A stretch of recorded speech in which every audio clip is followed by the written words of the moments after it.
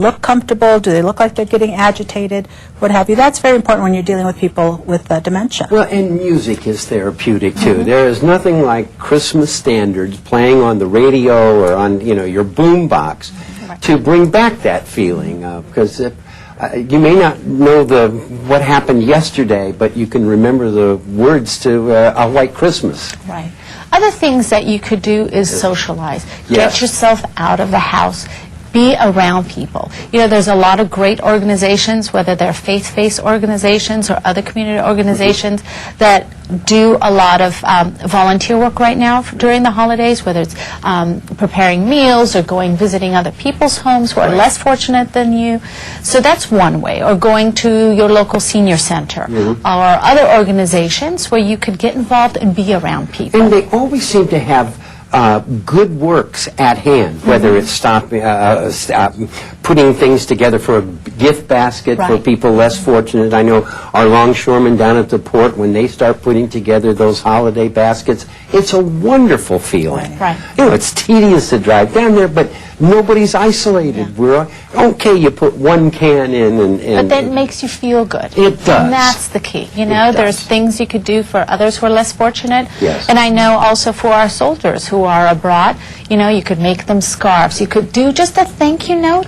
Goes a long way. Other things that we're talking about in terms of socializing is if you can't do things because it's overwhelming or physically you're just exhausted and things are more tiring for you right now, then think about doing a potluck where you divide the work, you delegate the work, whether it's with your kids or your friends, to, someone brings the dessert, someone does the main course, someone brings, and that ends up being a lot of fun and creates a nice discussion because then you like to share recipes. Or how did you make that? How did you do that? Well, exactly. And so often it falls to one person over a period of years, usually grandma, who does everything, and the kids all show up and enjoy it.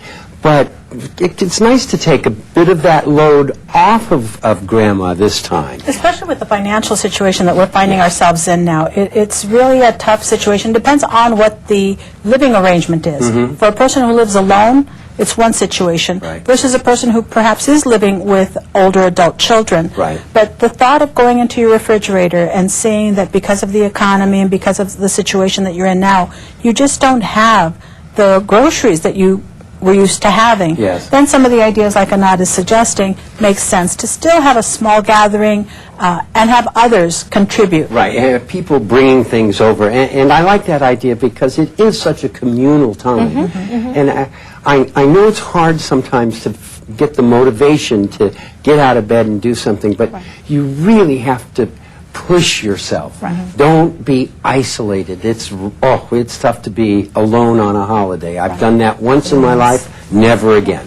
But there's really a lot of also the social pressure because of the commercialization that the holiday, you got to spend, you got to all be cheerful and have fun. But you know what? It's really important not to put that pressure on yourself and do what you can and what you enjoy and reach out to people. Because thank God we don't live in a vacuum and we're humans who like to be with people, but if you're having a hard time, reach out and ask for help. There's so many people, whether it's the kids who say, oh, Mom, I'm so glad that now I get to do the holidays. I've always wanted to do it, but you could bring your favorite recipe. And for many of our seniors, you can actually talk about a holiday season during the Depression, for example. What did you do when money was tight and maybe there wasn't any money at all? How did you make that little gift? What kind of crafts did you employ? And what was that like? So you're opening up communication. Exactly, and that's exactly what I'm thinking, because people's life circumstances, they change. We are all up and down, and it's wonderful to have a great year and be able to share. But you got to be ready for the downtime as well. It's not about the grandness of the gifts or how many people you give gifts to.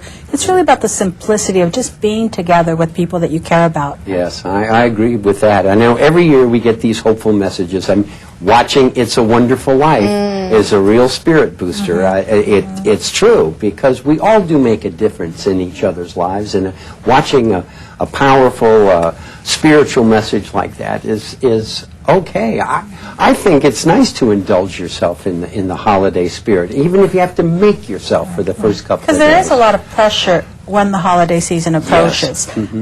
As we said, about the gift giving, not having enough money, about where the gatherings are going to be. If you have someone who has something like dementia, how to help around that. Even letting other family members know about what the situation is with that family member who has dementia, so that they know what to expect. So those things are very important. Right, and we all need to be alert at this time of year because the messages are so overwhelming in our media and on the radio that we need to know that for some people this is going to be a difficult time. Now, it's time for a short break right now, and when we return, we will continue our discussion of Caregiving 101 on surviving the holidays. Please stay tuned. We'll be right back. You know, honey, I've been thinking. You're not prepared for an earthquake. Take this antique vase your mom got you. If the big one hit, it'll be a goner. Or this clay penguin you made in 3rd grade. History. By simply strapping loose furniture to the wall and putting putty under loose items, you can prevent serious injury and damage. Nothing is safe. Even poor Uncle Petey. Get the message? Be prepared.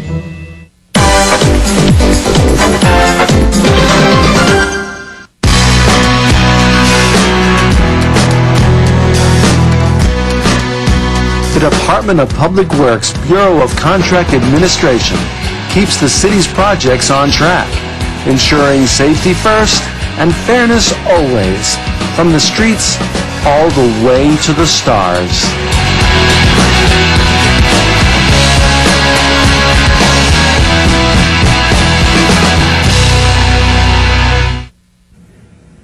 Welcome back to Aging in LA. Our topic on today's program is Caregiver 101 on surviving the holiday blues. Our guests are social workers from the Los Angeles Department of Aging, Annette Lewis and Susie Rodriguez Shapiro. Back to the holidays. It's a time when we're meant to share with one another because there's a lot of emotional content in the holidays.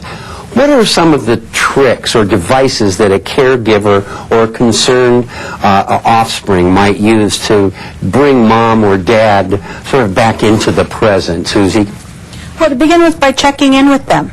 No, you don't want to force yourself on them, but you want to make it very authentic that you really would like them to participate. And if they say, well, it's either a financial reason why they can't come, find a way to do it while still allowing them to maintain their dignity. Also, if it's just a matter of, cross town, say, no, it'd be no problem. I'd love to come over and pick you up. It's really no problem. Right. So making them really feel wanted and welcome is a good thing to do. And how about anticipating the holidays? Maybe calling them and say, Mom, I found these holiday recipes, and before the crush all begins, I'd like to come over and go through them with you. That's kind of helpful, isn't it? Absolutely. So planning ahead. Yes. And this way it creates less stress because you know what to expect, you know when you need to go shopping. Other tips that we also like to share is that if you are the caregiver and you're used to doing a lot, but you don't know what to share with your kids, how they could help you, there's a few recommendations. One thing, if there's like light housekeeping or things that need to get fixed in the house, have that as a gift your kids could give you. Say, son, it would be great if you could come in one day and fix the lights or put in grab bars. Other ideas would be, are there specific days in the week or within a month that you could come and you watch over Dad and then I could go out for an hour or two? So that's a nice gift. Right, yes. We call it respite care. Exactly. Taking a break.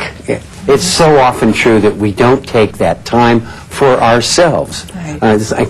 We have to recognize that this is a stressful time and we're putting a lot of effort into our caregiving, but it's okay to just stop for a sec. Right. And as the family caregiver also, you want to make sure that you're not setting yourself up for all of this by thinking that everything can be the way it's been every year. Not all traditions have to be, kept up. You need to make it more manageable so that everyone does have a good time, including the family caregiver who's the central one of orchestrating the whole thing. Right. And getting others to help out. Sometimes people are wanting to help but don't know where to begin without stepping on the toes of the primary caregiver. Of course. But there are little things that we all need to do to make, for example, Christmas more green.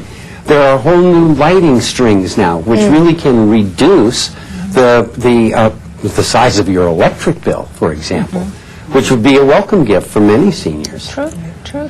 And there's some basic things for the holidays that we should all participate in, like having a good amount of sleep. Yes. Eating the right kind of foods, because alcohol and overeating actually creates more depression. Being active, and active doesn't mean you have to go sign up at the gym, but taking a walk out in the park, getting some sunshine. A lot of us, if we live in states that it's much cooler weather, then you could sit inside where the sun is shining in to Right. get some sun. If you live in beautiful LA, go outside. Get even just 20 minutes in the morning. Helps with the mood, helps with energizing yourself. And the other thing is that emotional support, is reaching out. Call a friend. Go out to meet some people. And if you are in that point where we addressed about depression and you feel like it's affecting your life, that not getting up, you don't want to get out of the house, reach out for someone. Call the doctor, let them do an evaluation to see, is it something medical, or do you actually need to get some counseling? Well, now people can contact the Department of Aging as well, right? If they think, I've got some concerns here for the holidays. Are there people there who can say, look, let's have a little checklist right now? Yes, if you call our Department of Aging, we'd be happy to talk to you and help you determine whether this is something that seems like it does need the help of professionals. Right. Sometimes it could just be, checking through a physical exam to see if the person is, their medications are in balance and such. As older adults, remember that there's many medications that are taken in combination. boy. And with the holiday season, alcohol becomes a challenge. In that, between a little bit of wine with this dinner, a little bit of toasting with that, all of a sudden alcohol can have an interaction that needs to be looked at. Right, the dreaded eggnog. The dreaded eggnog, whether it's got a little spike to it or not. Exactly. But those things are very important to look at. And perhaps the person may need a little counseling or therapy, maybe a medication for a temporary period just to get them through this. Right. Because regardless of what your faith is and which holidays you celebrate, the commercialization of the holiday season does take everyone in and get everyone anticipatory about the gift buying and the gift Right. giving. Right, but I keep returning to this thing of isolation. If you can get out and get with other people, you'll find that they have the similar concerns. They're concerned about whether or not the son or daughter are going to make it across the country, or how much can I spend on gifts, if I can spend on gifts. Being that feeling of isolation, I'm the only one going through this, that's just deadly when it's not true. Right. All of us feel this. Right. But you won't get the help unless you reach out. Right. And there's so much, family members, what they could do, if you know that grandma lives away, if you know there's a neighbor across the street who's alone, give them a call. Right. It's amazing how just a phone call, just saying hello, could go a long way. And sometimes that's the only phone call that they get for the whole entire holiday. So there's a lot that we can do as caregivers who don't live with our loved one, and there's things that the caregiver who's taking care of a loved one or an older adult who's living home alone, it's to reach out. Right, and one of the ways you can lessen anxiety is to establish a budget, to limit yourself on how much gift giving you're going to do. That's right. In the past years, maybe things were more plentiful, and so therefore people could give grander gifts and give to many more people. But now it's a time to rethink it and realize what really is important. So the smallest of token gifts that you can give to your daughter, your son who's visiting is very much appreciated. Sure it is. And there are gifts, that are legacy gifts. A photograph put in a new frame, something that has a substantial memory value, if you will. Those are very nice gifts. Yeah. Yes. I'll give you an example. My mom took the photo album of myself and all my siblings as children, and she recreated it. She literally just Xeroxed it and repackaged it for each of us. That was so meaningful. Sure. And a beautiful gift. Other ideas are the recipes. Those go a long way. Being able to pass down recipes from mom, grandma, the generation, those get lost. And that's a precious, valuable gift that, you can't put a dollar to it. No, you know, and it really isn't dollar values. Now, I know one of the things we talked about in preparation for this show is finding time to laugh. Just at the absurdity of the situation. I mean, you can go on the internet if you have access to it, and there are funny places that YouTube has funny videos. You can find that joke each day that somehow says, don't be so foolish about this. It is, after all, just a certain time of year. And even when you reminisce about some of the people that are gone now, that are no Yes. longer with you, just remembering some of those humorous situations or scenarios or episodes that happened, that again bring back the memory of the person who's gone, Right. and brings humor to the whole family. It's a little lighter. Right, and again, this message: spend time with other people. Don't isolate yourself. I know it's hard sometimes to pick up that phone, but that's a good way to make contact with people. You don't have to get up from the chair. You can make contact with a live person. or go outside. You know, go to your local park, go to your local library, so you are around people, and it's another opportunity to meet people, to make friends. If you're outside, you're in the sunshine, we talked about how important the sun is, but then you'll see other people who are out there, whether they're with children or other seniors who are, sitting on a bench, reading something. It gives you an opportunity to meet, to talk, to socialize. Right, and especially in Los Angeles, our weather is uniformly good. Yes. Get out there. Okay, you got to put on an extra sweater, but still, if you can get to the park, sure enough, conversation is going to develop. Right. And you never know who you're going to have the opportunity to meet out there. Exactly. You'll make new friends. And family includes friends. Yes, it certainly does. I know that I have seen people who thought they were all alone, and then they kind of made a list of other people they thought were alone, and those were the people who got together and had the most wonderful holiday ever. Right. So plan, make some phone calls, plan ahead, get yourself out there, whether you're going to the senior center, you're going to a local faith-based organization, seeing, what can I do for you? Is there something I could volunteer to do? Right. See, the truth is, we can get through this together. Yes. Now, our time is up for today's program. Thanks so much to our guests, Annette Lewis and Susie Rodriguez Shapiro from our own Los Angeles City Department of Aging. And now, it's time for today's Stat Shot.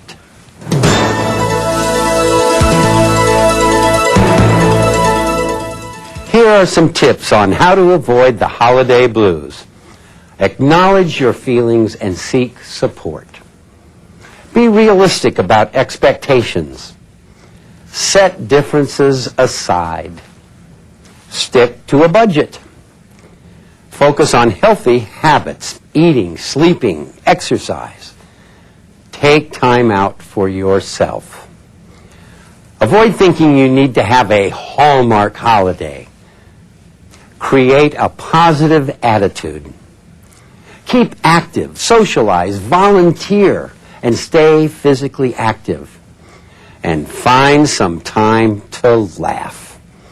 And that's today's Senior Stat Shot.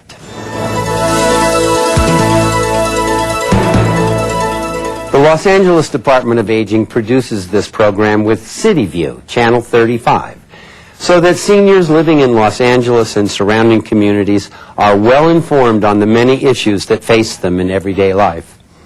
And also to let you know of the many services that the Department of Aging offers our senior citizens. Now, we'd like to hear from you with comments on the program, what you like, what you think can be improved, and ideas for future programs. So give us a call. The number's there on your screen, area code 213-252-4088. That's 213-252-4088. Call us with your comments and ideas. We look forward to hearing from you. I'm Paul Peterson.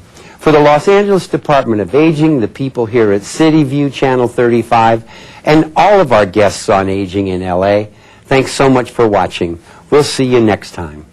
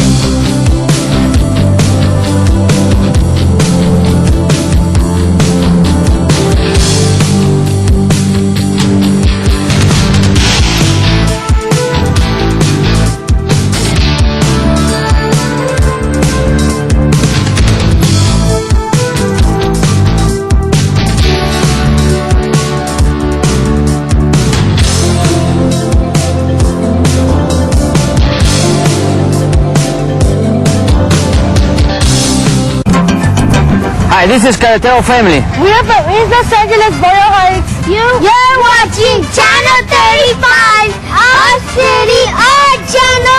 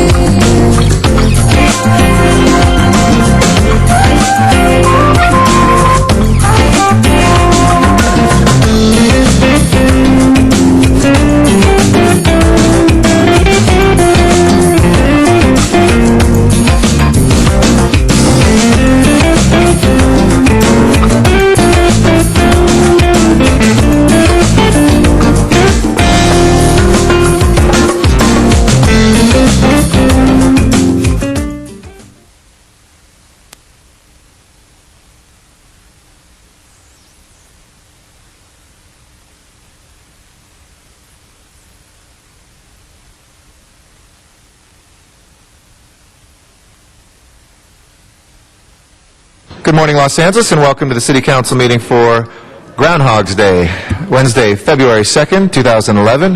Rumor has it from the East Coast that a certain groundhog came out and did not see his shadow, so we can expect an early spring. But here in Los Angeles, it seems to be spring every single day, so we are very lucky. Thank you to those council members who are here on time for today's meeting. Council members Koretz, Krikorian, Perry, Rosendahl, Smith, and Zine. We are already at 4 members, a couple minutes after the hour, and thank you to those members for their promptness and respect for the public by being on time. We have 3 members who are excused today and not expected. That's Councilwoman Hahn, Council members Parks and Wesson. That leaves the following council members a little tardy if they can make their way to council as soon as possible. Council members Alarcon and Cardenas. Councilmember Huizar and Mr. Labange just walked in. Thank you, Mr. Labange, and Mr. Reyes. So we're up at 8 members, and we will begin shortly. In the meantime, I want to thank those members of the public who are here with us in council chambers. I also want to welcome our viewers on Channel 35, which broadcasts us live throughout the city's cable system and rebroadcasts us in the evening of these meetings, which are every Tuesday, Wednesday, and Friday at 10 a.m. This Friday, by the way, we will be in the City Council chambers in Van Nuys for the first Friday of February, and we invite folks to come out there. Whenever we have a City Council meeting here or in Van Nuys, you can always go to the alternate locations, including San Pedro City Hall, and listen in and give testimony from Van Nuys or from downtown if that's closer to where you live. Finally, we're also on the internet, and you can go to our city's homepage at lacity.org, and we have live streaming webcasts of these council meetings, archived footage of our past council meetings, all of our agendas and supporting materials for items that we vote on, as well as a host of links to city departments that can help you improve the quality of your life here in Los Angeles and get involved in tracking the legislation that the City Council considers. You can also call in using your telephone at 213-621-CITY and listen into our council meetings or any of our committee meetings as well. That's called Council Phone. So as you can see, you can use your telephone, your computer, your television, or come here live in person, or one of our remote locations. 5 different ways of tracking the City Council in action. Again, want to thank those council members who are here on time. That's Council Members Koretz, Krikorian, Labange, Perry, Rosendahl, Smith, and Zine. Still awaiting Mr. Alarcon, Mr. Cardenas, Mr. Huizar, and Mr. Reyes. Thank you for your patience. If we fail to reach a quorum, we won't have a meeting today, but hopefully we'll see those members very shortly. Thank you very much.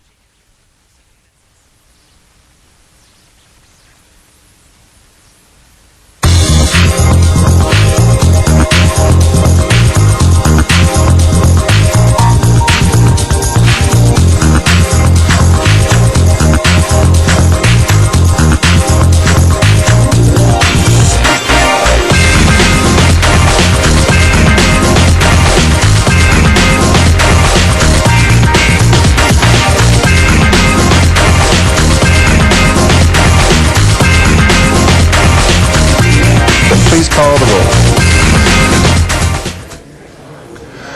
Alarcon, Cardenas, Hahn, Huizar, Koretz, Krikorian, Labange, Parks, Perry, Reyes, Rosendahl, Smith, West, and Zine, Garcetti. 10 members present and a quorum, Mr. President. Thank you, and Ms. Hahn has just joined us. Thank you, Ms. Hahn. We have 11 members, just waiting Mr. Alarcon and Mr. Huizar. In the meantime, first order of business. Approval of the minutes. All right, Ms. Hahn moves. Mr. Cardenas seconds. Without objection, those will be approved. Next order of business. Commendatory resolutions for approval. Mr. Zine moves and Ms. Perry seconds. Without objection, those will be approved as well. If we can run through the agenda, and colleagues, if I can direct your attention to today's agenda while we go through the items that are on hand. Again, we have agendas available for the public in the back, and if you wish to be a speaker on any of those items, please feel free to fill out speaker cards on those items, and we will hear you if we haven't had a public hearing, or on the ones that have had public hearings if a council member reopens the public hearing. First items, please. Items 1 through 10 are items noticed for a public hearing. There is a member request to continue item number 8 to February 16. Is there any objection, colleagues, to continuing item 8 till the 16th of this month? Seeing none, we will continue that. Any specials from cards from the public on these ones? We're on 1 through 10. Do we have any cards on these ones, Mr. Clerk? Item number 1, sir. Okay. We'll close the other public hearings. Mr. Cardenas? Item 9, if we could move that to Friday's agenda. February 4th? All right. February 4th, yeah. We'll continue that to February 4th. Without objection, number 9.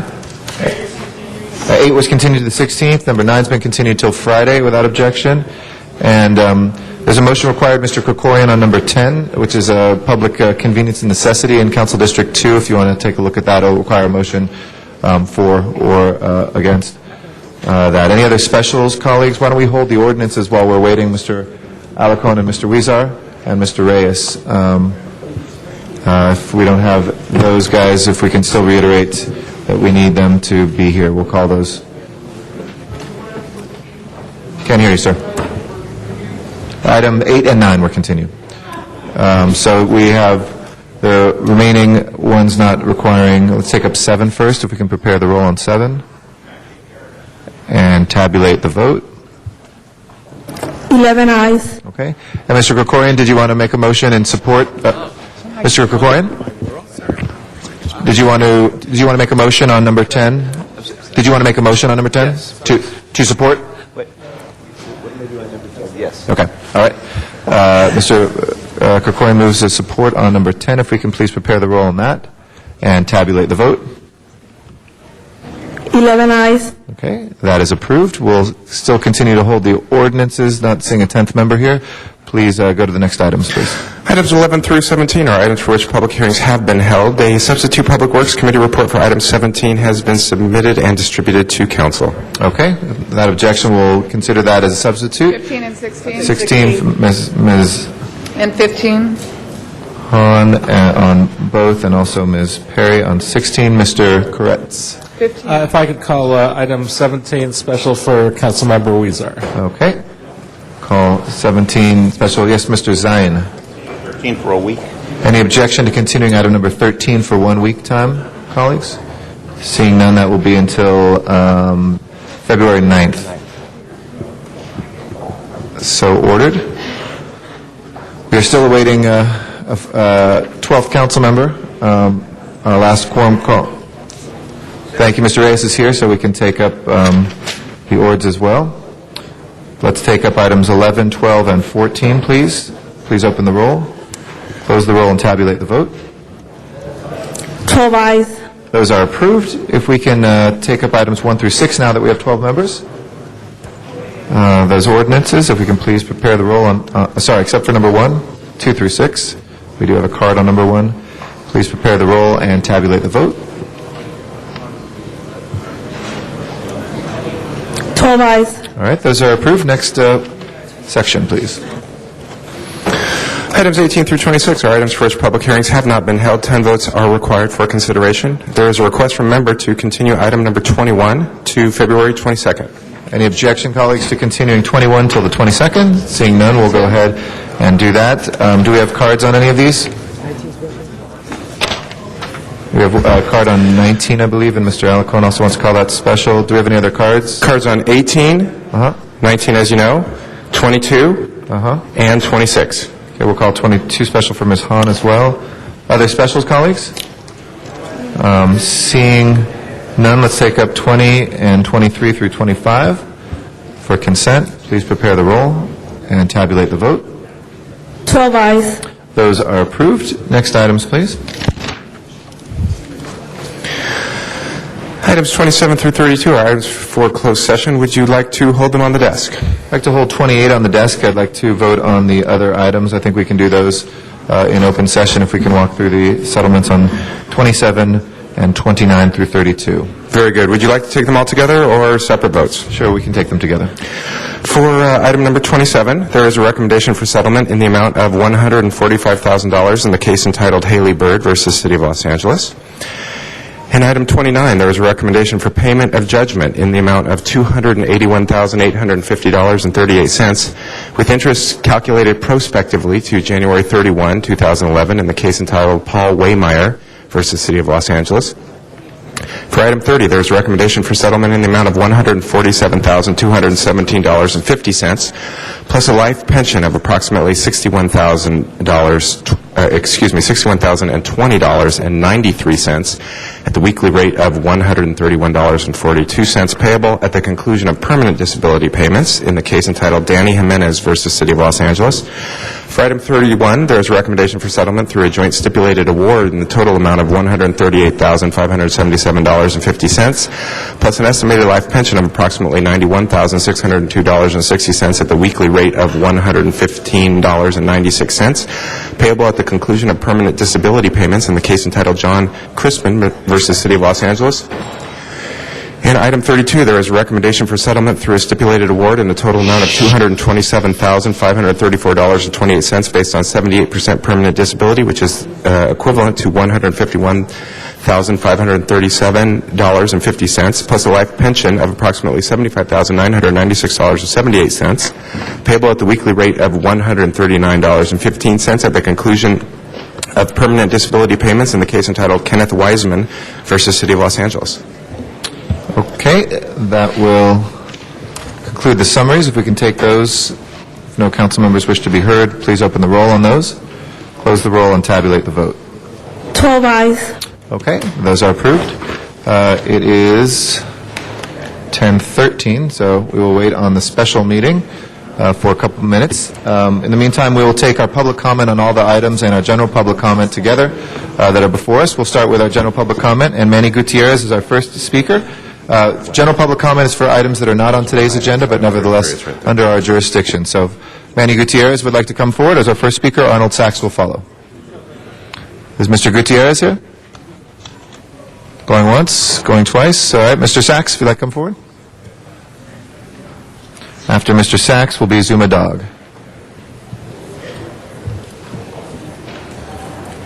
Yes, thank you. Good morning. Arnold Sachs.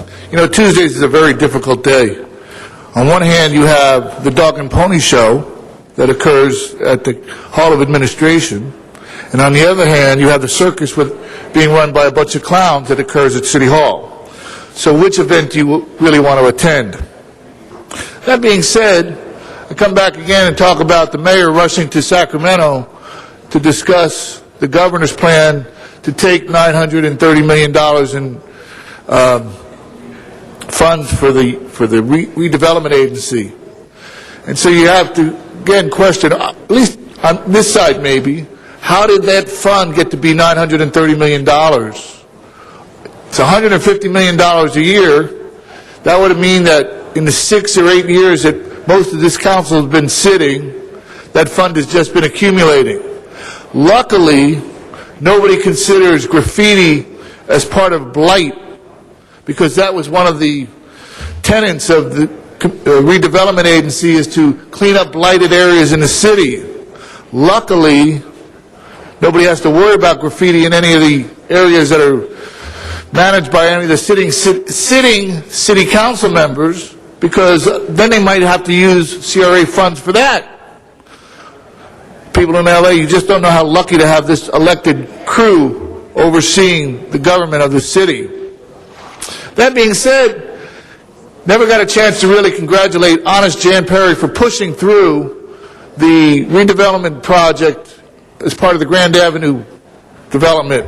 You know, the parking garage, the sidewalks, the plaza. And what was really neat is the museum also, all considered part of the Grand Avenue project, except for the museum, because that wasn't really put on the table by Eli Broad until last year. And he was even considering Santa Monica. So thank you, Honest Jan Perry, for your leadership. Next time you have a project to push, my recommendation is just shove it. Thank you. After that will be Matt Dowd, who I do not see in chambers. Yeah, he's Dowd. We'll make sure folks fill out their own cards. Walter Bechtel will be next after that. Thank you. Yes, my name is Zuma Dog, for people who might have just moved to the city of Los Angeles recently, prophetic icon of municipal corruption. And first of all, everything I'm about to discuss is at lacitynews.com. lacitynews.com.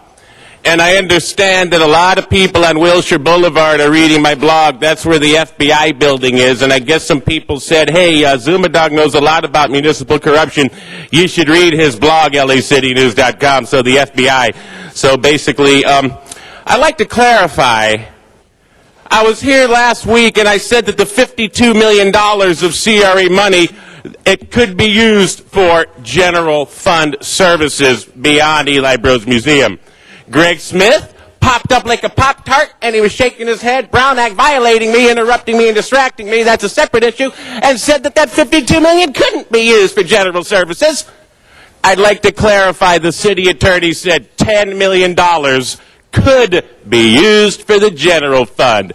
So Zuma Dog would like to request that you throw the constituents a 20% tip and only give Eli Broad $42 million and put the 10 back in the general fund. And you will be reconsidering the item because you made a Brown Act violation on Zuma Dog. Now, I'd also like to say that the reason the city's going bankrupt is because of the pilfering, nonprofit, corruption shenanigans. Let's talk about Legacy LA. Let's talk about all the things in Jose Huizar's district. But the number one thing, let's talk about Antonio Villaraigosa and the pension money through McFarland Urban, through Grand Avenue Project, through AEG Live. I'm here to say that the federal authorities want to know where the pension money is, and they want Zuma Dog to explain it to them. And Antonio Villaraigosa's biggest fear is he's going out in handcuffs over the fraud of pension money. That's the issue. Pension money, McFarland, AEG, Grand Avenue Project. A lot of you, this is the issue, and Greg Smith loves me on that one. Thank you, Greg. All right, our next speaker is Matt Dowd, who's not here. Our speaker after that is Walter Bechtel. And after Mr. Bechtel will be Noel Weiss. Good morning. I think I should make a few comments on situations here. It is my understanding, according to the rules, that the cards have to be put up before an item is called. But it has never been jurisprudent for this city council to not accept a card during the public comment period. Public comment also isn't truly qualified as an item. I understand about the items because you have to have a vote to bring it back up and everything. But public comment is something that goes on, and sometimes it goes on for even hours. So I think that some of the city council members, or at least one I know of, feels that public comment is an item. I disagree with that. And I think the city attorney would tell you that jurisprudent decisions that you've already made accepting public comment cards while public comment is going on has already been established. That means you can't refuse a public comment card when public comment is being called. Also, I wanted to say that this is our podium here. This is our time to say something. From what I understand about the law, you do not have a right to comment on what we say after we leave this podium. If you do, we have a right to a rebuttal to that comment. Now, you say things, Mr. Garcetti and some of the other council members, you say that for the record. But oftentimes, these are comments only. They're not just for the record. You're just making a comment on what the speaker has to say, and it comes out as if like you're trying to belittle the speaker. Please don't do that. This is our podium, and we're not expert speakers, so don't violate our right there. Thank you. Thank you very much, Mr. Bechtel. Next is Noel Weiss. After that, we'll go to Van Nuys and Rick Nightingale. Good morning. Morning, Council. A test for everybody watching.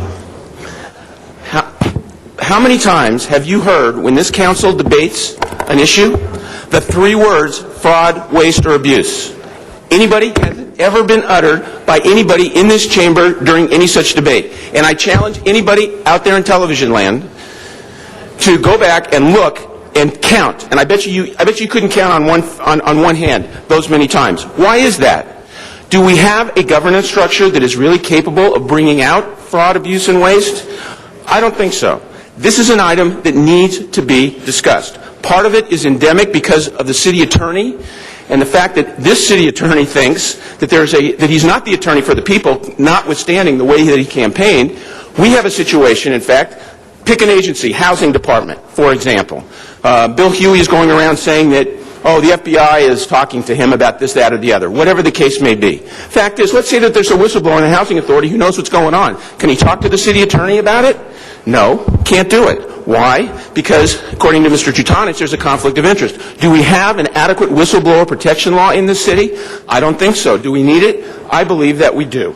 We're in a situation where we got true conflicts of interest, like the city attorney representing the pension plan, which is a creditor of the city, and also representing the city council, the debtor. How can you have one attorney representing both creditor and debtor in that situation? That, ladies and gentlemen, is a true conflict of interest. However, somehow or other, that seems to be okay. We have issues with regard to the proprietary agencies, and I recognize that may be part of the charter, but the bottom line is we need a debate, we need a discussion. It is critical. The Office of the Controller institutionally is not capable of doing this. And I just urge, and again, take the test, people, and find out if, in fact, anybody on this council has uttered the words fraud, waste, or abuse in connection with these council debates even one time. I think we need to do that. Thank you. Rick Nightingale is our next speaker in Van Nuys. Yeah, Rick Nightingale. Well, everybody down there on the podium speaks the same language. Fraud, waste, everything else in general. But it just seems like you people don't pay any attention, basically. I mean, at least I'll say I was worried about Governor Brown getting in, but he is at least trying to do something. He is bringing up, like a politician never does, about what has to be done regarding layoffs, even taking 48,000 cellular phones away from people. Do you hear anything like this regarding the city council doing? You hear some member, oh, we're family, we can't lay nobody off. But no, you're giving, now it's going into 30 furlough days. That's outrageous. It's not fair to the people that are working that you pull this. It's time for you to turn around and lay people off, I hate to say it, and get down and strengthen the government of this city. It's the only way you're going to survive. You think somebody's going to come out of the woodwork where you've gotten all this different money, all of a sudden, here comes $50,000, here comes $1 million out of one of the kiddies. It's running out. Your piggy banks, and the government is not going to bail you out. People will not face it. That you're going to have to do something and do it fast. Because it's just not going to happen. It's not fair to the average people paying their taxes for you to turn around and not cut back. like the CRA. You keep putting more money in and more money in. There's a thing out here on Sherman Way that's a blight area. It ain't no blight area over here on Sherman Way in Canoga Park, or it's between Reseda and Canoga, for you to be putting money into that. You turn around and got the CRA from anything from putting up a building to putting up a gas station just about. You got to cut back, and that's where all the money's going, and you don't hear you cutting back one dime of it. You got to do something, because you're going to start having riots where the other part of the country is. Thank you. Our next speaker is Ankur Patel, and he's in Van Nuys as well. Good morning, Mr. Patel. Thank you. There's a lot of motion. We all, Mr. Nightingale and the prophetic Zuma Dog and the zany John Walsh, we all know we're gadflies. But it seems that you, council members, think you're in charge of fiefdoms. You're nothing more than pawns. And the mayor is nothing more than a cornered weak knight. We continue to pull on the threads, again, fraud, waste, and abuse. Who really controls the CRA? Where is the money going? Zuma Dog made a very nice point about $10 million going back to the general fund instead of into the pockets of... Right. Why do you guys feel you are leaders, right? Are you guys leaders? What entitles you to be leaders? Getting some votes in an election where 10,000 people come out of 270,000 people? I guess that's the idea of democracy, but in Egypt, you got Hosni Mubarak, who takes elections with 90% of the vote on a regular basis. And then they call that stability. I really don't know where to go with this. Why? Again, gadflies. We come out here, we try to voice some points that make sense, but it really comes down to you guys and what decisions you make and why you make them. Do you guys feel that you're actually making decisions in the best interest of the people? Do you really feel that way? Because some of the decisions you make aren't. Many of the decisions you make. And I'm saddened by the intellectual dishonesty that runs through this city. Thank you. Our next speaker is Richard Robinson, here in Council Chambers. Good morning, Mr. Robinson. Good morning, sir. Honorable Mayor, members, the blight and crime in Skid Row is the result of homelessness. What is needed is a solution to the problem of homelessness. Homeless people are not the problem. The problem is homelessness. Sir, if those who are homeless are to be protected, then the revolving door mindset in Skid Row must be eradicated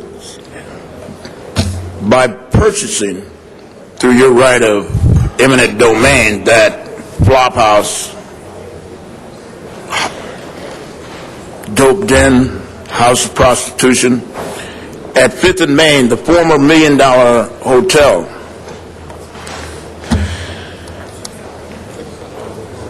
You can enable tens of thousands who live in that global Mecca, that Mecca for homeless from around the world. The Community Awareness and Treatment Service, CATS, implemented.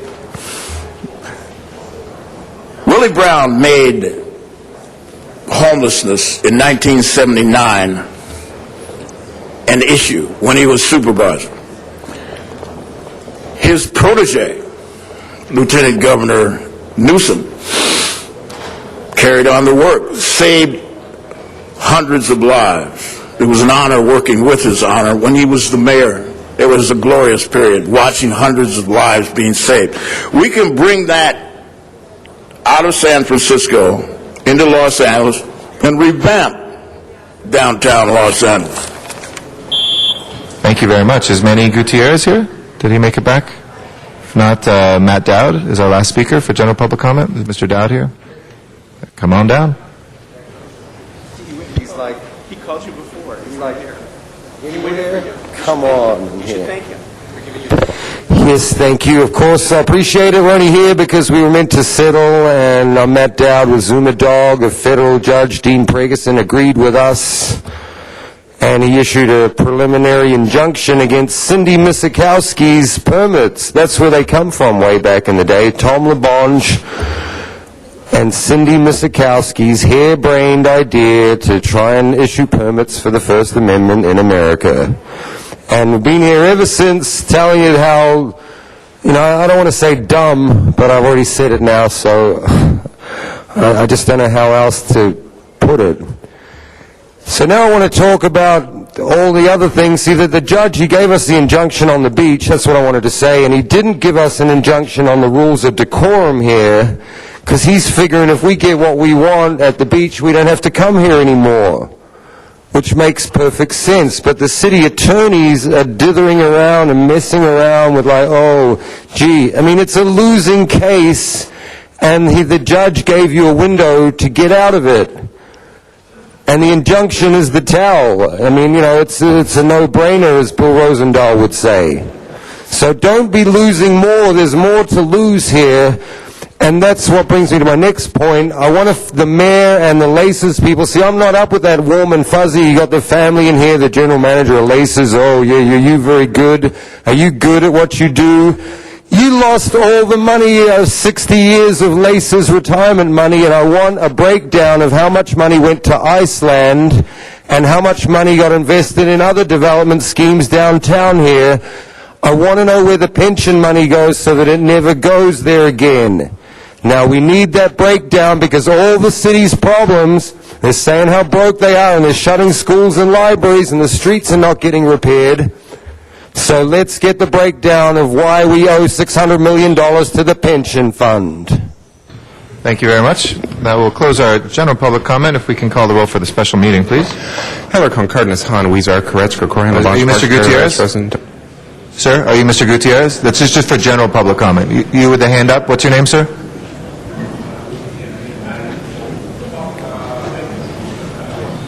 Could you come to the microphone, sir? I can't hear you. I'm sorry. I had one card that I called a number of times. I think it was Mr. Gutierrez. Is that who you are, sir? No, but I've been waiting for public. You might be speaking on one of the specific items that's before us. This is for general public comments that are not for items that are on the agenda. Did you fill out a card with a number on it? Oh, well, first I filled out for general comment, but one of the clerks, he approached me and told me... What's your name, sir? What's your name, sir? Nurijanyan. He calls me. Can you come closer, sir, to the microphone? What is your name? Armenak Nurijanyan. Yeah, we have you for item number 1. We're not on item number 1 yet. Yeah, but... Did you want to speak on item number 1? Yeah. Okay, then wait, and we'll get to you, okay? We'll get to you, don't worry. We're now going to, we're in item number 33 right now. We will come to that item, sir. If you'll take a seat, we will call on your name when it's time. But I signed up for general comment. Can I? On item number 1, we will come to that later. Thank you very much. Don't worry. Arnold Sachs is our first speaker on item number 33.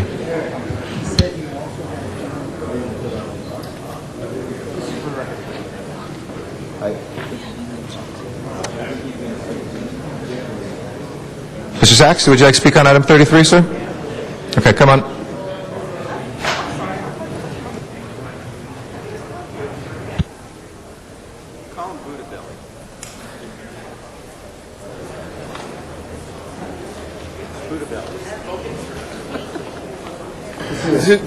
Excuse me, sir, this is the special meeting, right? Yes, sir. Oh, thank you. So, item 33, here's my concerns regarding the Alameda Corridor Transportation Authority.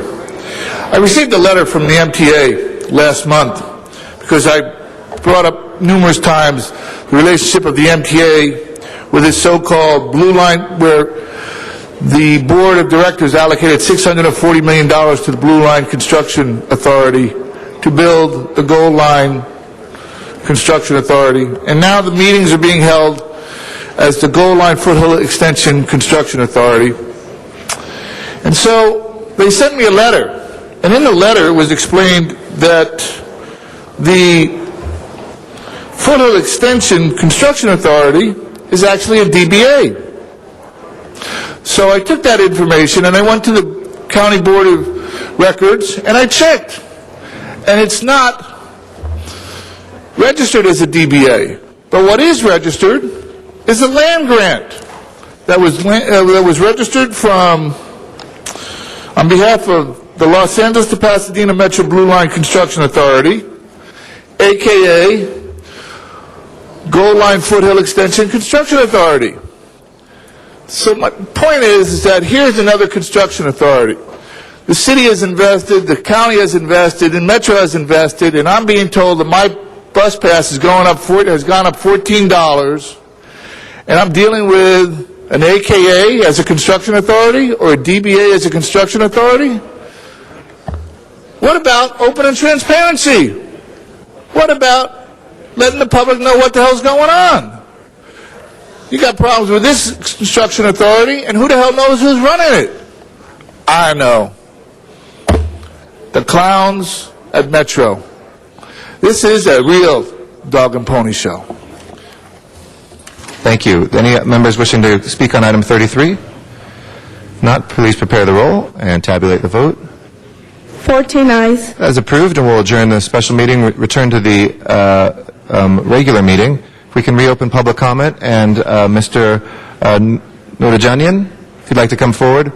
We're sorry for the miscommunication. So you don't want to speak on number 1, just public comment, right? Okay. Come on forward. Thank you for your patience. Yeah. Respectable city council members, members of the public. Actually, my name is Armenak Nurjayan. I have been a resident of city of Los Angeles more than 1 decade, you know. I always considered Los Angeles to be a citadel of American liberal movement. And as a liberal activist and human rights advocate, I actually ask city council members to conduct progressive politics of liberal governance. I ask city council members to issue a city edict to allow homosexuals and lesbians to register same-sex marriages in Los Angeles City Hall. I also ask city council members to close down all those so-called medical marijuana dispensaries, to stop ripping off Angelino residents, and to stop drug dealing in this city, which actually takes away revenues from legitimate businesses. I want also Los Angeles City Council members to reduce homeowner taxes for poor and middle-class Angelino homeowners who make less than $40,000 on an annual individual basis, so that those homeowners could fix their dilapidating houses and buy health insurance. Actually, I also propose that city councils raise homeowners taxes for wealthy homeowners, residents of Los Angeles who are wealthy, and should pay their fair share.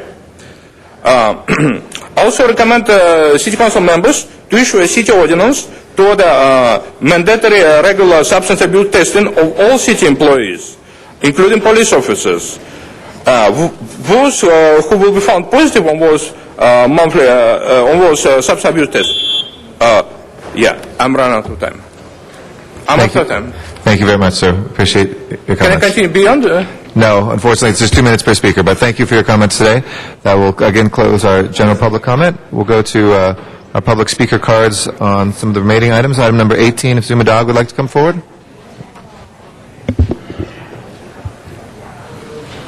Yes, thank you very much. 18 does regard rent escrow, and I would like to say I would like to see all of the homes on the rent escrow account released today. I came in here a few months ago about allegations of corruption in the rent escrow department, calling for the resignation of Hakim Mordezai, the shady shenanigans guy. Well, guess what? He did resign under scrutiny of Zuma Dog. He couldn't take it. Also, we know that there's FBI inquiry, at least.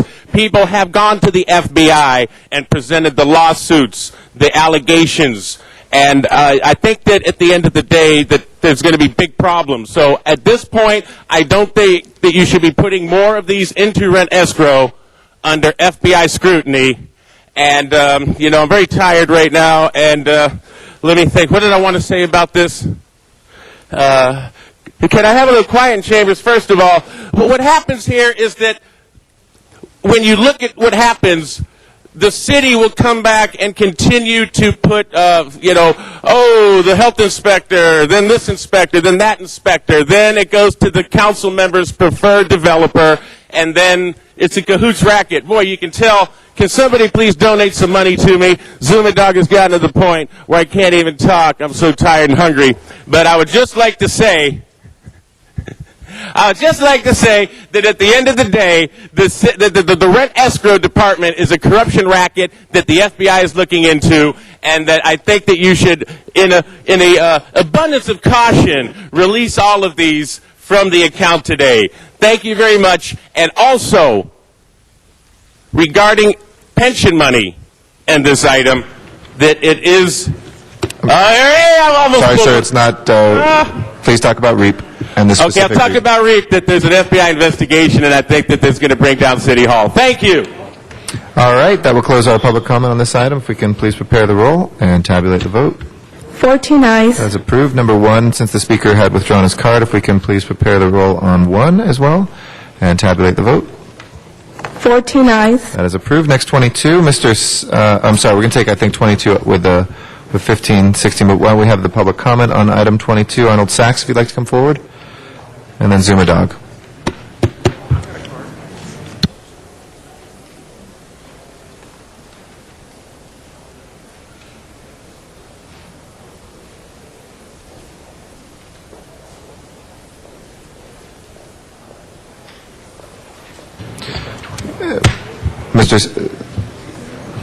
Mr. Sachs, if you might be able to sit a little bit closer to the microphone or get up here a little quicker, we would appreciate it. Thank you very much, sir.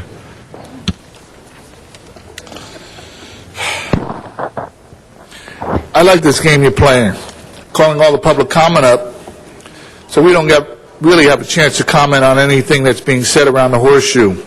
This must be the new and improved City Council.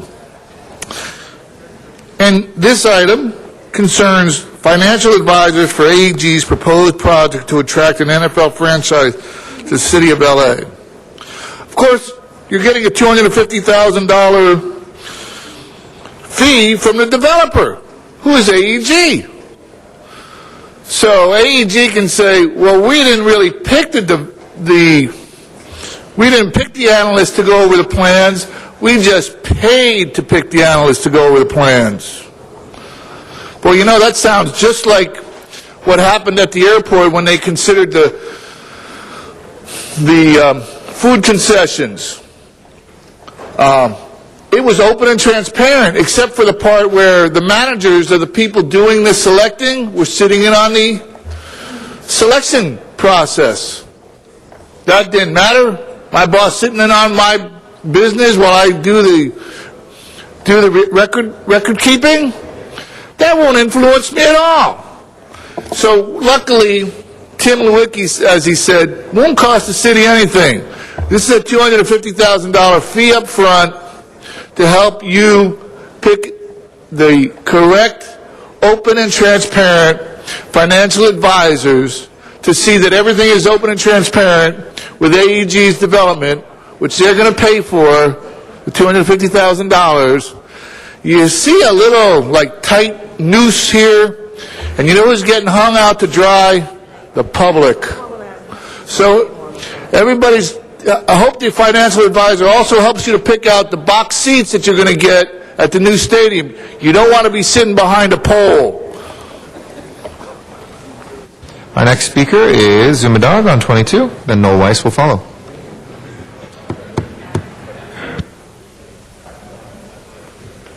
We'll give the brain synapses one more time, but I think the public advocate Gadfly energy is leaving me as we're close to settlement. I can kind of feel it.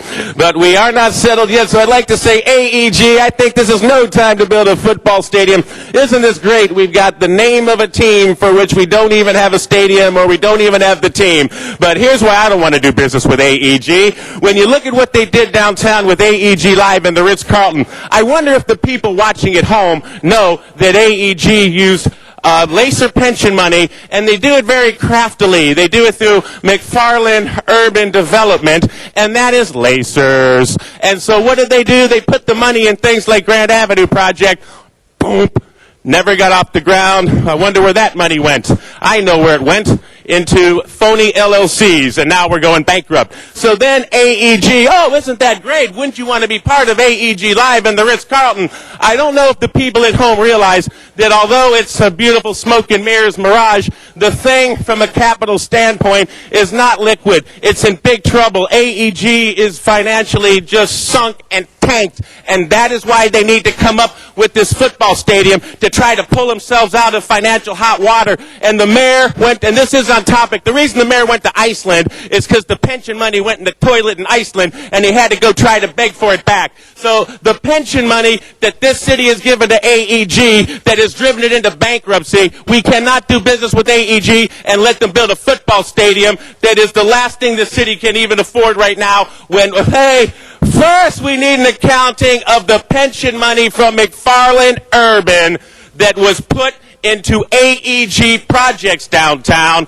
before we can move on. So to repeat the top FBI of interest headline, where's the AEG pension money from McFarland, and how can you proceed with AEG under that? Yeah, Greg Smith doesn't know. In 4 years he'll know exactly what I'm talking about. Thank you very much, Mr. Dog. That'll be the end of those comments. Noel Weiss is our Greg Smith next. never knows what I'm talking Noel Weiss is our next speaker.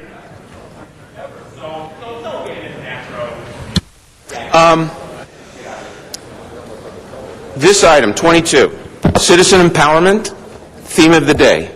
Citizen empowerment is a theme all over the world.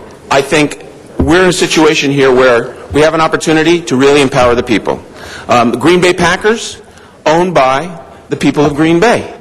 No reason why this stadium or the parking lots, or for that matter, the LA Dodgers, can't be owned by the people of LA. 100,000 people, 10,000 a pop, that's $1 billion. Now, as far as this motion is concerned specifically, one, it talks about the economics. What about the social aspects of it? I think a social impact as well as an economic impact is critical. Now, since everybody is listening, I'll talk to the people. I think basically going forward, what I would propose, in addition to this motion, an extra $50,000 for what? We have a section in the charter. We can empower the people here under Section 911 of the charter. That section, never used, but it would be a good time to do so, can create a partnership between the people and AEG by having this council authorize the neighborhood councils using that $50,000 to conduct citywide hearings on both the social and the economic input. And I bet you that $50,000 will get you more in terms of information than this $250,000 would ever. And you know what? Competition's good for the soul. And the ability of the people to compete against so-called professionals, it would be great. You know what? Challenge them, and they'll step up. The neighborhood councils, you give them 30 days, you say you organize yourselves, you got $50,000 out of this, what I would contend, $300,000. Let them organize, let them hold the hearings, and the upshot of it is going to be citizen empowerment and a political consensus behind what is the right thing to do. It's not just getting the right result, it's getting it for the right reason in the right way. And that's what this council many times fails to accomplish in terms of bridging the gap. So in conclusion, what I'm asking for, an extra $50,000 out of this developer and an invocation for the first time of Section 911 of the Charter, challenge the neighborhood councils, let them organize, and you'll get better information or good information as well. Thank you, Mr. Garcia. Thank you, Mr. Weiss. Appreciate it. Matt Dowd is our last speaker on 22.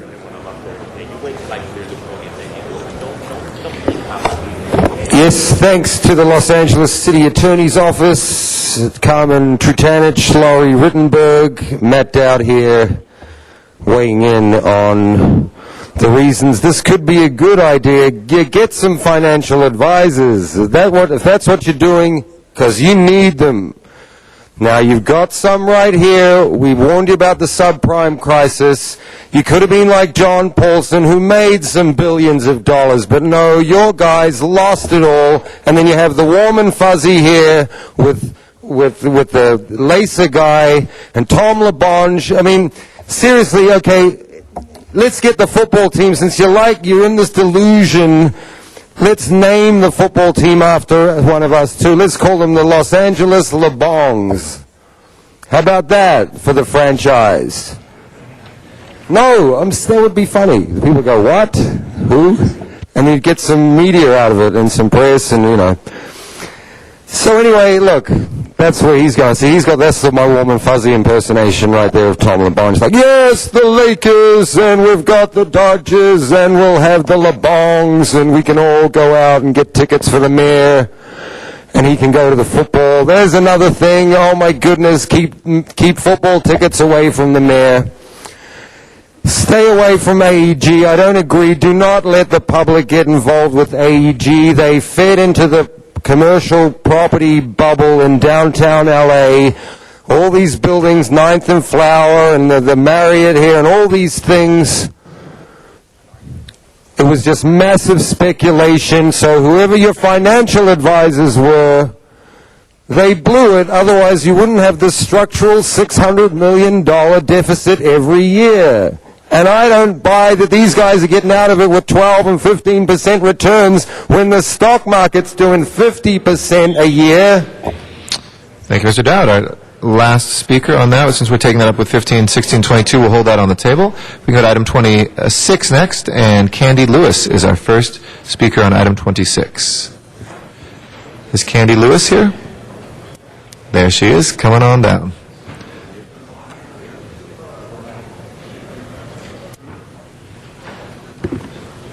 Good morning, honorable council members. Thank you. Good morning. My name is Candy Lewis, and I'm the executive director with the Positive Results Corporation. And I just wanted to say thank you very much for honoring February as Teen Dating Violence Prevention and Awareness Month.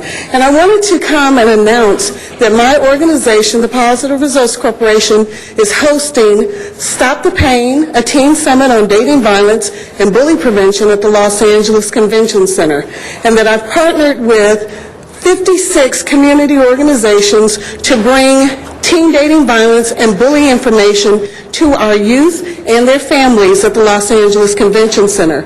I'd like to invite you all to come and participate, invite your stakeholders, and let them know that what we're doing in the community is important. We're also doing testing. We will do high blood pressure, high cholesterol, diabetes, SIDS, HIV, and AIDS testing, in addition to workshops and panel discussions. We have room for 500 youth as well as 250 parents, so please communicate this to your stakeholders, let them know what we're doing, and that we are working to eradicate violence in our community. I thank you very much for bringing this information to your attention and allowing me to have this time. I'd like to thank my Councilwoman Janice Hahn, for all of her support, and thank you all for your time and consideration. I have a copy of the flyer for the event and my business cards that I'd like to share with you all. Again, this is for children, ages middle school, high school, and college. This is my information, my brochure, and my business card. And we encourage you to come out and support us. We are looking for financial supporters to assist us to pay for the food for the youth. And if you have items that you'd like to donate to our gift bags, all of the students will earn community service credits. Thank you so much, and have a great day. Thank you. Appreciate it, Candy. Thank you for what you're doing. We're very pleased to be able to introduce this motion today. With that, let's go ahead. Oh, Ms. Hahn, did you want to say something?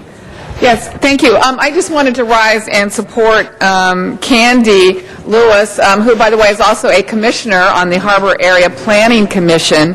And just to say that Candy was really the one that brought this issue to my attention. You know, our young people deal with so many things. I mean, they've got gang pressure, there's bullying going on, besides just really trying to grow up as a young person. Now we have, teen dating violence, which is a serious problem, and Candy probably has done more, in my opinion, to bring this to the attention of many of us who can hope to make a difference. And I wanted to reiterate the Teen Dating Violence Summit that's going to be Saturday, February 26th, and it's at the LA Convention Center. And it really is important, so if you know anyone that wants to attend this, we think it's a very valuable experience for our young people. And just the title, Stop the Pain.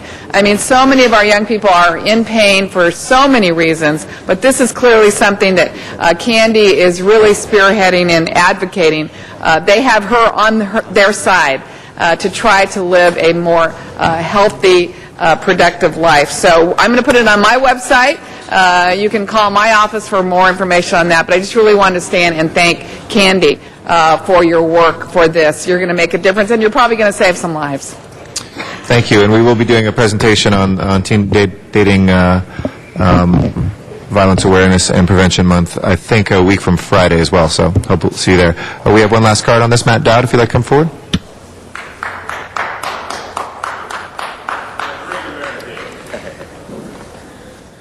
All right, thank you. Yes. Now, I got some good things to say for the city of Los Angeles, so switch on the VCR, because these are rare moments, but this is good because we're doing it right. It's the beginning of the month right now, and we're declaring something before it actually happens, as opposed to most of the items on the agenda. We go, oh yeah, let's approve a star in the Hollywood Walk of Fame, but you actually already did things like that, but you do, and it's like, oh, let's have this week, you get the picture. So I'm happy for this one, and this is a good thing too, real things and, important things, social things in the community. How could I be against it? It's a no-brainer again. The no-brainers are everywhere, and let me say thank you to LAPD, too, keeping in order in the chambers. It's all good. Thank you, and I'll give you back the minute. Thank you very much, Mr. Dowd. Let's go ahead and prepare the roll on item 26 and tabulate the vote. 14 ayes. That's approved. I believe our questions for item 28, which we were going to do in closed session, have been answered. Why don't we go ahead and vote on item 28, please? Mr. President, for the record, there is a recommendation to authorize the city attorney to engage in further settlement discussions. Go in executive session on this issue here. I'd like to? Okay. We'll hold I on asked to go to budget and finance when it did, but whatever at the end of the meeting. We'll hold on the desk for you. No problem, Mr. LaBonge. And Mr. Weezar, did you have the amendments on item number 17? Mr. Weezar? Mr. Weezar? Mr. Weezar, did you have the amendments on 17 prepared, or are you still awaiting them? No, we're ready on number 17. Why don't we go ahead and take up item 17, please? Thank you very much, Mr. President. Colleagues, this item here is a ordinance that went through Budget and Finance and Public Works Committee dealing with our special events motion. I know that as we adopted it, as any new ordinance, when we start implementing it, there are changes we need to make sure it is good for the city and for our constituents. So we're going to send a majority of this report back to committee, but we do want to move some items that would help Public Works and some of its staffing get going with this ordinance. So first, I'd like to move that with the recommendation in Budget and Finance relating to staffing committee, we adopt that and move the Public Works Committee report recommendation number 8 that will reduce the percent that nonprofits have to put down. It's going to help them move forward with their items and not be have problems come up with so much money at the front end of their events, and send the rest of recommendations back to Budget and Finance and Public Works for them to hold a joint meeting. Also, I would ask the CLA to establish working groups to look at issues of outreach and notification requirements and reimbursements for LAPD, the fire department, and other cost issues, if they could have that working group and advise our joint meeting. So that's my recommendation. I think Mr. Smith will second that. Thank you very much. Thank you. There's no objection to those changes. Mr. LaBonge? I wanted to ask that I think it's also time that we get a little brief report on the transition we made from special events and how it's working right now. Could we do that, Mr. Chair? Friendly amendment. In addition to that, I'd like to ask that we create an office, just call it an office of special events, that's function is to help people when they want to celebrate the city and the community. Out of that. And I didn't see Mrs. Hahn smile, but I remember that was something we talked about years ago, because you're special. I understand. I just think there's people here who could help people more, Mr. Weezar, if we designate them as the point people. That's what I'm saying.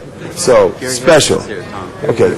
I got it. Mr. Zine. I don't want to Yes. Mr. Weezar, does that include the one unfreeze on your number 17? Because there was a Drafting the budget and finance report on that. Okay, because it was Public Works, Personnel, and Budget, and I think part of that was to include the one unfreeze and the rest to go back to those three committees.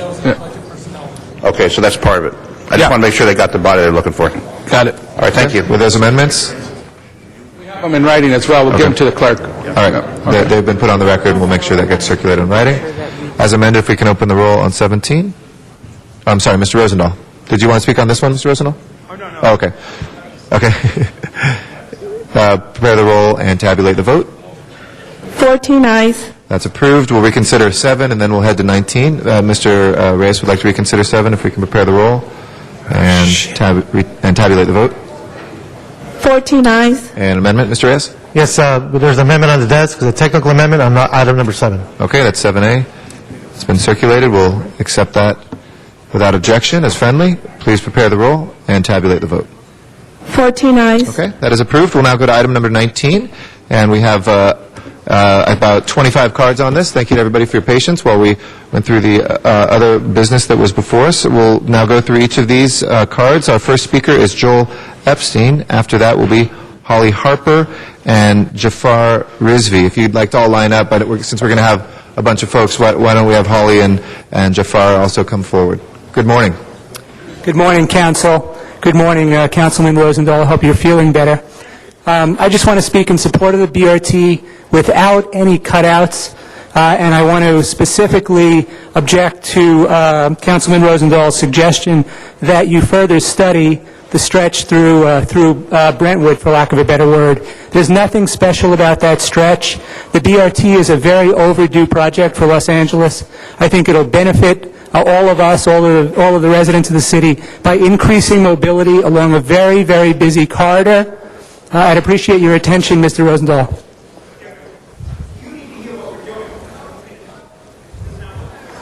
Okay, I'd appreciate your attention, and thank you. 80,000 people board the bus along Wilshire Boulevard every day. I'm a 720 rider. It's an outstanding bus. It'll be an even better bus once it becomes a true BRT. The BRT is a very successful strategy for increasing mobility. It works very well in New York City. It works very well in cities in Mexico. It works very well, as many of the council members may know, in Bogota, Colombia, and other cities throughout the world. And it is time that LA have a meaningful, true BRT without these unnecessary cutouts. And the last thing I want to say is, I ride the Rapid from West LA. I live in Brentwood. You're going to hear later from the Brentwood City Council. They are not the only Brentwood residents who have a position on this. And again, I want to see this BRT built now. Thank you for your attention. Thank you, and my apologies to Ms. Harper and Mr. Rizvi. I think Mr. Rosendahl just wanted to ask staff to come forward, and then also we'll give you something to respond to as well. Mr. Rosendahl, and then we'll have you speak just after that. Mr. Rosendahl.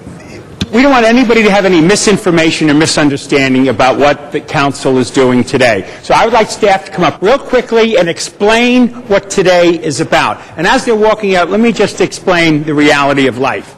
There's 15 miles from the ocean to downtown. Okay? 15 miles. I want a contiguous bus-only lane. I wish we had more of them throughout this region and throughout this city. But here's what I'm dealing with right now. From the ocean to downtown, 15 miles, you get the little city of Santa Monica in the heart of my district, which creates all my gridlock because of their great jobs, and people come in, 200,000 cars come in every single day, and that's roughly 2.4 miles. They don't even want to participate. And yet they're the ones who create my gridlock. Then you come into my piece of West LA and Brentwood, which is less than 2 miles, 1 point something, and you go back and forth in confusion. Then you go into CD5, where 0.9 of it is already somewhat splattered out. Then you come to the great city of Beverly Hills, and you got another 2.6 miles where they refuse to play. So basically, from the Santa Monica Ocean to Beverly Hills, it's fragmented by the reality of Beverly Hills being what it is, Santa Monica being what it is. So what I want to do today, and I'm going to have staff explain a little briefer, is to do an additional study of the piece from the border of Beverly Hills to downtown, which frankly is about 5.4 miles, that is contiguous. Let's get that done first. I'm calling it phase one. I'm not giving up on a continuous bus lane, but if I don't get Beverly Hills and Santa Monica to play ball, it's just going to be insane on the west side. But explain real quick, Amir, what is before my colleagues today, so that the public understands what we're dealing with. Good morning, council members. Amir Sadati, Interim General Manager, LADOT. I'm joined with Brad McAllister, Metro, and Kong Hu, a Senior Engineer. So what's before you today, as I think you mentioned, is the opportunity for our council to ask for another alternative, actually, to be added to the existing three options that the Metro Board has studied. So this, vote today has nothing to do with the actual length or has nothing to do with the overall project. It's just adding an option for Metro to study this 5.4 miles along with the other stretches that's been mentioned. So I think Brad could just quickly summarize the other three alternatives that the Metro Board had looked at and voted, and that's why we went through the Transportation Committee and through this body today is to find out what this council is has a vision for, so that when we go back and the Metro goes back to their board, and an ultimate decision will be made sometime in summer. So right now, this is, I think you said, Councilmember, a way to get Metro and their consultant and the environmental study to look at what would a 5.4 mile section look like. In my sense, I call it phase one, because I'm never going to be happy until we have a complete lane, but that part, at least we have the cooperation. Explain the 3 points. So I'm Brad McAllister, Executive Officer of Long Range Planning at Metro. The three alternatives, the first alternative, initially we applied for a very small start grant with FTA, and the application is the first alternative, which went from Valencia at the east near downtown to the city's limits with the city of Santa Monica at Centinela. It did not include Beverly Hills, so this is all within the city of LA. The second alternative removed the eastern mile from Valencia to Parkview because the roads are very narrow there. It's 4 lanes. Everywhere else on Wilshire is 6. And we just had operational problems. So the third alternative, staff went to the Metro Board basically with that alternative from Parkview to Centinela within the city of Los Angeles. This was heard December at the Metro Board, and the board took action to remove the portion from Comstock to Selby, the 1 mile segment there. Based on that action, we would be revising the environmental report and coming back to the Metro Board in April, asking the board to select a locally preferred alternative, and that would be the decision point.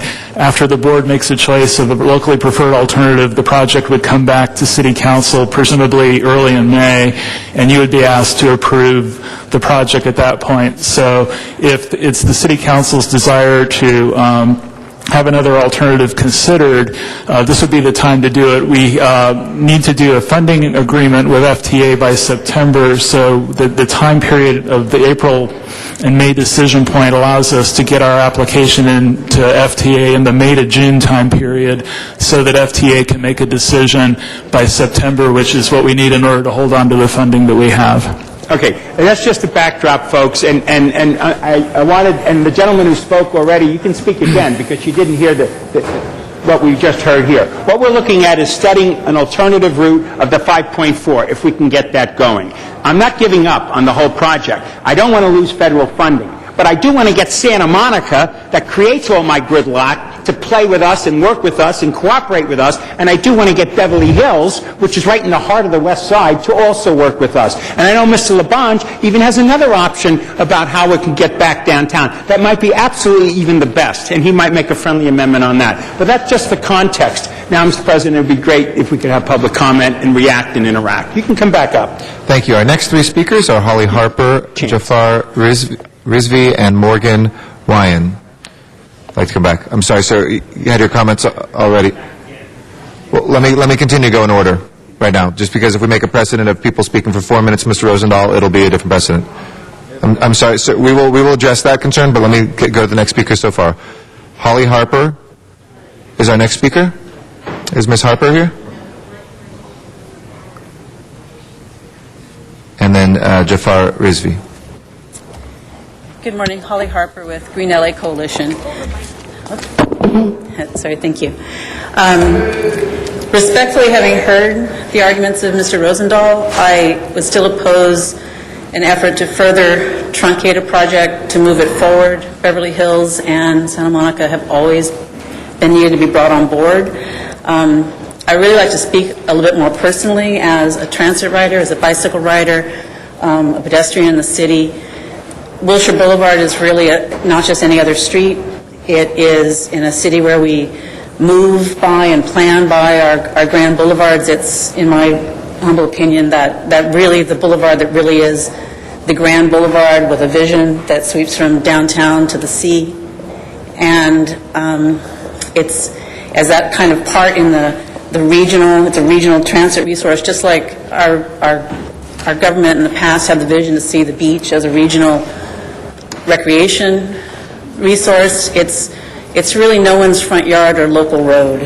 And I think I would strongly urge our city leaders to lead our city to a vision of Wilshire Boulevard for the 21st century that works for everybody, for drivers, for transit riders, bicyclists, pedestrians, and rather than accept this proposal to further reduce the promised bus lane, to support pushing back toward Metro, toward the original alternative B 8.7-mile project, and then I think we'll have the vision to get the cities of Beverly Hills and Santa Monica on board. Thank you. Thank you very much for your consideration. Thank you very much. Jafar Rizvi is our next speaker, Morgan Wen after that, and then Elizabeth Hanau. Good morning. Good morning. My name is Jafar Rizvi. I'm the Transportation Associate for CalPERG. We're a statewide nonprofit consumer advocacy group, and we represent thousands of members here in Los Angeles. I'm here to ask for the council to ultimately adopt the full bus-only lane.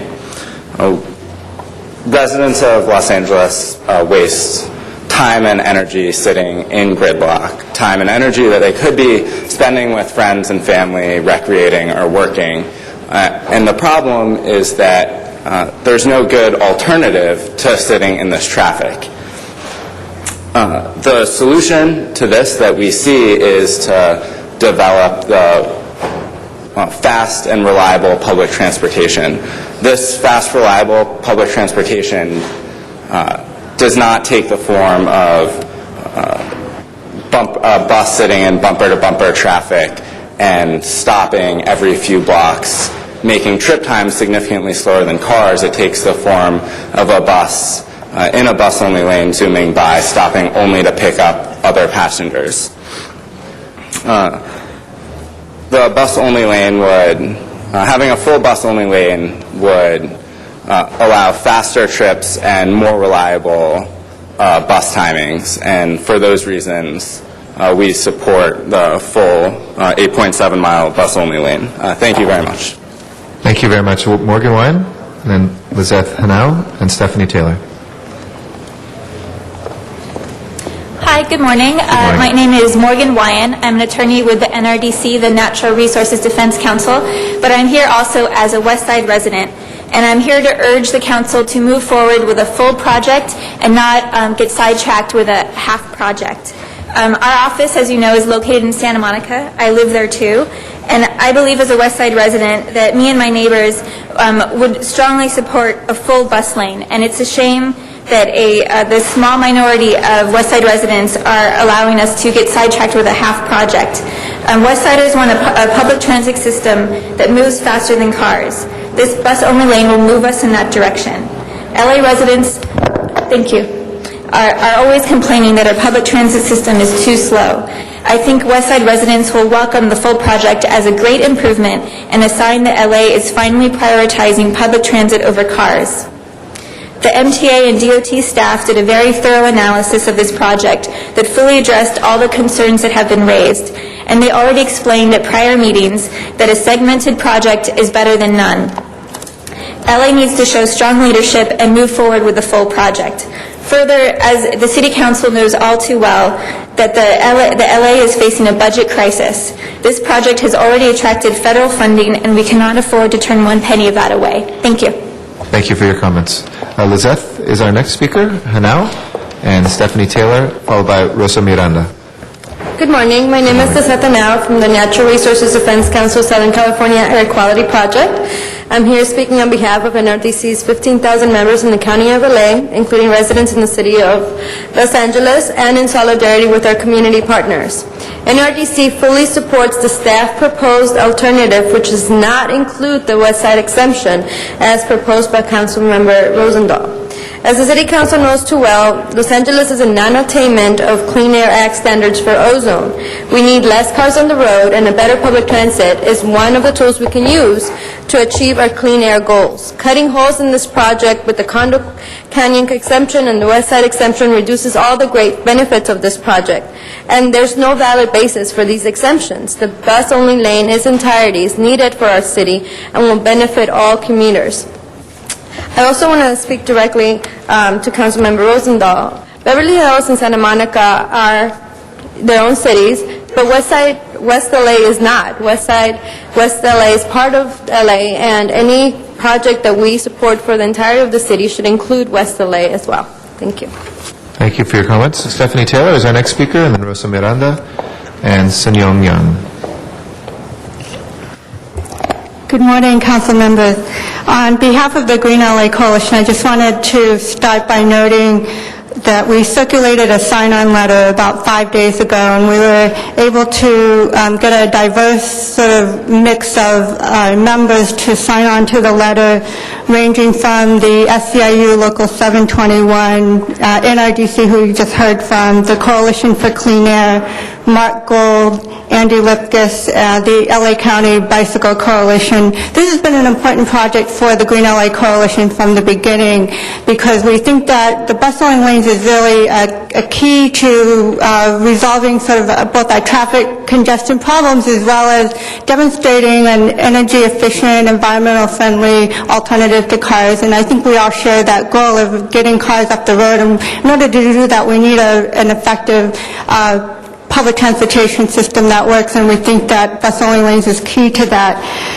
We are here to support the complete 8.7 miles, and while I really do appreciate and recognize Councilmember Rosendahl's desire to get Santa Monica and Beverly Hills on board, we don't think that is absolutely necessary at this time to get them on board to demonstrate a successful BRU project. We would love to get the whole West Side on board as well, and we really think we need to have a successful project in order to demonstrate this so that we can move quickly to create a whole network of bus-only lanes that's really going to be, as I said, a key part of the solution. And so we think that if we really cave to people that are resistant to change, that we end up jeopardizing our ability to implement these bus-only lane projects further. And I also just want to close by noting that the other key reason why we support the complete project is that proposals to remove any section of the West Side has not been recommended by the professional staff at DOT and Metro. Thank you. Thank you very much, Stephanie. Rosa Miranda is our next speaker, Senyong Yang after that, and Eric Roman. Buenos días, mi nombre es Rosa Miranda y soy miembro del Sindicato de Pasajeros. Good morning, my name is Rosa Miranda and I'm a member of the Bus Riders Union. Esta mañana estoy aquí pidiendo a esta mesa que rechacen la propuesta del concejal Rosendel de eliminar a la mitad del proyecto de carril solo para autobuses en Wilshire. So this morning I'm here to ask the council to reject the proposal being put forth by Councilmember Rosendahl to cut the Wilshire Bus Only Lane project in half. Yo soy una pasajera que será beneficiada con este proyecto que correrá por mi vecindario en Wesley y MacArthur Park. So I'm an actual bus rider who's going to benefit from the project being implemented in its entirety that will actually go through my community of Westlake and MacArthur Park. Y como madre me siento decepcionada que los intereses de una minoría de residentes del oeste And as a mother, I feel disappointed that a small minority of residents from that the needs of a small minority of residents in the West Side would take priority. pasen por encima del medio ambiente, la salud pública y las necesidades de miles de pasajeros solo porque tienen el dinero y la influencia política. And that the needs of this small minority would actually trump environmental benefits, public health benefits, and the needs of thousands of transit-dependent bus riders. Como madre con un hijo con asma, estoy preocupada porque esto significa que mi hijo seguirá con constantes ataques de asma. As a mother who has a son that suffers from asthma, this could mean that my son will continue to have asthma attacks because we won't see the long-term public health benefits. Porque no existe un verdadero compromiso en este concilio por apoyar concretos verdes que ayudarán a reducir el calentamiento global y provean beneficios a la salud pública. We hope that this council demonstrates a commitment to green projects that will actually help us curb global warming and have public health benefits. Los residentes del oeste quieren matar este proyecto de carril solo para autobuses en Wilshire y lo más vergonzoso será que ustedes los apoyen. So there's the small minority of the West Side that looks like they want to kill this project, and what would be really shameful is if the city council actually supports that. Concejal Reyes, usted como mi representante le pido que levante la voz en esta mesa y que defienda este proyecto en su totalidad. So Councilmember Reyes, as my representative, I hope that you will stand with us today and defend this project in its entirety. Ya que beneficiará a 80,000 pasajeros dependientes del transporte que viven en su distrito. Because it will bring benefits to about 80,000 bus riders, some of who live in your district. Estamos muy cerca de mirar este proyecto y ustedes no se pueden quedar callados ante los berrinches de los residentes del oeste y la derivancia del auto. So we're very close to actually seeing this project become a reality, so we hope that you stand with us and help us see it through. Thank you. Thank Gracias. Sanyong Yang is our next speaker. After that is Eric Roman and Tai Soon Jun. Good morning, City Council. My name is Sun Young Yang. I'm the lead organizer with the Bus Riders Union, who's the organization who's been really fighting for this project for the last 6 years. We are here today to urge your support and this City Council to really demonstrate real environmental leadership by protecting the full 8.7 miles that has been committed to the public since the inception of this project. We, just to put a little track record, Councilmember Rosendahl, we appreciate your tremendous leadership over the last 6 years for this project, and we also know that your commitment to the Wilshire bus-only lanes was always around, a comprehensive project, right?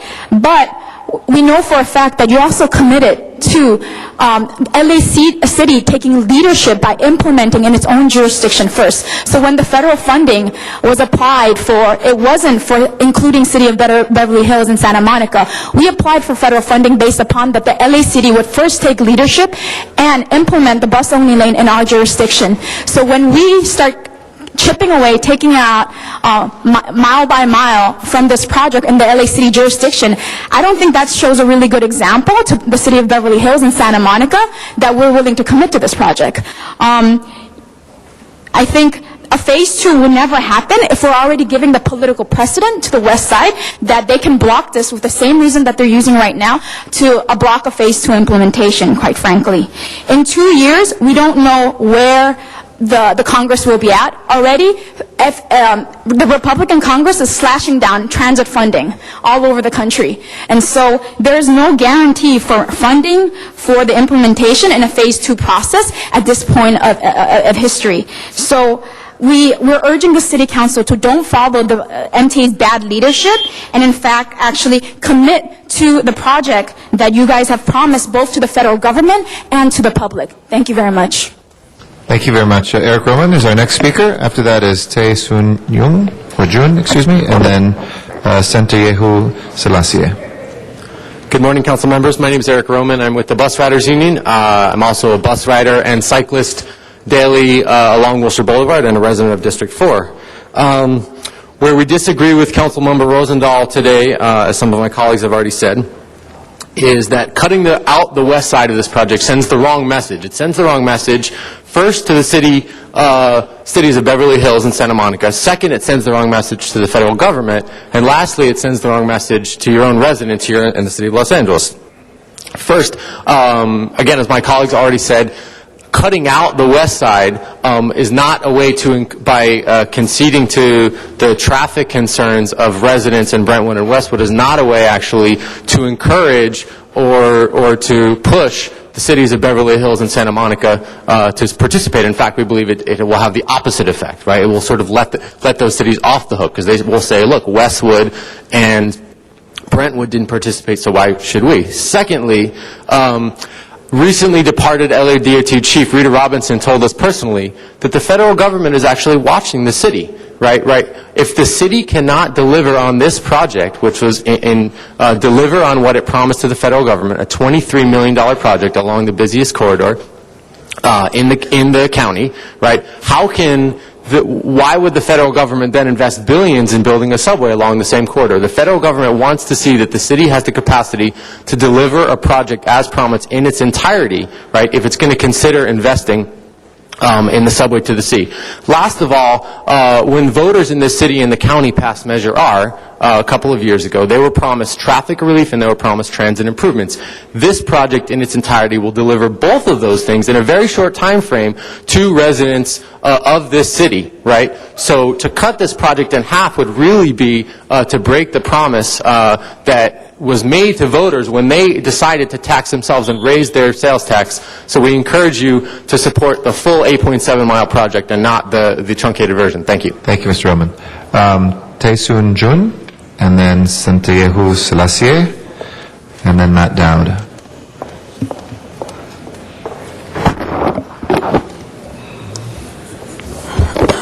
We need 2 extra minutes for translation. We always accommodate, don't worry.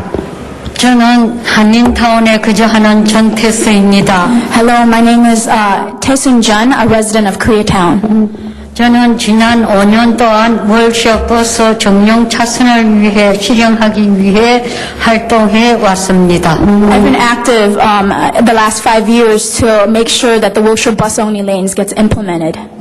저 같은 한인 노인들뿐만 아니라 학생들, 직장인들, 저 같은 서민 가정들도 휠체어 버스를 자주 이용합니다.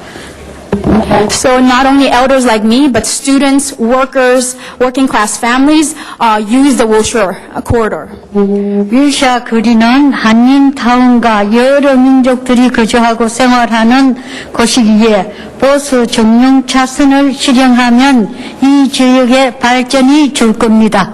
Wilshire corridor has K-Town, but various other ethnicities and cultural communities reside there, and so therefore, if a bus-only lane gets implemented on Wilshire, it will lead to a lot of economic and development opportunities.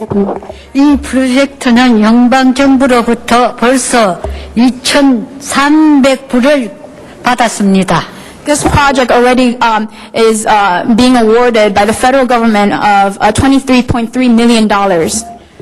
우리 지역의 대중교통 발전 외에도 깨끗한 공기 그리고 일자리 창출과 경기 부양에 큰 도움을 줄 겁니다. This will not only improve transit, but also lead us towards clean air and also create jobs and create an economic stimulus in our communities. 9마일이 되는 프로젝트를 5마일로 줄이겠다는 로자엘 제트 시의원님의 제안은 서부 LA 지역 보렌트우드 주민들의 압력의 결과입니다. The proposal to cut the almost 9-mile project to 5 miles that Councilmember Rosendahl has put out is a result of precisely the Brentwood community's pressure on the council member. 특히 이 제외안은 서부 지역에서 거주하는 몇몇 안 되는 백인 상류층 주민들의 의견만 존중해서 일어난 일입니다. But we think this is a wrong step, and especially because it's only leaning all the decision around a few residents on the west side. 이러한 인종차별은 정책이 없어야 됩니다. And we think it could be discriminatory in terms of where whose interests the city is trying to make decisions on.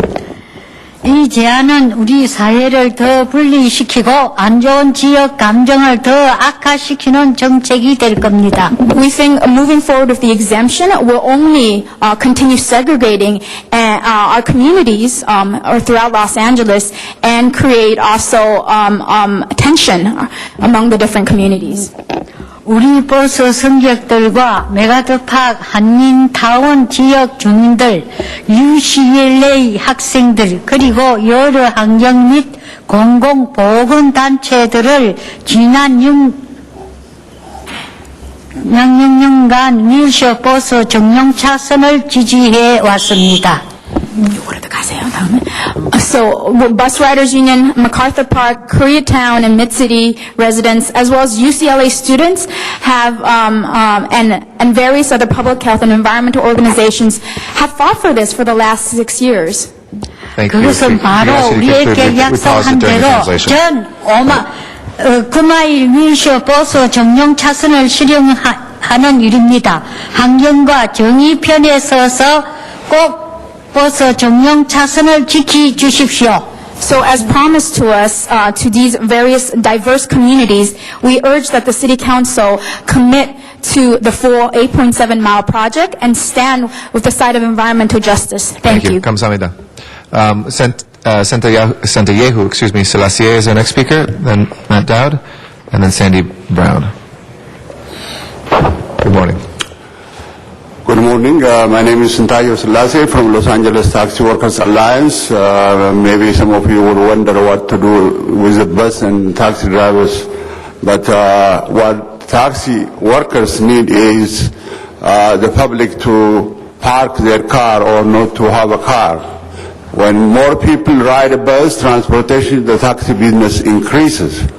As a resident of Mid-City, I know personally a lot of people work in the west side, porters, doormans, a lot of people and the students I personally know waste their time in the traffic. If this full 8.7 miles is implemented, their life will be improving. They spend more time with their family. I really appreciate if you implement the 8.7 miles all the way. Thank you very much. Thank you, Matt Dowd. Is he here? Seems to have left. Sandy Brown. Is Sandy Brown? Yes, there's Sandy. And after that is Larry Watts. Good morning to you. Good morning. Welcome back, Councilmember Rosendahl. My name is Sandy Brown. I'm president of the Homey Westwood Property Owners Association, which isn't just a few people, but it's 1,100 single-family homes adjacent to Wilshire Boulevard. In addition to that, I represent a coalition of 3 of the Westwood homeowner associations, as well as 12 high-rises, the Westwood Neighborhood Council, and the Westwood Community Council. So these are not just a few people in Westwood. This is really all of Westwood represented in those groups. There were 2 articles today about the BRT in the LA Times, and both of them strayed from the real issue. The real question is, are the people better served with a bus-only lane starting from Parkview to San Vicente than they would be all the way to the ocean? And we did hire a consultant, and after thorough analysis, the answer to that question is that the people would be much better served if the bus route went to San Vicente. There would be no improvement in bus transit time in this area in which buses are already moving at the posted speed limits. Ridership would absolutely not be affected by not having the bus lane west of San Vicente, and the negative impacts in our community would be absolutely substantial if this were to go forward. Therefore, we do support the motion to study today the Phase 1 of the project from Parkview to San Vicente. And we want you to know that there are 56 driveways on Wilshire Boulevard in the Westwood area that would not be served if there were a bus-only lane. Plus, there are about 100 parking spaces that the high-rises use for parking as well. So we urge you to study the motion by Councilmember Rosendahl, and we support it 100%. Thank you. Thank you. Our next speaker is Larry Watts. After that is Nancy Friedman. Good morning, Larry Watts, Sullivan Canyon Property Owners Association. I'm a bus rider. When I officed at 5th and Flower, I took the Big Blue Bus 10, which would get me downtown in about 30 minutes. And I'm in favor of making our bus transportation more effective. But I think Councilman Rosendahl's got it right. Unless we get Santa Monica and Beverly Hills on board, all we're going to be doing is creating a worse problem on the west side than already exists.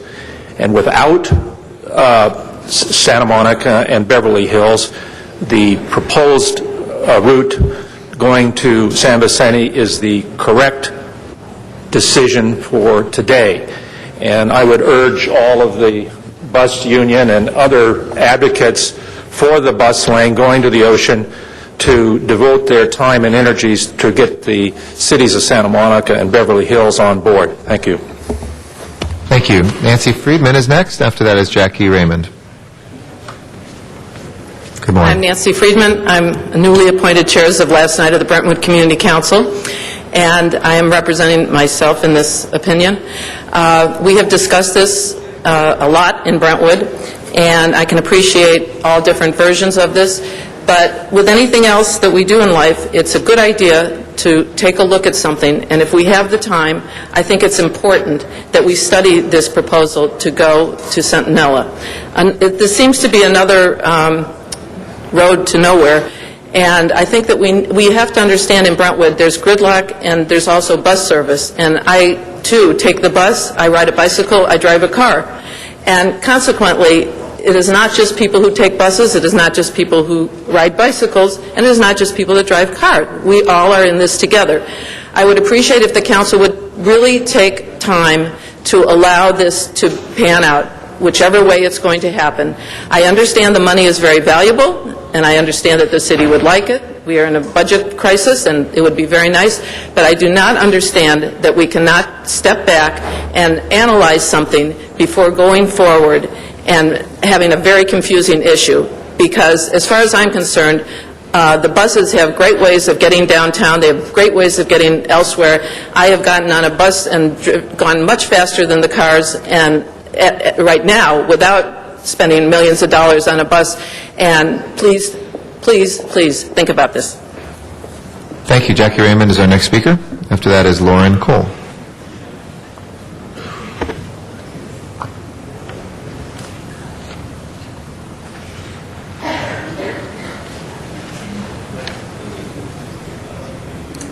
Good morning. Hello, Councilman. Thank you for letting me speak today. I happen to be both sides. I used to drive all my life, and a year ago I was unable to drive, which means I now take the bus. I'm a dedicated bus rider. To do anything with the bus lane west of La Cienega is really absurd and counterproductive. To watch the buses go straight with the bus lane going east, wonderful. I don't mind the buses when they have to not cut in to the different Santa Monica, Beverly Hills, parts of Westwood. That is not a dedicated bus lane. That is more of a crossword puzzle.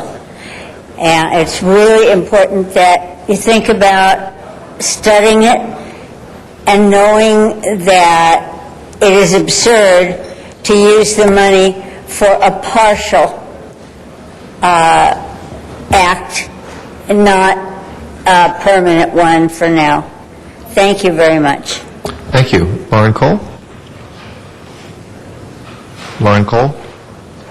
Oh, there we go. And then Raymond Klein. Good morning. My name is Lauren Cole, and I'm chair of the Brentwood Community Council Transportation Committee. I support the proposal to study a contiguous bus lane alternative that starts at La Cienega. The goal of any mass transit project must be to improve mobility. Adding bus lanes to an isolated segment west of the 405 doesn't do that. We've had trial bus lanes in that section before, and the results were so bad that the trials had to be aborted early. This area does not have the transportation infrastructure to take out 2 lanes of traffic without significantly adding to the horrendous gridlock that we experience every day. Unlike other areas along the proposed BRT route, this section has a limited number of streets that go to or under the 405 and 10 freeways, and peak hour drivers, most of whom are commuters from other parts of the city and not local residents, have few alternative routes. Metro's analysis of this project so far has been unbalanced. It talks only about the benefits to bus riders. It completely excludes the results of the former trials, and it fails to include streets that were severely impacted during the trials in its study area for the EIR. Metro's assertion that widening the streets in about 20% of this section will fix the problem seems unlikely, and no data has been provided yet to back that up. Therefore, additional analysis needs to be done before proceeding. This area is 5 miles away from La Cienega, and it's not clear that dropping this non-contiguous section will have any material impact on travel times for most of the bus riders along the route. I would also suggest that if the bus lane needs to be longer for federal funds purposes, that an alternative be considered that extends the bus lanes east from MacArthur Park to downtown. Please use common sense, and let's start with a non-controversial and hence a fiscally responsible project. Start with contiguous bus lanes, show that they work, and then expand from there. Thank you. Thank you. Raymond Klein is our next speaker. After that is Susan Casamassima. Morning. My name is Raymond Klein. I'm representing the Brentwood Community Council. These are emails that have gone to Metro and Zev and all the council members who are members of the Transportation Committee. There's over 300 here who support the bus lanes between downtown and Beverly Hills, the east side of Beverly Hills, and not any further. I ask you to imagine someone coming in from out of town and staying at a hotel downtown and wanting to get out to the ocean, and what they would have to face in terms of moving back and forth. They'd be driving out to Beverly Hills, not being able to be in the curb lane, then they could get in the curb lane in Beverly Hills, and then they get into Westwood, and there's 2 stretches in Westwood where they could not be, where they could be in the curb lane because those were exempted, and then they'd have to get out of the curb lane again on the other side of the 405 in Santa Monica, they get back in the curb lane. That's completely dysfunctional. The Department of Transportation traffic engineer testified before Metro in December. and his words were, "Fragmented bus lanes will be confusing to all traffic. Moving in and out of the curb lanes would diminish the benefit of this project and would create environmental problems." When we had a trial bus lane a few years ago in our area, and the Department of Transportation wrote to the City Council and said, "Bus lanes have also caused adverse impacts and significant delays to mixed flow traffic on Wilshire, as well as parallel streets like Sunset Boulevard." We support the proposal to study what makes sense, the only thing that makes sense, which is a continuous bus lane between downtown and the east side of Beverly Hills. Thank you. Thank you. Susan, and then Will Domin. Good morning, Susan Casamassima, and I'm a West Side resident. My husband and I are serious bike riders. We're on our bikes several times a week for extended bike rides. I do not think that the fragmented bus lane will be a safe situation for bikers. To second what Ray just said, if you're a driver from out of town or even from the city of L.A., wait a minute, I got to get out of the bus lane. Oops, now I can be in the bus lane. Well, as a bike rider, I think that's really dangerous to my safety, to have people, cars in the bike lane, then out of the bike lane, then in the bike and bus lane. A couple of speakers have talked about this being an environmental, having the bus lane as environmental savings. It really isn't. The cars are going to be there anyway. The people are still going to be in their cars. The bus riders will be in the buses, but it's not going to make any significant impact on environmental. I think that having a continuous bus lane to the beach, as Councilman Rosendahl suggests, is a great idea. But until we can make a continuous bus lane to the beach, it really seems futile to me to have two cities not part of that continuous bus lane. Thank you. Thank you. Will Domin or Domine? I'm sorry if I got it wrong. And then Mari Mercado. Are you Will? Yeah. Come on forward. What's the last name again? Will? Domini. Domini, sorry. Will Domini and then Mari Mercado. Hi, my name is Will Domini. I'm a UCLA planning student. I'm also a bus rider. And I have a stake in a faster bus down Wilshire. I'm here today to support the 8.7-mile project, the full project. And I want to remind everyone that we've been hearing a lot about how more studies need to be done, and that we've been studying this project actually for 10 years. There's been 2 EIRs already. And having read the EIRs and having read the private study from the Condo Canyon folks, the facts are very clear that the full project is actually the best alternative. 80,000 daily bus riders need this project. LA needs this project if we're going to step into a more transit and environmentally friendly future. Thank you. Bye. Thank you. Mari Mercado, and then Leland Jacobs will follow. Good morning. My name is Mari Mercado, and I'm the lead organizer for the Constructions Career Project at the Los Angeles Alliance for a New Economy. And I'm here asking you to support the bus-only lane going from downtown to West Side and reject the motion to downscale this project from an 8.7-mile project to 5.4. Lane, along with other community bicyclists and environmental groups support projects like this because not only will it reduce congestion in many neighborhoods along the bus-only lane, but if we make sure that a project labor agreement is in place along with the construction's career policy, we know that it also create construction opportunities for local residents who live along the route in high unemployment zip codes. So we're asking you today to please move this project forward and create 8.7 miles of decongestion, job opportunity, and an opportunity to revitalize the local economy. And on a personal note, I just want to say that I'm sure that the good folks at Beverly Hills and on the West Side would be jazzed to know that the folks that come into their homes and work with their children and, you know, at the beautiful homes would be jazzed to know that those communities are benefiting. So, thank you. Thank you. Leland Jacobs is our next speaker. Is Leland Jacobs here? All right, there's Mr. Jacobs. After that is Hillary Norton.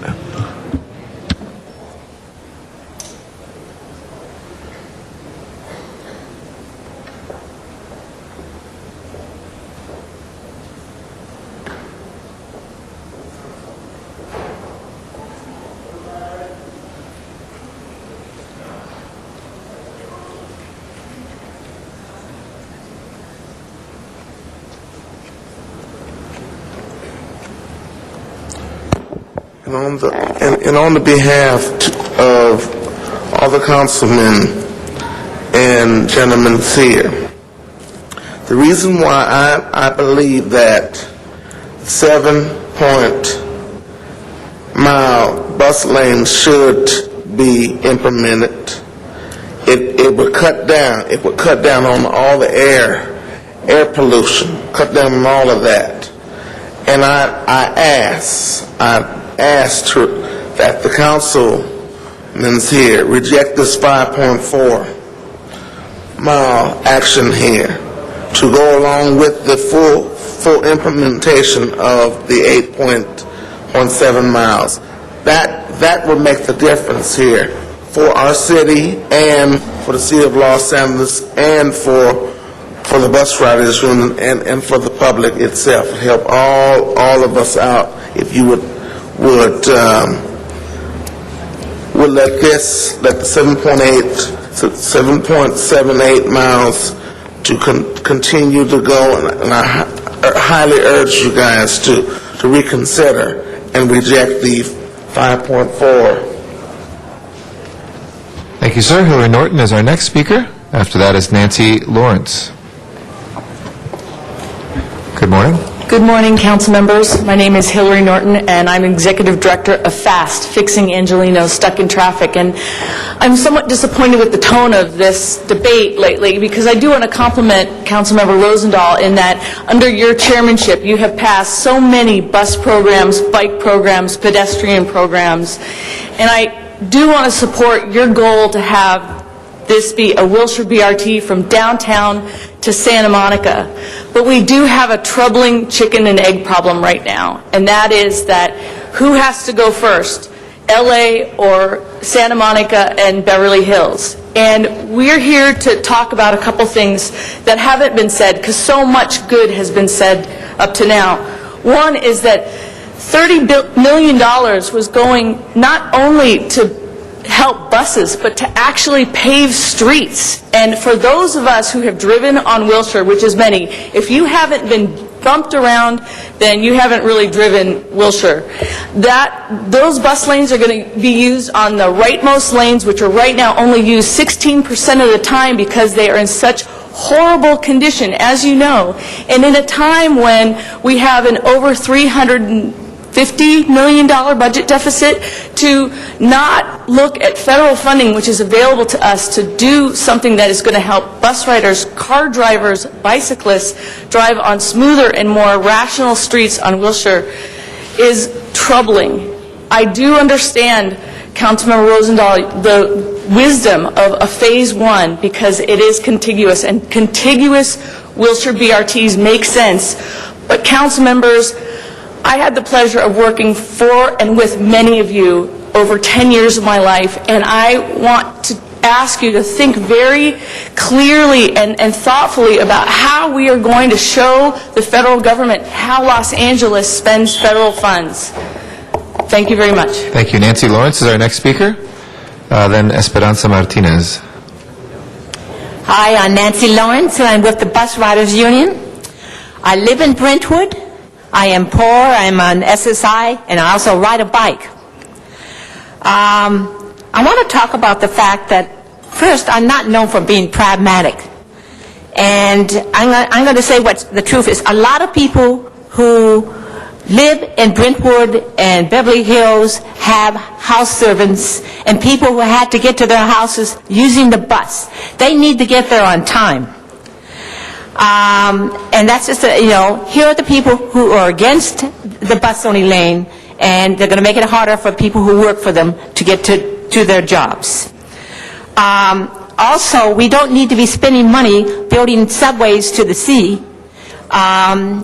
It's going to be underwater one of these days anyhow, so it's a waste of money because of global warming. We need to have the full bus-only lane. We need to have other bus-only lanes, and we need many more buses. We need to get people out of their cars, and that's very important. We need to get together, put our heads together, and build a new kind of world that we can all live in together and share. So, anyhow, maybe I don't think like a lot of people here, but we need to have the full bus-only lane. Thank you, ma'am. Esperanza Martinez? And then Sarah Peters.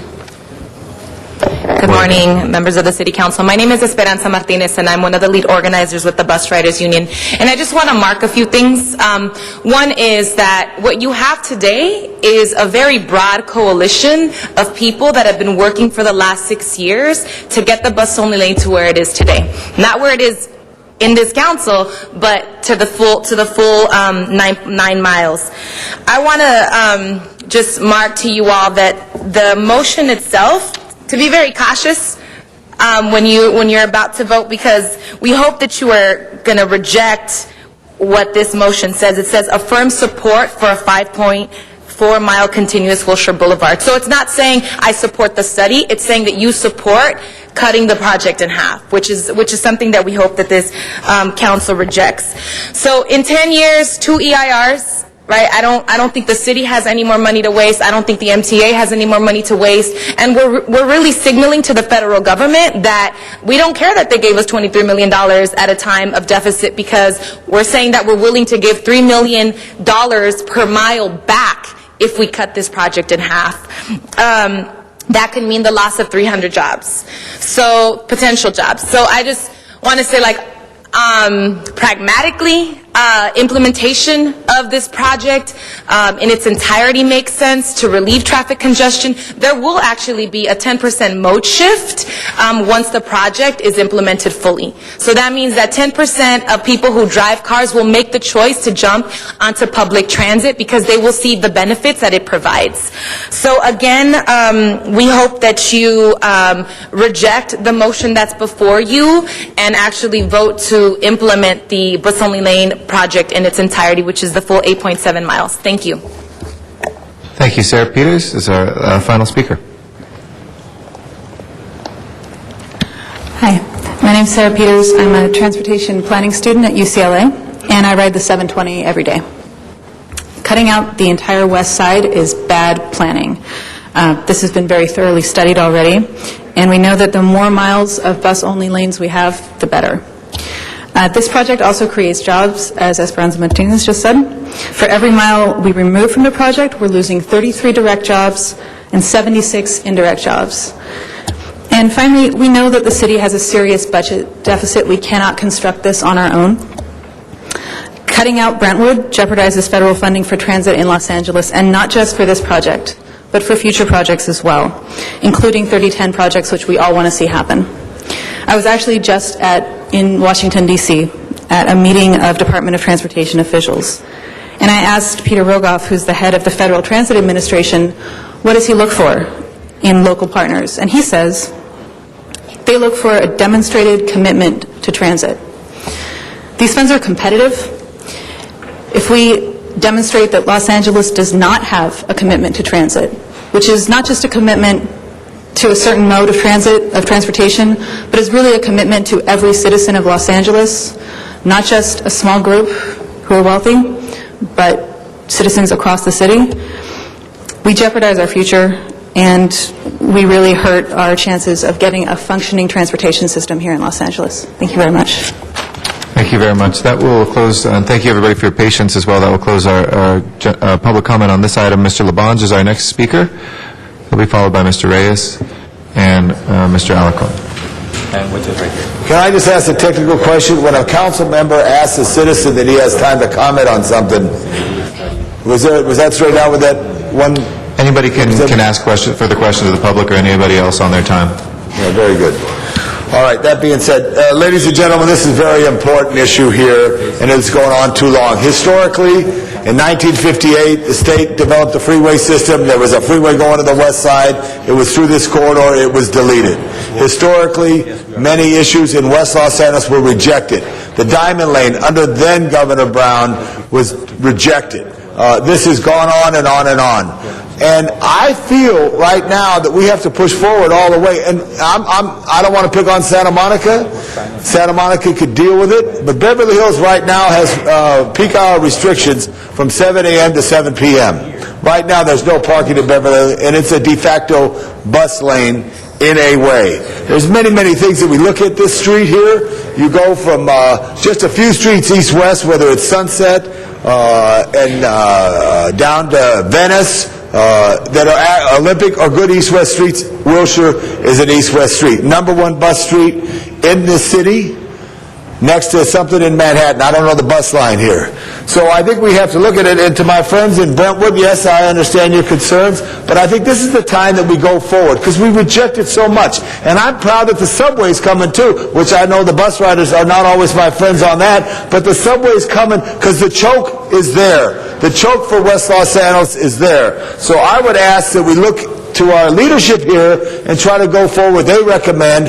I don't want to support the break-off because you have existing systems right now. And also west of the Los Angeles Country Club, you have somewhere 7 lanes there because the street is so wide that I think engineers could figure it out. So that's what I wanted to voice here. And I wanted to ask a technical question.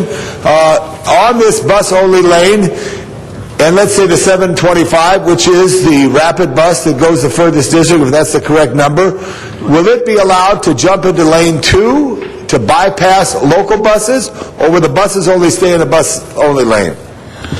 Buses would stay in the bus lane except to pass, so they would be allowed to pass. All right, so there are conflicts that we have to work out, because I know in some parts of the districts, there's short streets. Between La Brea and the County Art Museum, which is at Fairfax, many of the streets are very short, so hopping may not be as safe, if I could call that term.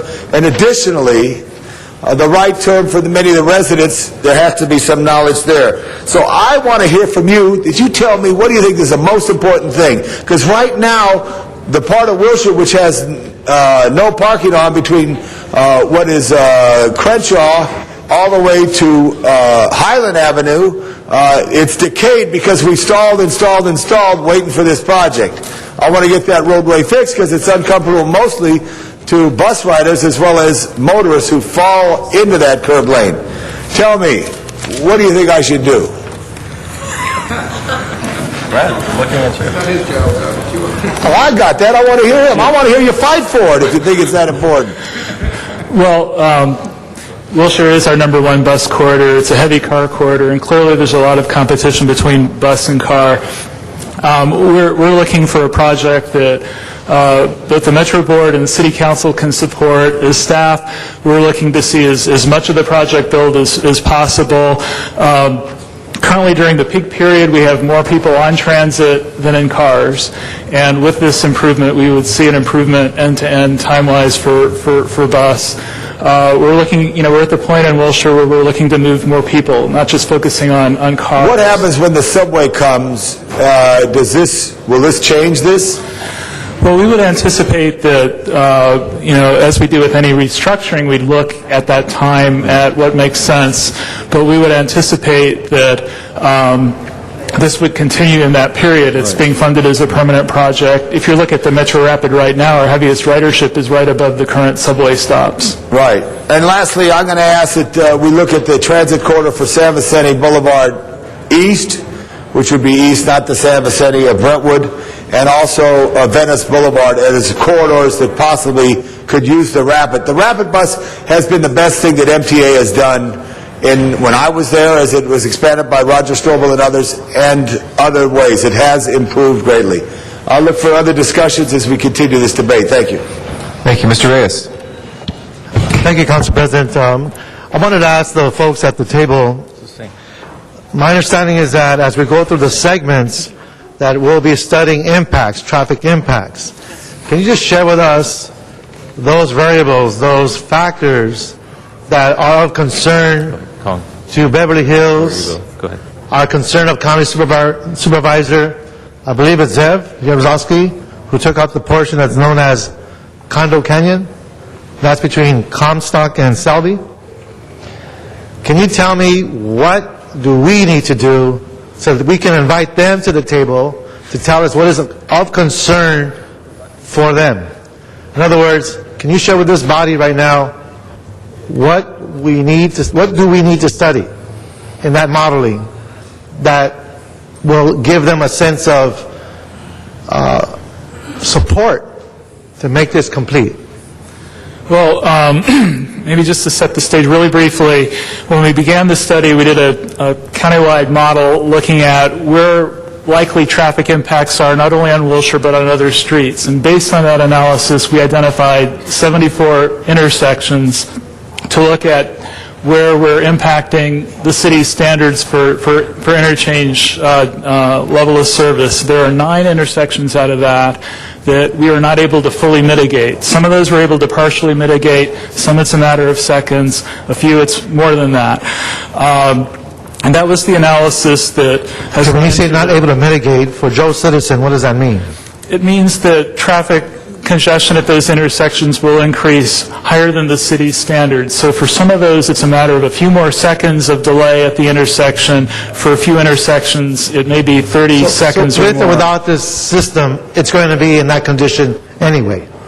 It's heavily congested. And this, yes, and we were able to mitigate a lot of it, but not all. So as this came to the Metro Board, there were 2 issues, and some were actually beyond the environmental analysis. One was the benefit of the transit side, and we're seeing about a minute per mile benefit end-to-end by having a dedicated bus lane. So you're separating the bus traffic from the cars, you have the signal priority. The only cars in that lane are those that are making a right turn. Buses are allowed. Typically, that lane has been in poor condition, so it doesn't have a full traffic lane now, so we expect that we're moving about 15% of the lane. So the people they are responding to either are not being told or they don't understand that by having this bus lane, it actually improves traffic. Can we say that honestly? Well, what we can say, we were asked what was the impact to autos, and we came back to the Metro Board in December, and what we found is that on opening day, traffic would probably actually increase by 11 minutes as people are getting used to this. As this is up and running, it would increase by 6 minutes. So you're seeing a little more time, about a minute per mile delay, end-to-end for auto traffic. On the bus side, which was the other question, we were seeing about a minute improvement end-to-end for every mile. A minute per mile improvement, a minute per mile delay on the auto side. And the issue about the Selby to Comstock area, we had a lot of community concern from residents. This may be a little different from other parts of the corridor where we have people who live specifically on But are they being told it's going to get worse or is it going to get better? What are they being told? They're being told that overall this corridor will move more people and the bus service will improve and that will allow us to move more people in cars and there will be a slight 1 minute per mile delay for autos traveling that. But we're getting to the point on Wilshire where we're looking at how we move people. And the bus lane concept allows us to do that. You aren't going to be able to fit many more cars on Wilshire. When we say people, we're not talking about the people that live there. We're talking about the people of the city. People of the city who travel on Wilshire. Okay, so are we asking them to take a burden to help the rest of the city? And to perhaps take transit and get there faster. But that is what they are voting against. They're pushing their elected officials to say no because it doesn't help us, but we don't care if it helps everybody else. Our analysis shows that this project technically works end-to-end. And I have more questions. My time is up, but I do have a couple more questions and issues. Thank you. I'll press my button again. Okay. Mr. Alarcon. Colleagues, what's making this issue difficult and what makes it rise above the level of a district issue is the irony and the contradictions that we are proposing here. In 2007, we unanimously supported 8.7 miles. We applied to the federal government and said that we want this money. And now you want us to turn around and say, just kidding, you didn't really want it, and yet maybe we should, if we do that, we should insert an amendment that says that no politician from Los Angeles who votes for this will ever say that we never get our fair share of federal dollars again, because I've heard that speech many, many times on this floor, Mr. Rosendahl.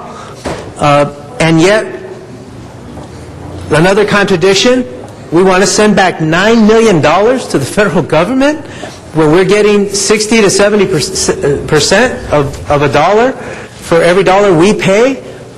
And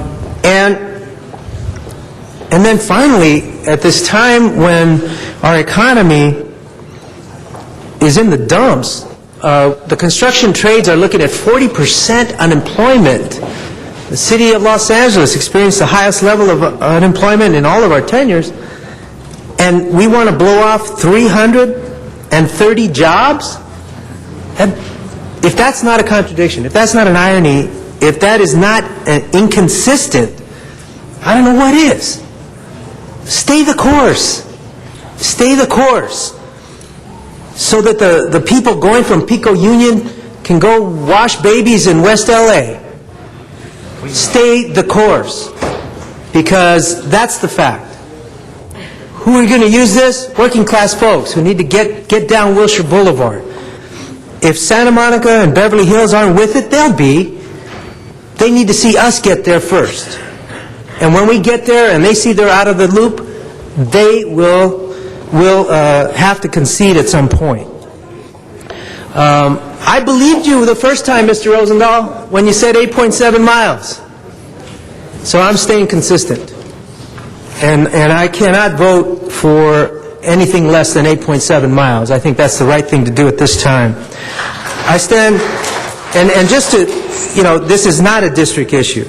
I am standing with Green LA Coalition, the National Resources Defense Council, Los Angeles County Bicycle Coalition, Communities for a Better Environment, the Los Angeles Walks, Environment Now, Los Angeles Taxi Workers Alliance, Transportation Work Group of the Green LA Coalition, Caminos del Pueblo in Boyle Heights, Coalition for Clean Air, Urban Semillas, Southern California Watershed Alliance.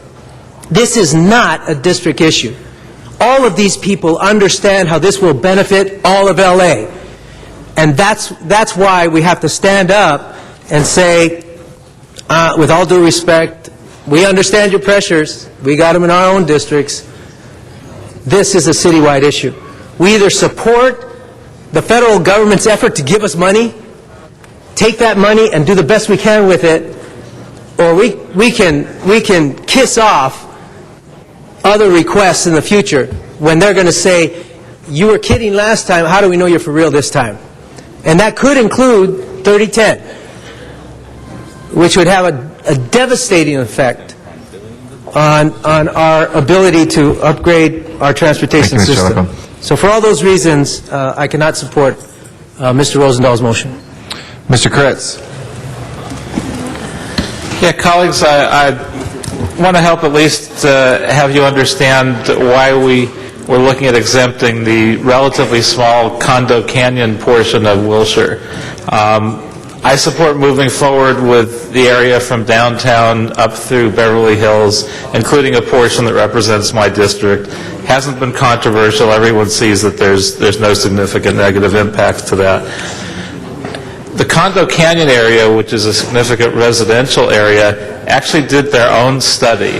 They paid a very well-respected traffic consultant, and they found that there's virtually no time savings during this one small stretch. But at the same time, there is a significant negative impact on a number of intersections that can't be mitigated in any way.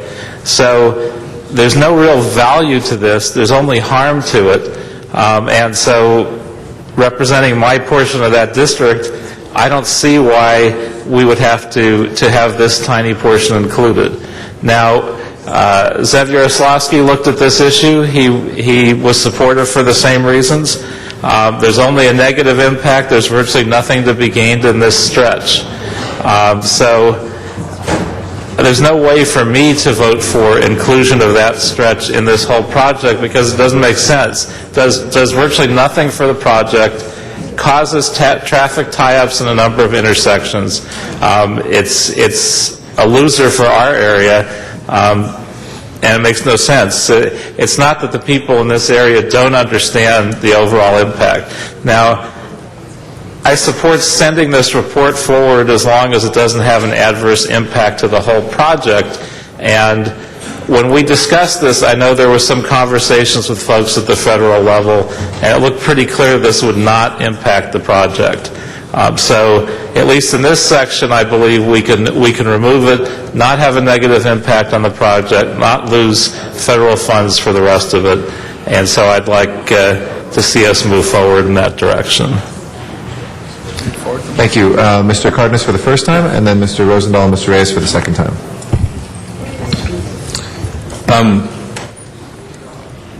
My question to the experts at the table is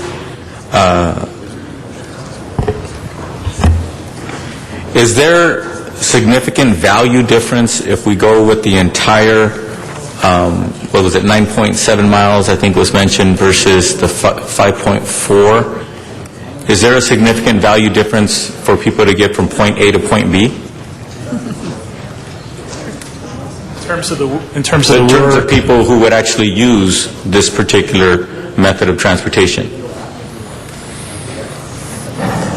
Well, the benefit of the project, if it was just east if it was just east of Beverly Hills, that portion still has benefit. It's about 6 miles long there. We're seeing a benefit in transit about a minute per mile, and it's pretty consistent across the whole corridor. So if we just looked at that segment, we would still have about a 6-minute benefit by taking transit. So it would still be, if you're asking if it's beneficial, that would be the benefit. From a planning and transportation perspective, which one is better than the other? Black and white. Going the 5.4 miles and stopping there, or making it seamless and continuous for the 9.7 or whatever it is? So from a transportation perspective, and putting that hat on, the longer the stretch, obviously, I think the better the benefit. It's as simple as that. Okay. The longer the stretch, the better the improvements. Now, again, there are challenges, and there are really good, valid points on both sides. Even with from that, a technical perspective. But even with those challenges, which is better? The 5.4 or the 9.7? I didn't say politically. Yeah, we I think just said that- from a transportation and planning perspective. Yes, go ahead. We think 9.7 mile would be the best alternative from the transportation perspective. The transit will benefit the most, and also, Councilman, there's a lot of congestion in the west side. The buses also suffer. So if we provide bus lane in the west side, then the buses will be able to go through the traffic light intersections a lot quicker, and then that is going to bring a lot of benefit to buses, even though it may, if it's segmented or fragmented, the bus benefit will still be there. And also, I think there's another benefit if we do the entire end-to-end project, that is to create a perception that this is a transit corridor, that people will ride on it. People who want to go to UCLA, who want to go to Westwood or go to West LA, they can ride on the 720 and get there quicker. So this entire project will be the most beneficial. Thank you. I appreciate your honesty in front of elected officials who seem to be on both sides of the issue or what have you. I appreciate very, very much you being brave enough to just stick to your expertise and your policy opinion, regardless of where we might be as individuals or as a body. So I want to thank you for doing that, because sometimes I see people waver, and I'm glad that you're not wavering. We will make the final decision, but I do appreciate you just being forward and honest with us and just telling us, based on your expertise, what you believe the project is about. Thank you very much. Thank you, sir. Oh, by the way, I can't support the motion, Mr. Rosendahl. Can't. No way. Mr. Huizar. Thank you, Mr. President.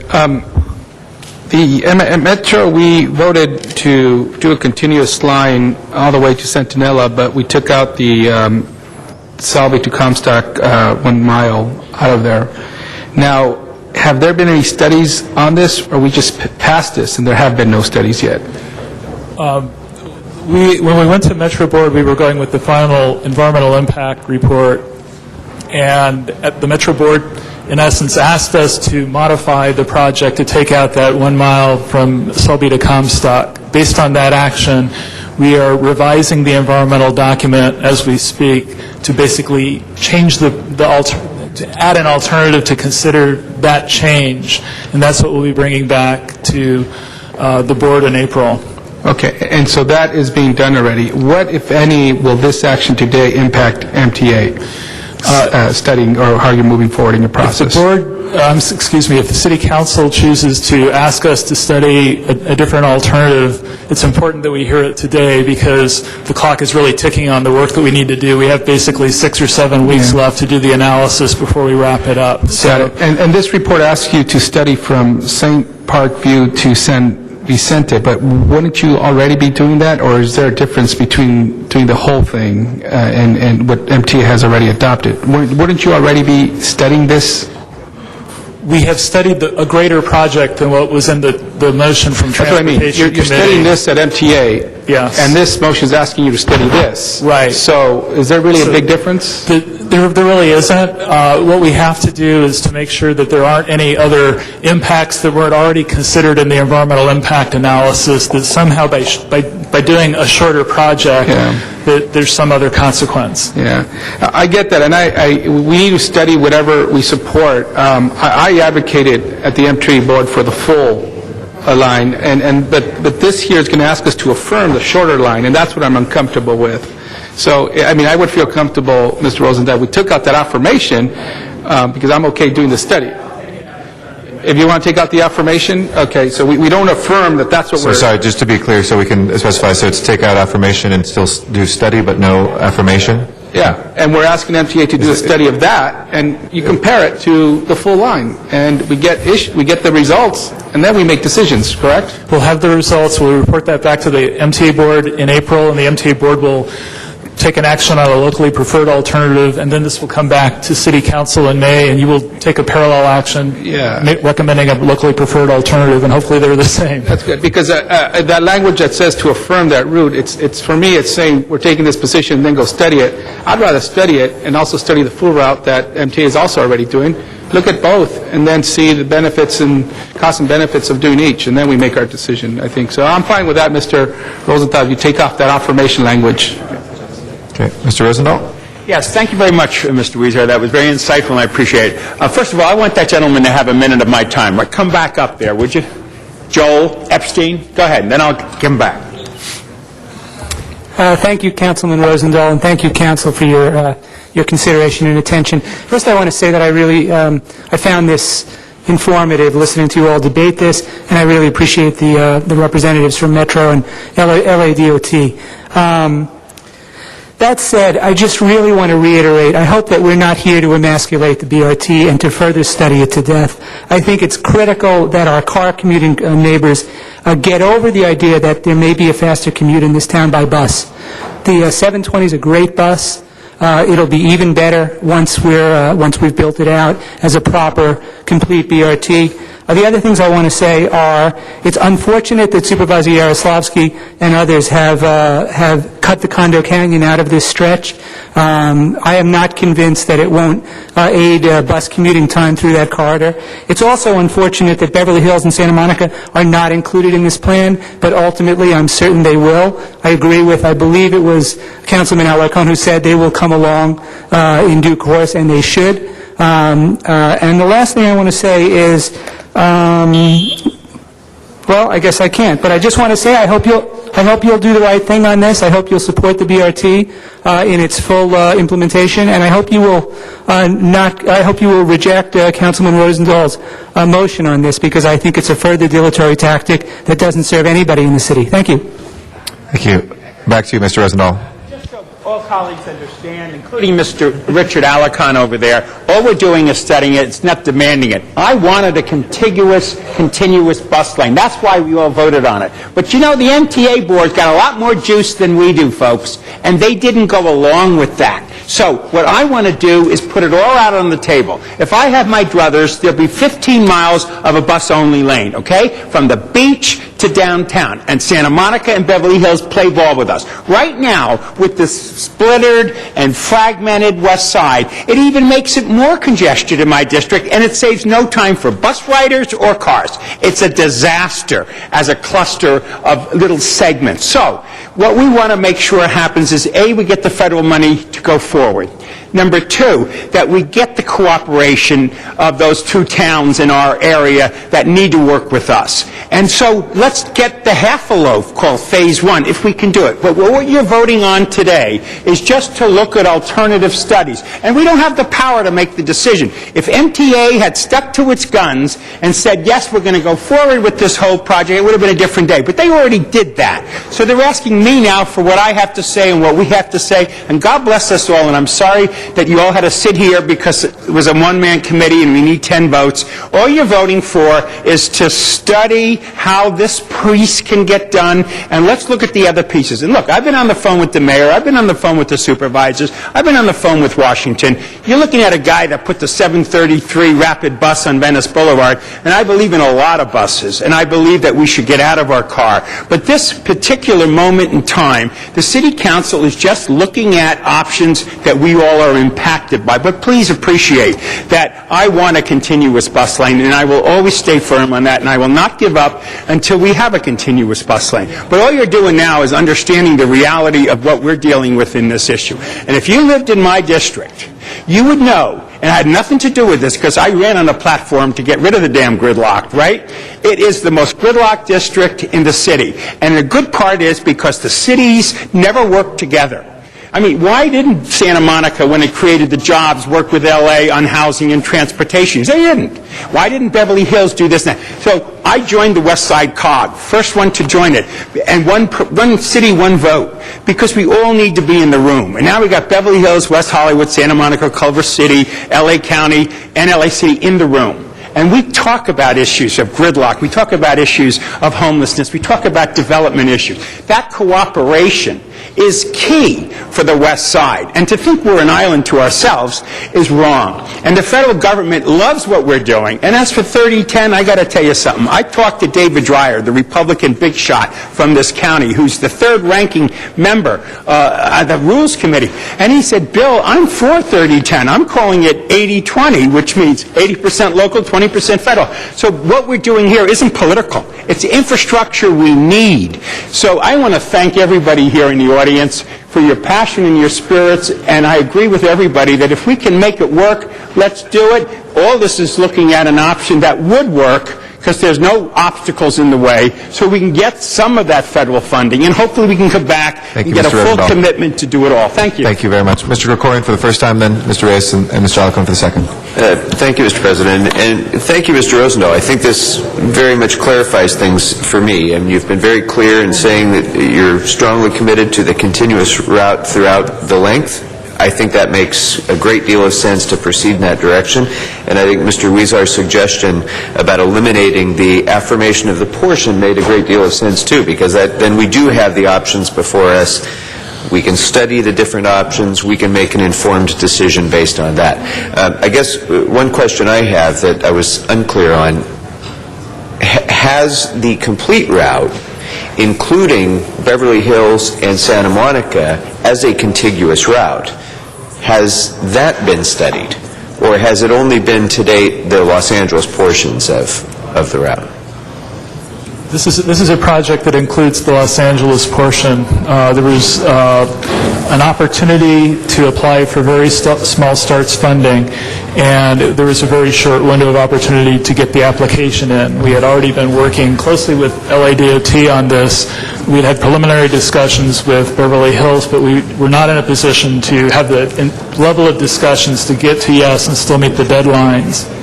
And Santa Monica was kind of the less volume ridership, and so we were actually focusing we weren't really focusing on them so much as this project. So we have not looked at the full thing, including Santa Monica and Beverly Hills. Okay. But we had an opportunity to, and we successfully get federal funding for the portion within Los Angeles, and that's what we focused on. Great, and it's great that that happened. We should do that. Mr. Rosendahl, consistent, I think, with what you're suggesting about looking at the various options, what's better and what's not, to complete a contiguous route.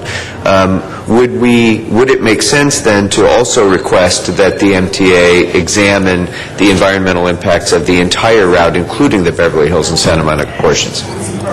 So if you would accept that as a friendly amendment, I'd be happy to support this as well. I think one clarification I would make is that within the context of the very small START grant and the timelines we have, we don't have the opportunity to bring them into the funding of what we're doing. It's not, it's not part of the project, and we would not complete the environmental analysis in time. We would actually lose the funding. So if it's council's desire at some point to bring Beverly Hills and Santa Monica into further stages and seek additional funding, that would be totally appropriate. But I just wanted to clarify that within the environmental document. I think the amendment is simply to make the request. How you stage that in order to secure and maximize the funding, obviously that's what we want to do. But the request would be to encompass that analysis into the overall range of options that we have as well. And the department will commit to working with both cities of Beverly Hills and Santa Monica as well. As you mentioned, Councilmember Rosendahl, we've had that. I think it's, as Mr. McAllister mentioned, that the window of opportunity to get that yes and get it incorporated into this was not there. So we had to do what we needed to do for Protect City of LA and get the funding we needed to build a project. And really, City of Beverly Hills, I don't think has not really said no. It's just they were not really included, and we will continue to work with them through a different process, but we don't want to jeopardize, I think, this funding, this opportunity, and really the vote to be able to move forward. Okay. Thank you. Mr. Reyes. Thank you, Council President. Colleagues, what we're hearing is a sense of inclusivity as a city. We want the whole line. But I think there are some details here that we need to put out in the open, and that is the role of Santa Monica and Beverly Hills in this regard, as well as the county, since I believe it was Supervisor Jaroslawski who pulled out that segment that's within our city as the county supervisor. I would make a humble request if we can do a motion that invites the mayors of Santa Monica and Beverly Hills, along with the county supervisor representative, to work with the city of LA to see what it takes to get them on board. I don't think we've ever formally done that, but what I hear from the advocates is that we're in a very awkward place. If we cannot show as a city that we can do one line, why would other cities participate if our own city can be consistent in speaking in one voice? What I'm hearing is through the council member of the districts, the concerns have been laid out. If we can reach an understanding, put in daylight, make it very transparent, where does it benefit, where it does not, what does it take to create improvements, that has yet to be seen. And that's what these studies are supposed to accomplish. Am I correct? Correct. So we've generated these requests. We've got these studies put on the table, but let's ask the council president and the mayor of this city to invite those key officials to send a team and work with us to reach that scenario where we can have one line. And in closing, colleagues, I took the bus from Cypress Park to UCLA every day for a whole year because I did not have a vehicle. I was a struggling student, and I went stop to stop to stop all the way down Wilshire. It took me an hour and 45 minutes to 2 hours and 15 minutes one way. At 5:30 in the morning, those buses are filled with people who clean homes, do the gardening, secure the homes, and on the way back, it's like another village coming back who were leaving that area as we went through that process. So I understand those tribulations, but I really believe the people in those areas will benefit with a much quicker and a much more efficient bus system. Can I get a second on that? Second. Thank you very much. All right, thank you. Mr. Smith.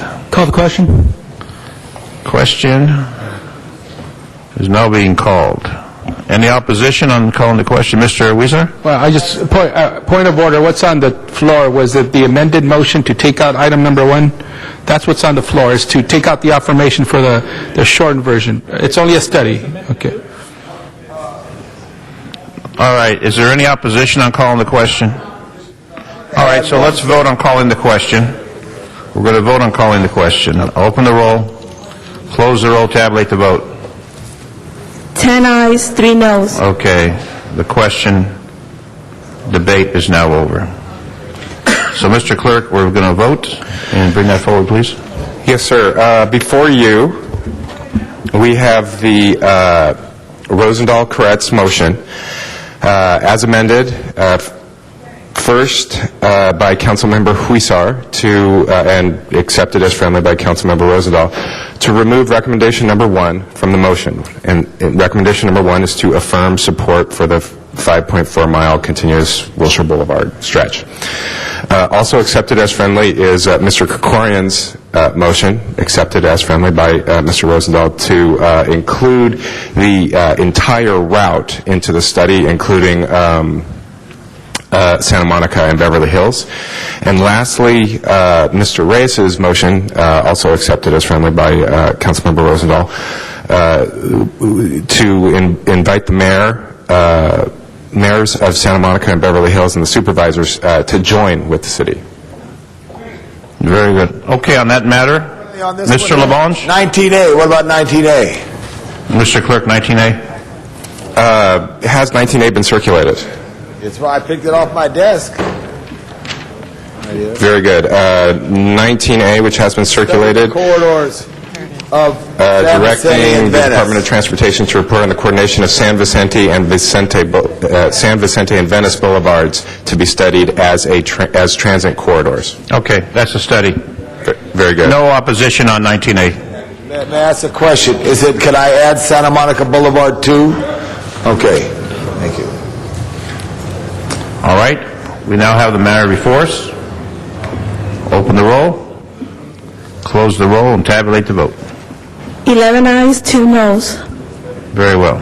Thank you all very much for listening for this. Thank you, Mr. Rosendahl. Thank you. Staff, okay, Mr. Clerk, next item, please. 15, 16, 22? Mr. Clerk, 15, 16, and 22 together. Ms. Perry, Ms. Hahn called those special. And Ms. Hahn, we'll start with you, since you're the chair of the committee. 15, 16, and 22. Okay. Ms. Hahn. Thank you. Colleagues, we heard these items in our TCT committee last week, where a couple weeks ago, where we heard Tim Lewicki, who's the CEO of AEG, discuss their proposal for bringing a state-of-the-art football stadium to Los Angeles. And we had really kind of the first public committee hearing on this subject. And the reason I wanted to call for this hearing was because a major piece of this proposal actually affects our convention center. And when I began to understand that a part of this proposal was to actually tear down the West Hall of our convention center, rebuild the West Hall in a different configuration, and then replace that vacant piece with the proposed football stadium, I decided to bring that into my committee and ask questions from our convention center staff, ask questions from our LA Inc. folks on what's the impact of tearing down a piece of our convention center in the middle of, our conventions that have already been booked. How did that impact the ones that were booked? How did that impact the ones that are going to be booked? I mean, what did this really mean? And we also, as you know, are in the process of issuing an RFP to privatize the management of the convention center. So I also wanted to know, how did this proposal to tear down part of the convention center, build a stadium, how did that impact the current RFP on people coming in and actually managing the convention center? Certainly you're going to have some questions today of these people, but what I heard in the committee was a proposal that would take our convention center from 720,000 square feet to 1.4 million of contiguous convention space. And this is a piece, colleagues, that I find really as a big plus for Los Angeles.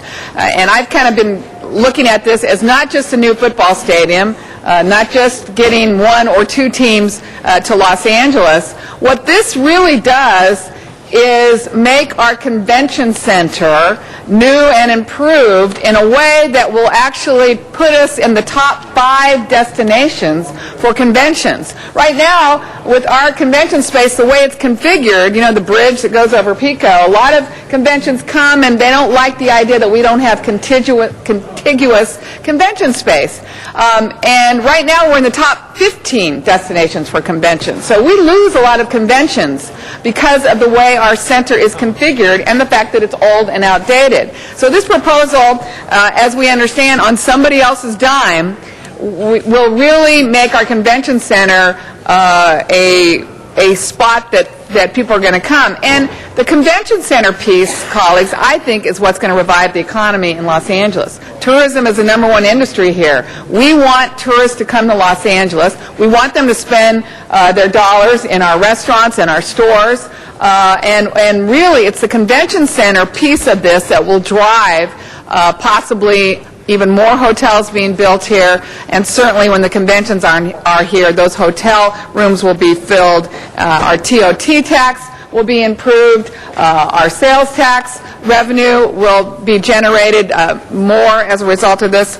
And we know that even a 4% increase in tourism adds about $12 million to our general fund. So when we're sitting here, you know, really nickeling and diming our general fund every week and trying to find out where we can cut, where we can save, how we can get more revenue, tourism really is a key to reviving our economy.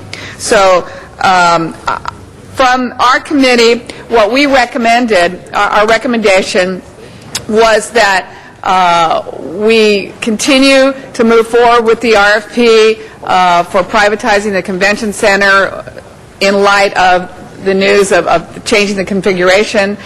We recommended that there be a working group that moves forward and begins, negotiating this deal. I know there's, Ms. Perry's got a motion today about that working group. It was my wish that we had the city controller as part of that working group. I really think we want the public's trust as we move forward this project, and I think just having internal staff negotiating this did not lend to a sense of transparency and openness, and I think the public really needs to be convinced and persuaded that there will be no taxpayer dollars associated with this project. So I added the city controller as a part of the working group, and there's some differences of opinion on that, and we can talk about that later.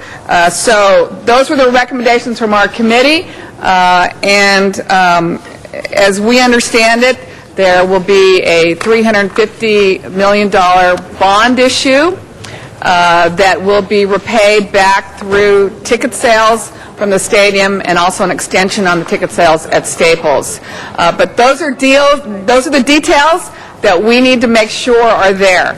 It's been promised that if there was a shortfall in those bonds, that AEG would pick up the shortfall.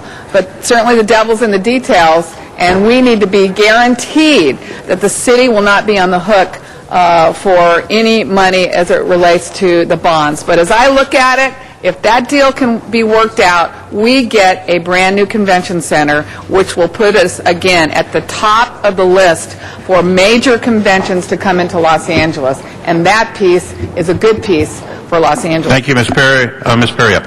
Ms. Hahn, thank you. Ms. Perry. I know.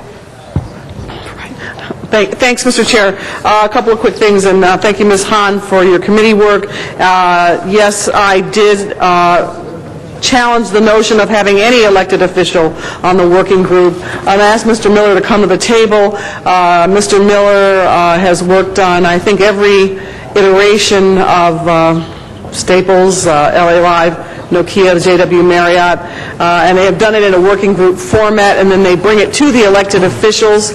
I think there's also a concern, not just for the controller, but for any elected official being a part of a working group because it has Brown Act ramifications. I don't even join the working group, and I'm the person who represents the area, and I actually think it's best that I even stay out of the working group so that these highly skilled, highly talented, experienced individuals we have working on our behalf are free to go through an arduous negotiating process to bring forward to us. Now, you may notice that you have on your desks already a motion that authorizes the President of the City Council to initiate an ad hoc committee. It was signed by Mr. Garcetti, myself, and Mr. Zines, seconded by Ms. Hahn, and I think Mr. Alarcon, and the President of the City Council will go about the task of selecting who would be on the ad hoc committee. That would be the best venue for the working group to come to and report to the elected officials on the process of negotiation, to get our input, to get our reaction, to get our response, and to have our participation. I would certainly welcome input from the controller and the mayor in that venue. I think it will help the negotiations be much more linear, much more organized. One of the worst things that can happen in a place like City Hall is when people are off all doing their own negotiations and undermining the work of the chief legislative analyst who is here to act on our behalf. And I just wanted to have Mr. Miller speak to some of those issues, and I'll press my button again. Certainly. Well, I suppose with the larger issue of elected officials on the negotiating team or the working group, there was actually a conscious decision that was made on the original Staples deal some, 14 years ago now. And I know Mr. Ferraro was very strident in his belief that elected officials should not participate, and the council at the time felt that that was in fact for transparency reasons. They didn't want to be any suggestion that any elected officials were participating in the negotiations and then voting on the transaction. So the working or the negotiating team was my office, the CAO, and city attorney. I believe that worked well in the original Staples deal, in the other Live deal, in Grand Avenue. There have been a number of examples where that construct has worked well. Specifically with regard to the controller, I would want, and I'm sure the council would want the controller, when a deal is put forward, to weigh in on that deal, and it would be difficult for the controller to do that if they were participating in negotiating it. So I think in response to how the working groups have been set up in the past, now to be clear, we always hire consultants who know what they're doing to advise us on this. This is not simply, city staff. We have a team of experts, and then we bring the entire project or proposal to the council in a public forum to debate. I would anticipate that what we would bring forward when the process is done is a term sheet, not the final agreement, not, you have to approve this today, but here are the outlines of the deal terms, and let public hearings happen, let the public weigh in, clearly the mayor's Blue Ribbon Commission weigh in, the controller weigh in, and have the debate about what ultimately will go in the final agreement. We would then go back and have that final agreement drafted and bring it forward for approval. So this is just the very beginning of the process. Nothing has been decided yet. You are not approving anything today other than initiating the process. So, Mr. Chair, if I could just conclude my remarks at this point. Again, we have a working group with skilled people from inside with the assistance of a third disinterested party to help participate in that, CLA, CAO, city attorney, and consultant, and then bringing it to us on the public record. And as an elected official, I feel far more comfortable having a discussion about whatever terms the negotiating body does bring forth in a public manner to debate with colleagues, both in the council, including the mayor and the controller's office, and any other elected official who feels that they must weigh in a public venue. So in the interest and the pursuit of transparency, I think that is a much more logical manner in which to proceed. And as such, I have a motion on your desk. It's 16A, and in order to revise or amend the Tourism Committee's report I hope that you will support that. And particular note is the first paragraph, which indicates the working group should be comprised of the CLA with the assistance of the CAO and any other relevant entity. And the language is affirmative rather than negative. And so the effect is that it will have staff, not elected officials, on the working group. So I hope you'll vote affirmatively and amend the committee report with motion 16A. Thank you. The next speaker is Mr. Cardenas, followed by Mr. Koretz, then Mr. LeBonge. Mr. Cardenas. Thank you very much, Mr. Koretz, for allowing me to go before you on the queue. Thank you so much. I agree that having an ad hoc committee on this matter is definitely something that should be part of the whole repertoire of all the different things that people are saying should happen in order for the tires to be kicked on this. But as far as I'm concerned, a blue ribbon committee, that doesn't have anywhere near the weight or the public scrutiny of an ad hoc committee. An ad hoc committee means that all the meetings would have to be publicly noticed, means the Brown Act would have to be respected, the public will be able to make comments, etc., just like what we see here. I think that that's a perfect example of again, it's probably going to be a repertoire of things because we can't stop the mayor from having a blue ribbon committee, fine. And with all due respect, I don't think there's anybody who's high profile in the city that doesn't want to be part of this dialogue or deliberations. But the fact of the matter is, the formal responsibility lies with the body of individual elected officials called the City Council of Los Angeles. So I want to thank my colleagues for putting that motion forward about creating an ad hoc committee on this very important issue. In addition to that, I think that I'm kind of going to say the next thing a little bit tongue-in-cheek, but I'm half serious, and that is that $700 million for naming rights for 30 years, and yet we're looking at cashing out only about $50 million to turn over all of our parking lots. Maybe we ought to keep our parking lots and then sell the naming rights on our parking lots, especially those that are nearby freeways or what have you. Maybe we can actually get more than $50 million and actually keep our assets and keep control of the rates in our parking lots, etc. So I kind of say that kind of half tongue-in-cheek, but I also say that seriously. Second. There's reasons why when we look at things and we scrutinize things or what have you, maybe we realize that one idea can be improved, or after deliberating or what have you, we build a better mousetrap. So when it comes to this particular football stadium, I think it's really important that we all realize that this is a high-profile glitz and glamour project. But at the same time, it's still a project with a lot of jobs, a project that requires a lot of planning, a project that requires EIRs, a project that the current proposal actually talks about building it on city-owned land. And then when anybody from the private sector says, from the onset, it's not going to require any dollars from the taxpayers, but I also want to ask that private entity, okay, you're saying it doesn't require cash, but is it going to require in-kind contributions on behalf of the public's assets, etc.? That's why we should have an ad hoc committee to ask all of the specific questions that need to be asked so that we actually can look at the taxpayers and the owners of this property, the people of Los Angeles, who've entrusted us to make responsible decisions, and be honest with them and say, we have taken all of the things into account, we have all the questions answered, and we're not being tricked by saying there's no cash we're asking of the people. But we have to ask, are you asking us for land? And if you are we going to be compensated appropriately for it? Or are you going to ask that for an in-kind contribution to the project because you are creating jobs, etc.? So those are the reasons why an ad hoc committee makes the most sense when it comes to this deliberation. Thank you. Mr. Koretz, followed by Mr. LeBonge, and then Mr. Alarcon. Thank you, Mr. Chair. Well, this is a difficult issue for me. I'm a huge sports fan. I was a huge Rams fan. My best times in life were going to Rams games and Dodger games with my father when I was a young kid. And I remember Roman Gabriel and Merlin Olsen, and looking at the press conference / rally that we had with folks like Magic Johnson and Deacon Jones excited about this project.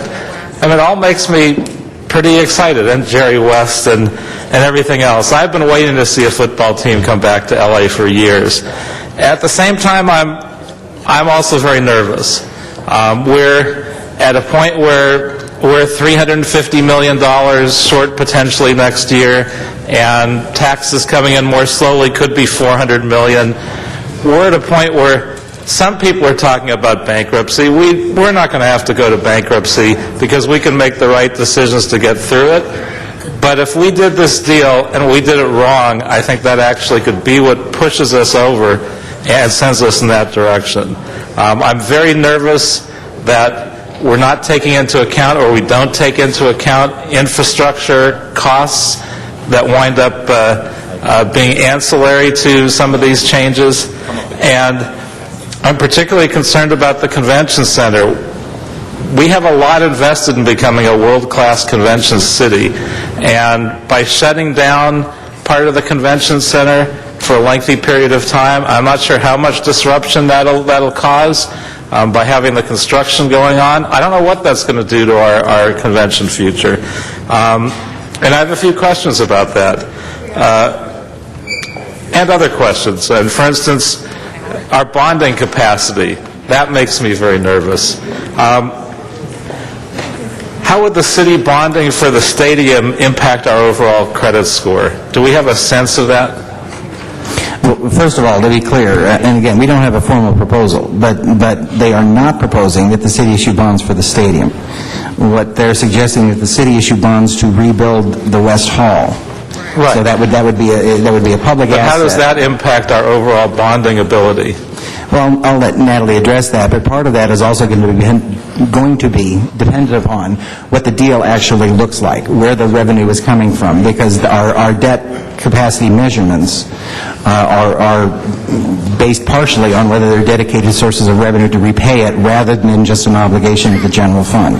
And I would note, before you answer that question, I certainly agree with Mr. Cardenas that we should have an ad hoc committee. We need to be as hands-on as possible because we're already on a tightrope. We take one wrong step, and I think we could push the city into bankruptcy, and I don't want to see that happen while it's all on our watch. So if you could please answer that question. I think that Jerry answered it correctly. The bonds would come from revenue that would go towards the bond, so it wouldn't be general funds, so it wouldn't hit our 6% limit. How would that impact our ability to get to investors and takers? I know it hasn't been that easy so far. Would having this amount in bonds related to the city have any impact on that? It depends on how the deal is structured. It's hard to answer that without not knowing what the deal would be. So we obviously have to be very careful in that regard. What are the current bonds outstanding on the convention center? Approximately $445 million. And the debt service? It's about $48 million a year. And how would doing this deal impact all of that? Would we have to pay that off first? You'd have to pay off portions of it because you are going to, if I understand the deal correctly, they would demolish West Hall, and that's paid for by bonds, so you'd have to pay off the debt that has to do with West Hall. And if we have ancillary infrastructure needs around all this building, but not directly related to it, will that be paid for in this deal, or would that be all at city expense? Street-related, sewer-related, et cetera, et cetera. Well, again, I reiterate, this is really the first step, and a lot of your questions can't really be answered until we engage in formal negotiations. But there will have to be an EIR. There will, and again, despite what some of the media suggests, there will have to be an EIR. That EIR is going to require mitigations, and those mitigations would be the responsibility of the developer. So certainly there are going to have to be traffic mitigations, there are going to have to be other mitigations that are included.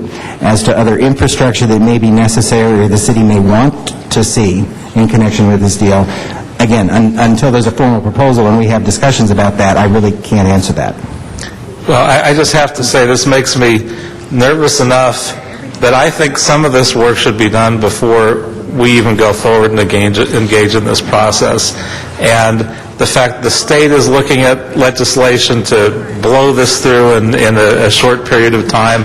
I'm very nervous we don't do the proper analysis, and we screw this up for generations to come, and I want to be sure we don't do that. Thank you, Mr. Perret. Mr. Lamonge? Yeah, thank you very much. I just wanted to rise first and ask Jerry, the Staples deal, good deal for the city of Los Angeles? It was a great deal for the city. Okay, could you put that on our website with a little letter dated today, that just to review for the folks, whatever the Staples deal was, so they know and understand it? People are very interested in this issue.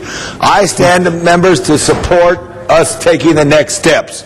Certainly, I would love to see the convention center expanded. If you look back at the time in this council, the most significant vote was an 8-7 vote. That was a vote whether to welcome the world to Los Angeles. 8-7 for the '84 Olympic Games, which took place in 1978. 8-7. As we go forward, it's good to take the next steps, Paul, and I love your enthusiasm, and Deacon Jones and Roman Gabriel and all that stuff, but I want that for the kids of Los Angeles. I personally happen to love the Roskies. I personally happen to love the concept of something that would bring football back to Los Angeles, but the city of industry, which is a competing one, is not Los Angeles. And I know in my experience, which included 24 years as an assistant with NFL Films, when the Rams left to go to Anaheim, the West Side didn't come, the Valley didn't come, and Hollywood didn't come. This work that has been done at Staples Center, which used to be parking lots, an old police station, and a Hofbrauhaus down there at the convention center, has transformed Los Angeles. And they used to be parking lots, and that's where Cirque du Soleil first started. They went to Little Tokyo, they went and they really got their kick in L.A. And now they're dramatic, as Mr. Garcetti will tell you. So next steps are extremely important, but we have to be extremely cautious. I want the mayor's business team on this. I want a representative of the mayor there. I don't want the mayor in there. I don't want the mayor in there. I want a deputy mayor, Austin Butner. He just finished his work up at the DWP. Maybe he would be someone. Members, I think we win if we get the mayor involved. And I want a deputy controller in there. I don't want Wendy Gruhl in there. I love Wendy Gruhl. But get a deputy controller just to look at this as we go along. Because, again, we're going to get to some point where we may be 8-7. And I want us to be 15-0 if it's right for the people of Los Angeles. And the big thing that I'm going to require is Mr. Wax, who's a champion of the arts, came up with 1% for the arts. I want 1% for athletics, because we have to really scrape for our children throughout the city, and if there's 1% in this project that generates help for athletics, that's humanities. So that's what I'm going to look for, to protect the people of Los Angeles, to do the right thing, and make sure this is an enhancement of the Figueroa Corridor. The transformation of Exposition Park is now part of the SC complex, as the commission has delegated that in a long-term contract. This is the spot that we should look at this time to see if it's right. Now, if it's not right, it may be someplace else. And above this all, whatever we do, is the 32 members of the National Football League. They're going to decide. And I hope, and I believe, instead of getting a team to come out here from another place, they will probably expand by 2 members if we do this right. That's all I have to say. Thank you. I say, as Janice Hahn said, get in a huddle, but make sure the mayor's office is represented by the business team and the controller by a deputy controller. And Jerry, do your good work. Mr. Alarcon, followed Mr. Rosendahl and Mr. Garcetti. Mr. Alarcon. Councilmembers, I want to respect a request by Mr. McCosker. He had submitted a card for 16, but technically they're not having a hearing on 16, so if he had submitted the card for 22, to make it simple, I just want to yield my time to Mr. McCosker. Without opposition, Mr. McCosker. Thank you. Thank you, Councilmember Alarcon, members, and that's a hard act to follow, Tom. Very well said. You know, I really like what I'm hearing here. I've heard a lot of real analytical type questions coming from the council today about this project, and I like what you did. I liked what Councilmember Huizar did on the last issue before you, where you said, let's study this thing, let's be honest about it, and let's don't have any foregone conclusions about whether it's good or bad. I mean, that's what I would ask you on this thing. I love football too, like you all do, and I certainly love Los Angeles, and I hope like heck that we get a pro team here in Los Angeles. But more than that, I hope this benefits the general fund in the end, that it's not a drain on the general fund, because we've had a drain for the last 2 years in the general fund. It's shrunk, and you've stopped, or you've decreased the amount of services you provide, including ours, including fire and paramedic service. 15% reduction every day in the number of resources, the number of firefighters and paramedics on the street. because of the shrink to the general fund. So please ask the tough questions, please analyze this properly, and please, let's don't get starry-eyed about this, but make sure that it actually is going to grow the pie, that the general fund will be better off at the end of the day, so you can go back to providing the level of fire and paramedic protection that the people of Los Angeles deserve. I would hate for the people of L.A. to be left holding the bag if some team pulls up the stakes and moves back to Minnesota or someplace. You know, we've seen that before. We've seen cities in the United States left holding the bag, and we've seen this city left holding the bag on much lesser issues like the Michael Jackson funeral. So please, let's don't have that happen here. Ask the tough questions, pass this motion, analyze it, and do it the right way. Thank you. Thank you, Mr. McCosker. Mr. Alarcon, with your remaining 1 second. 1 minute. Council members, having been here when the council made the decision on Staples, I can tell you that it is very important that each of us understand the details at the end of the day.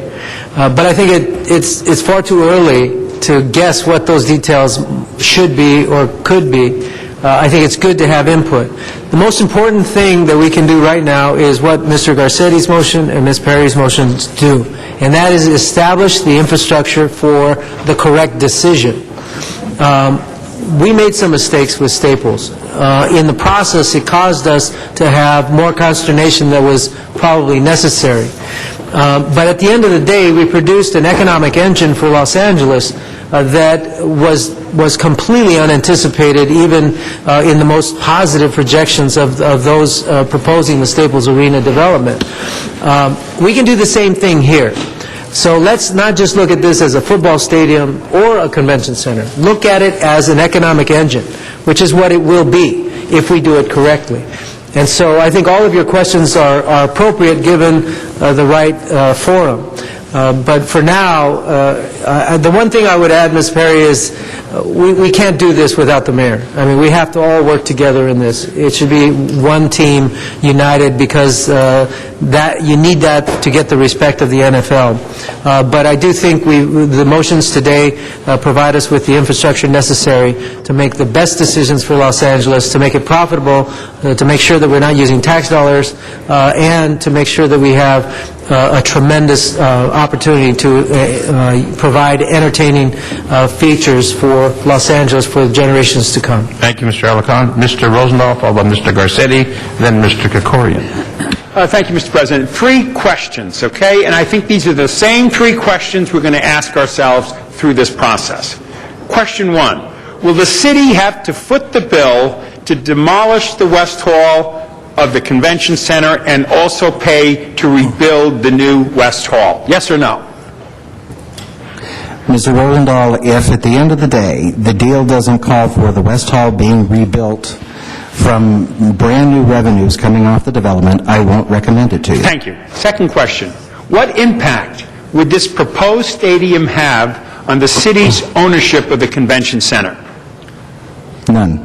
Third question, we're currently paying $46 million out of the city's general fund each year on debt service. What impact will a new stadium have on the outstanding debt owned at the Convention Center?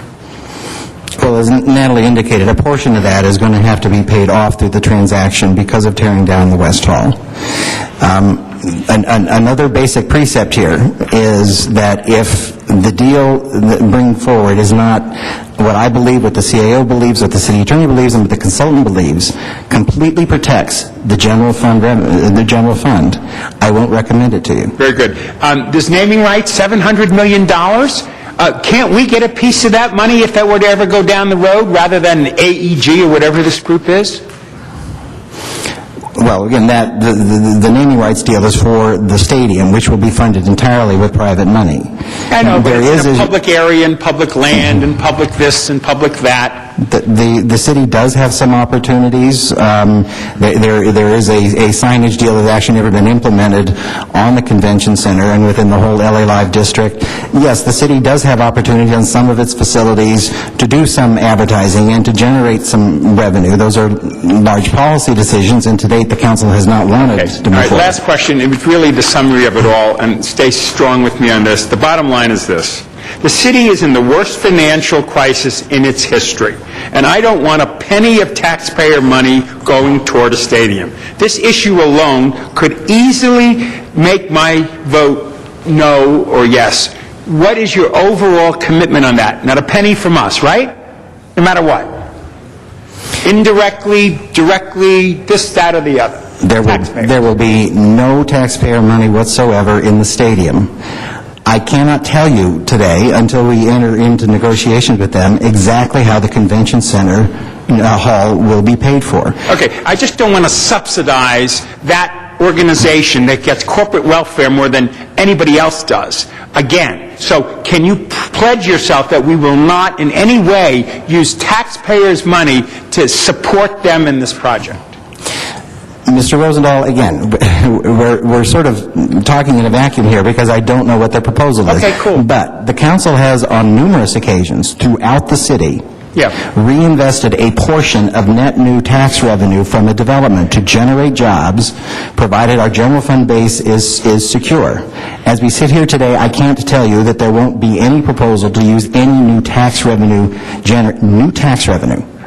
provided that everything is guaranteed from the developer on the convention center, and that it's very clear that anything that goes into it is new money, and it will not impact any revenues we have today. Okay, because in any way, I don't want to be seduced by this group. I want to have the stronger position of the two as a city. Yes, we'd love for you to come in. Yes, we'd like to have a stadium. Yes, we'd like to have a team there. But I want to go in with the toughest position on the taxpayers' behalf so they don't hook us, and 5 years later we find out we're paying this and that and the other. Can I get that sense? You can. My approach to this is going to be exactly the same as Staples. It's great that we have the Lakers here. Yep. We did not do Staples to get an arena.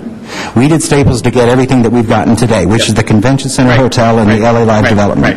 It's the same issue here. I'm not approaching this as, my gosh, we have to have a stadium. What we need is something that's going to work for the taxpayers of the city, and if getting a stadium is part and parcel of that, that would be terrific. Cool. Thank you. Mr. Garcetti, then Mr. Krikorian, then Mr. Reyes.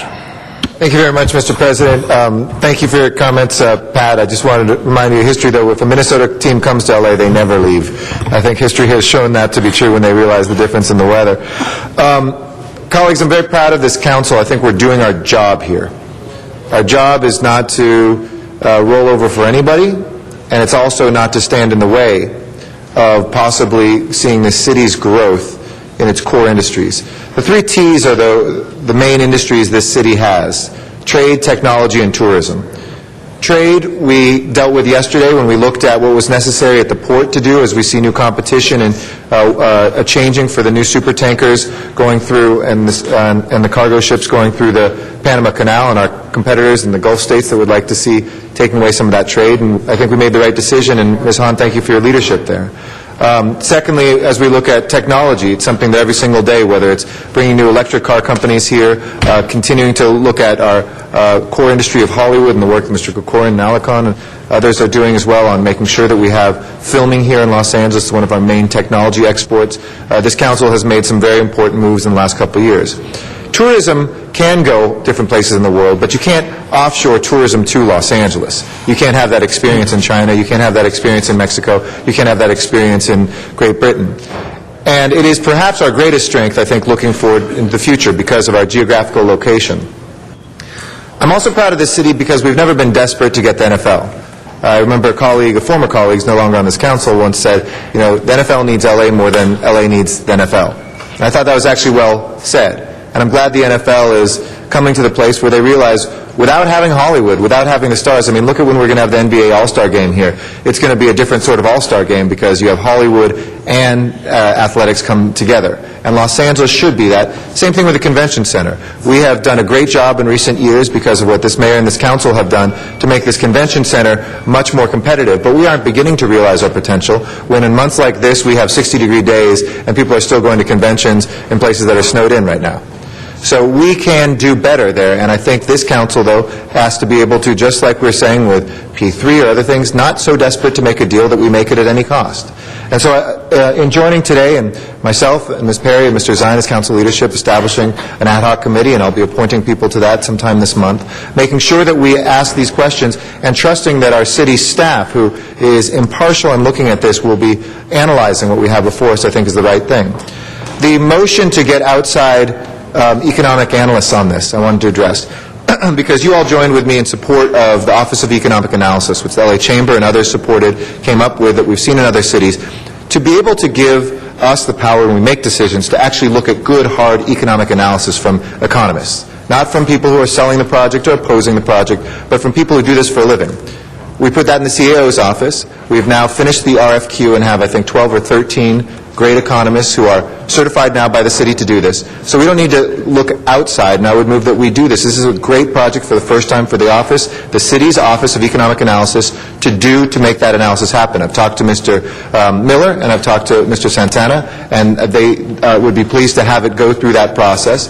If we get money from the outside to do that, I want to make sure that money has no strings attached to it. If somebody wants to donate to our general fund, I'm happy, because that'll help us kick the Office of Economic Analysis into next year. As you'll recall, I funded that through discretionary funds, AB 1290 funds, because in a tough budget year there was nothing else. I took that from CD 13 to help us do economic analysis for the entire city, because I believe in this so strongly. So I'd offer that as a friendly amendment. I know we talked about it briefly 2 days ago, and I think that would allow us to have the outside economist outside analysis, but through the city's already certified system instead of starting from scratch.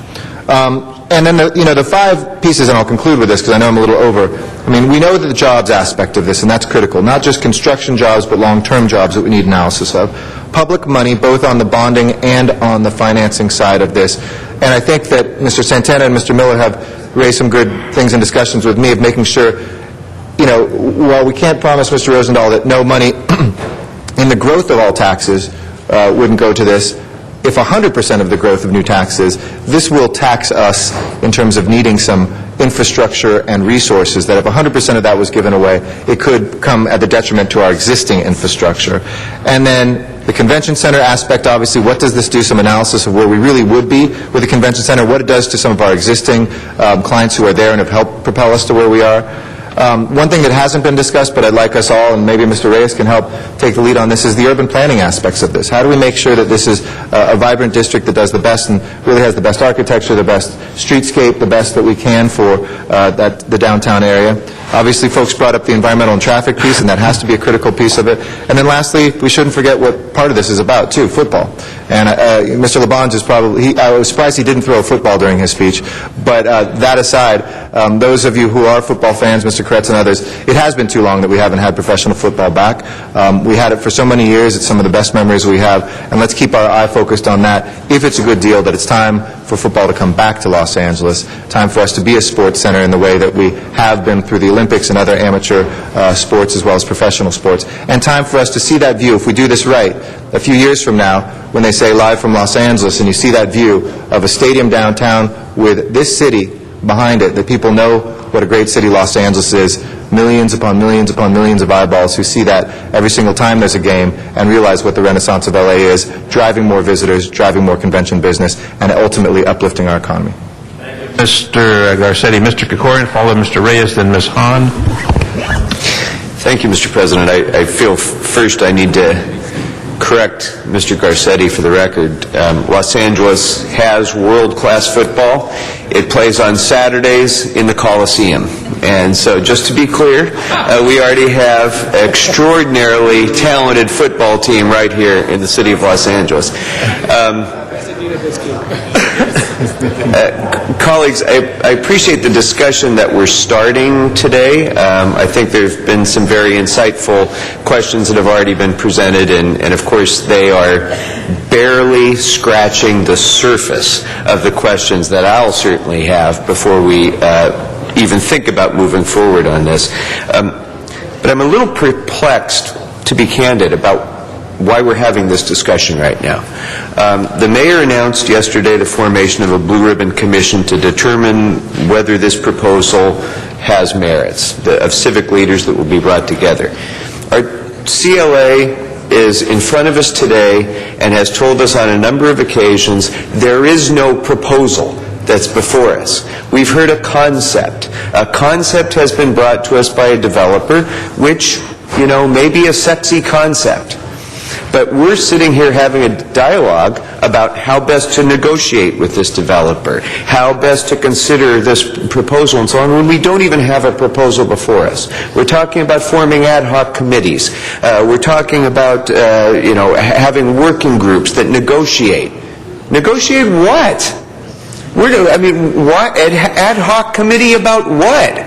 If we have extra time on our hands right now to be forming ad hoc committees, to be asking our CLA to go and negotiate and have formal discussions, I think we ought to be devoting that extra time to the emergencies that are before us right now, like ensuring that we address our $350 million budget deficit and our $450 million budget deficit the following year. And I know, and I don't, by saying that, I don't mean that we are not doing that. I know that every one of you is working overtime to try to address those things. But I just don't understand why, when a developer comes before us, a developer who's done some great things, and really done some terrific projects. But nonetheless, a developer who comes before us and says, I want to get city approval done within 3 months, and the City Council of Los Angeles starts forming ad hoc committees because that developer wants to get city approval in 3 months. I'm perplexed by that, and I'm a little troubled by it. And I would suggest the mayor's formed a Blue Ribbon Commission. Let them form the Blue Ribbon Commission. Let's hear what the Blue Ribbon Commission has to say. Let them go off and do their work. When they're done, when this developer is prepared to do an actual proposal to us, when this developer has an EIR that's done, when we actually have the ability to answer some of the important questions that some of you have asked, then let's start considering this. But I don't see any reason why we should be changing processes, diverting attention, spending our time, the CLA's time, the CAO's time, presumably the city attorney's time, and others within the city structure to try to resolve some of these issues when we don't even have anything before us at the moment, and we have, frankly, much more significant decisions to make right now. If we're going to form ad hoc committees, let's form an ad hoc committee on saving our libraries. Let's form an ad hoc committee on, creating green jobs. Let's form an ad hoc committee on ensuring the sustainability of our employees' pension plans. Let's do some of those things first, rather than, changing I don't want to say changing the rules, but creating new structures by which we can evaluate a plan, a concept. It's another one of many concepts that are proposed. And I'm perplexed as to why we need to jump through hoops now to figure out a way that we're going to evaluate something that hasn't even been presented to us. It's not on any of our desks. We don't even have an outline of a proposal on our desks, and yet we're talking about forming ad hoc committees. I'm baffled by it, and I think we should separate these out. Item 15 is an item that will call for a report back on the impact of such a proposal on the potential change in management, privatization, whatever we're going to do with the convention center. Makes perfect sense, because this is something that we should move forward with so that we can evaluate whether there's revenue-generating opportunity coming out of our convention center. I suggest that we move forward with that. The other matters, I just don't see why we have to proceed with this right now. I think let's go through the normal process of the city. Let's consider these things in depth in committee before we move forward and instruct our CLA to go and do extra work that he doesn't have the time and his staff doesn't have the time to do right now. Thank you, Mr. Corey, and Mr. Reyes, followed by Ms. Hahn, then Ms. Perry. Thank you, Council President. I appreciate the fact that we don't have a proposal yet. We can't make judgment yet because we don't know what's in front of us. What I do know is that our revenue base is shrinking every week, every day. The longer we stall in how we become proactive in creating that revenue base, the more layoffs we'll have, more shortages in services, all the things you mentioned, Councilman Krikorian. Those issues are very real. And if you look at our great city on the map. We see the poverty levels, where they exist, the issues of impact, where they exist, the extreme condition of poverty in our city. The need is very, very great. So I take a step back, and I see an organization that's already built an arena, it's already built an economic engine, has had a multiplier effect, has created jobs. So I don't understand why we would want to create an environment that says we don't need to urgently create jobs. We need to do that.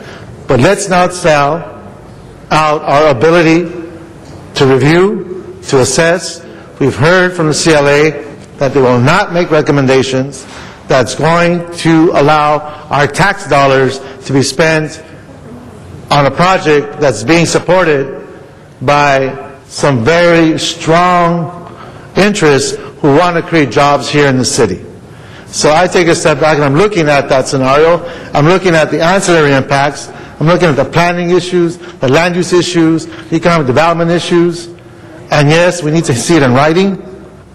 But the environment I believe we should be creating is one in which says, how do we facilitate?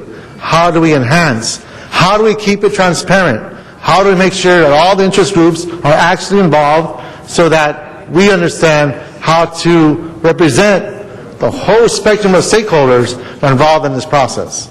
So I respect the concerns. I respect the fact that we should be very careful.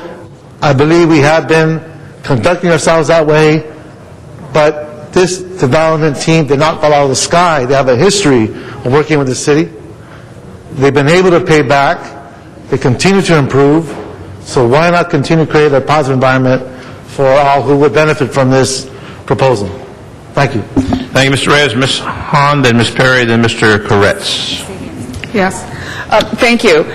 And again, in our TCT hearing on this matter, we asked many of the questions that have been asked this morning. For instance, what impact does this have on our convention center? I mean, and it's unfortunate today that we don't have convention center staff here. I mean, I think that would have been helpful to have asked them that question. And according to them, as well as LA Inc., who actually goes out there, their whole mission is marketing our convention center and trying to book conventions for years out. And according to them and this proposal, this concept, is that the new West Hall would be built before the old West Hall is torn down. And their comments back to me, this is our convention center staff, that, that kind of construction, they could continue to work around it. They didn't feel like they would have to drop any regularly scheduled conventions. But again, the opportunity for us to be a world-class destination is really what I believe is driving their interest in the project. And again, we were also concerned about how do we add $350 million debt onto an already $450 million debt. How do we retire the bonds that are associated with the West Hall? How does that work? And again, all of that is something that we're going to have to make sure we see. I appreciate you wanting to move forward 15, which basically will get the report back so we can see in writing how this proposal affects the privatization process that we're going through. But I will tell you, on the 22, Paul, that's where we talk about a financial analyst to look at this deal purely from a financial standpoint. How does that impact? What's the revenue? What's the debt? How does this impact us? Now, Jerry, I'm just going to ask you, I know Eric asked as a friendly amendment today to talk about the Office of Economic Impact, but my motion really asked for you to do an RFP for a financial advisor that had stadium and convention expertise. So kind of tell me what's the difference between asking you to go ahead and do that and sort of route it through this new Office of Economic. What's this office called? Economic Impact? Office of Economic I'm sorry, I'm also drawing a blank. Right, okay. Actually, your question is an excellent one. What we would need to do is look at the qualifications of the response to the RFQ to see if they do have stadium experience. You are correct that this is going to be a unique situation. Right. On some of the developments we've had in the past, whether it be Grand Avenue or Blossom Plaza, or we have people there who are experts in office, retail, real estate development. We're going to need people at the table that understand the economics of sports. So my feeling is, again, I would continue to want to move forward with the specific financial advisor that had expertise in stadium and convention. I mean, that's what we want to have on this. So however that works, I'm just not sure that the new pool that we have will fit that bill. So we want you to do that as quickly as possible. And just to answer Pat McCosker's, and what do we do if we're left holding the bag if the team goes somewhere else? And I think that, again, devil's in the detail, but I think that's what makes this deal really important for Los Angeles. It's not just about a football stadium and 9 games and maybe a Super Bowl.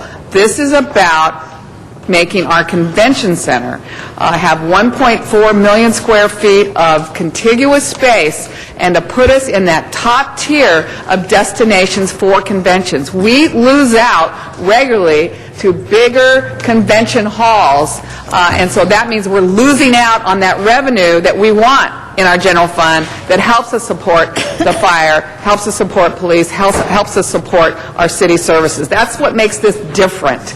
Even if we lose the team eventually, we have this, again, new and improved convention center that I believe will begin to reverse our economic downturn here in the city if we can attract those big, huge conventions, and the number of events that could be planned at this new convention center really is what is going to drive jobs, it's what's going to drive the economy, and it's really what's going to drive our general fund, and that's what's important. We have a lot of days where that convention center is dark. Nothing is happening there because it's not an attractive place for conventions to come. So that's what makes this different. Now, I'm not going to go down, I don't need to fall on the sword to have the controller a part of the working group, but I do know that the controller is the elected watchdog for the city's taxpayers. I think the people elected the controller to pay attention to these kinds of things. So I would still like to see the controller's office in some way involved in the working group.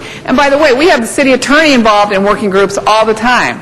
And city attorney is an elected office as well. So I don't think the fact that those two are elected positions somehow taints the process. That neither one of those will ever be voting on the final deal. And again, I think this deal, we need to get the public's trust. It's the public that we have to make sure believes that they're not going to be on the hook for this deal. So that's the reason I wanted the controller's office. If that's not the will of this body, that's your prerogative. But I think the people would appreciate their controller involved looking at this as it moves forward. Ms. Perry. Yeah, thank you very much, and I just wanted to reiterate a couple of things that were said before. Mr. Miller, the Chief Legislative Analyst, is representing the interests of the City of Los Angeles and the City Council, and as such, he does have a vast amount of experience, so I don't want our conversation to go in the direction as if he's almost not here, and he doesn't know what he's doing, and he can't be impartial, and he can't represent the best defense on behalf of the City of Los Angeles. But I do want him to be able to do his job, and for the CAO to be able to join with him, and for them to be able to bring the terms of a deal back to us, back to the ad hoc, in a way that is unfettered, and they can do their job without interference. Now, as for the issue on the controller, again, Ms. Hahn, I appreciate it. I don't want to beat a dead horse, so we'll just let it go. But I did put in 16A, a controller will audit the deal. When the deal is done, a controller can come, the mayor can come, everybody can come to the ad hoc committee. We can have a festival there and talk for hours. I see us having 8-hour meetings. I hope that we do, so that everybody can get it out there on the record, and I believe that an ad hoc is the very best place for elected officials to come and speak. But I hope that you will vote affirmatively on 16A and amend the report, and I hope that we can move this forward so that Mr. Miller can get started on the task of gathering the information, putting it in a format that is digestible and logical, so that we don't have to, people don't have to be nervous or wondering this and wondering that. He's done this a number of times. There is a logic and a process that one can use to move through a complex transaction like this one, and I would feel a lot more comfortable if he were allowed to be able to do that and do his job with his team to the best of his ability. So that's all I have to say on it. Mr. Kritz. Yeah, just a few thoughts. One on a positive side, if this actually goes through, to make it work, I think we need to fill the stadium as much as possible. We're talking about building this, and at the same time, we're talking about demolishing the sports arena to build a little soccer stadium. Is there any reason why we can't look at using this facility for soccer as well and not having to spend another $1 billion somewhere else? That's certainly an issue that we can discuss with them. Absolutely. Okay, well, that's something on the positive side. On the less positive, a few thoughts. One is we talked about how successful Staples Center is and what a great deal that was. And it obviously has been incredibly successful, but the original Staples Center deal would have been much less positive for the city and would have had us on the hook for many more dollars. But the city council was somewhat starry-eyed and excited about the process, and initially approved something that was much less positive from a revenue standpoint. So we have to look at the fact that we can't be starry-eyed. We've got to make sure this is a good deal, and if it's not a good deal, be willing to say no, unlike what the council did the last time out, where we were fortunate that there was a council member that didn't care that much about sports and did care a lot about saving the city money, or we would have been in a lot worse position. Also, the idea of this being an engine, an economic engine in the area, there's no question Staples Center was. That area is reviving and economically developing like nobody's business. But plunking down this extra stadium, I think, is really going to have diminishing returns in that regard. I think just about everything that can be done to make this area thrive is happening, and I'm not convinced that this stadium will do that much more, so I don't think we should expect it. Also, we don't know how well this team is going to do. The fact is we've been without football for years. We have the Lakers, we have the Dodgers, even the Clippers are a pretty damn good team now. Having a new expansion football team, there's no guarantee of success, and I'm hoping we're not basing all of our revenue projections on a guarantee of success. And lastly, my greatest concern of all is we're facing a budget which does not have an obvious solution, and will take every minute of all of our budget people and all of our resources to get through this. How we're also going to spend 3 months fast-tracking a stadium and using every possible resource there when we are under-resourced to begin with is hard for me to figure out. So that is a continuing concern as well. Mr. Garcetti. Mr. Garcetti. Number 13. Thank you very much, Madam President. So I wanted just to give a couple comments. I wanted to respond to Mr. Krikorian's comments. I think it was a false frame, and I respectfully reject the frame that you put before us. And let me address some of the things specifically. I think you're right that people want action out of this council, and they want us to produce. They want us to produce on the budget, and I appreciate that you said we did. I mean, in the last 2 weeks, we did another $30 million of cuts. It has been something that we've been extremely focused on. But the other thing they want us to do is put people back to work. And so when we have the possibility, I know that if this wasn't a big developer that's easy to slam because it's a big developer as well, and I'm not defending this developer in any way or embracing them. I'm being neutral. But if it was somebody coming to us right now saying, I want to open up a business in our district, we would absolutely sit down and start talking to them. We would send them to the right city officials and begin negotiating. We would make sure that we weren't doing something that was taking away from our taxpayer money to make that happen, but putting people back to work is one of our top 2 jobs right now. An ad hoc committee, maybe in terms of some of the history, I'll wait for a sec because I want to make sure You can hear me, Mr. Corcoran. So on the ad hoc committee, we had an ad hoc committee on stadium and NFL deal up until recently. I've kind of started abolishing a lot of the ad hocs when there wasn't business before them because they were legacy things that just kept going and going. So there's actually a very strong history of making sure it's there to defend ourselves. And I know that you recommended, well, why don't we let the Blue Ribbon Commission just take care of that? Two reasons. One, that happens behind closed doors. It doesn't have to answer to the people. It doesn't have to have sunlight. It doesn't have to agendize things. It doesn't have to have a conversation like this that's televised and that people hold us accountable for it, the press comes to. And also the Blue Ribbon Commission, with due respect, it's been created by a mayor who basically kind of endorsed this already at a press conference. So for me, we have the best neutrality right here to be able to do that as well.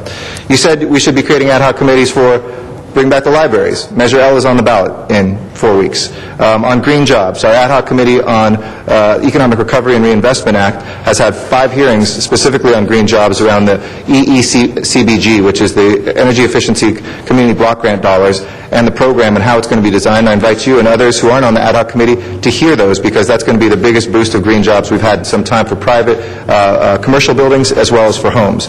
You said on pensions, we have Prop G that is right there, and we've been discussing. So those things, it's not those things aren't happening. It's that I think we have to make sure that we have a process moving forward that does exactly, I think, what you want, sunlight and protection of what's out there. Lastly, you endorsed number 15, said you like that. Number 22 is oversight.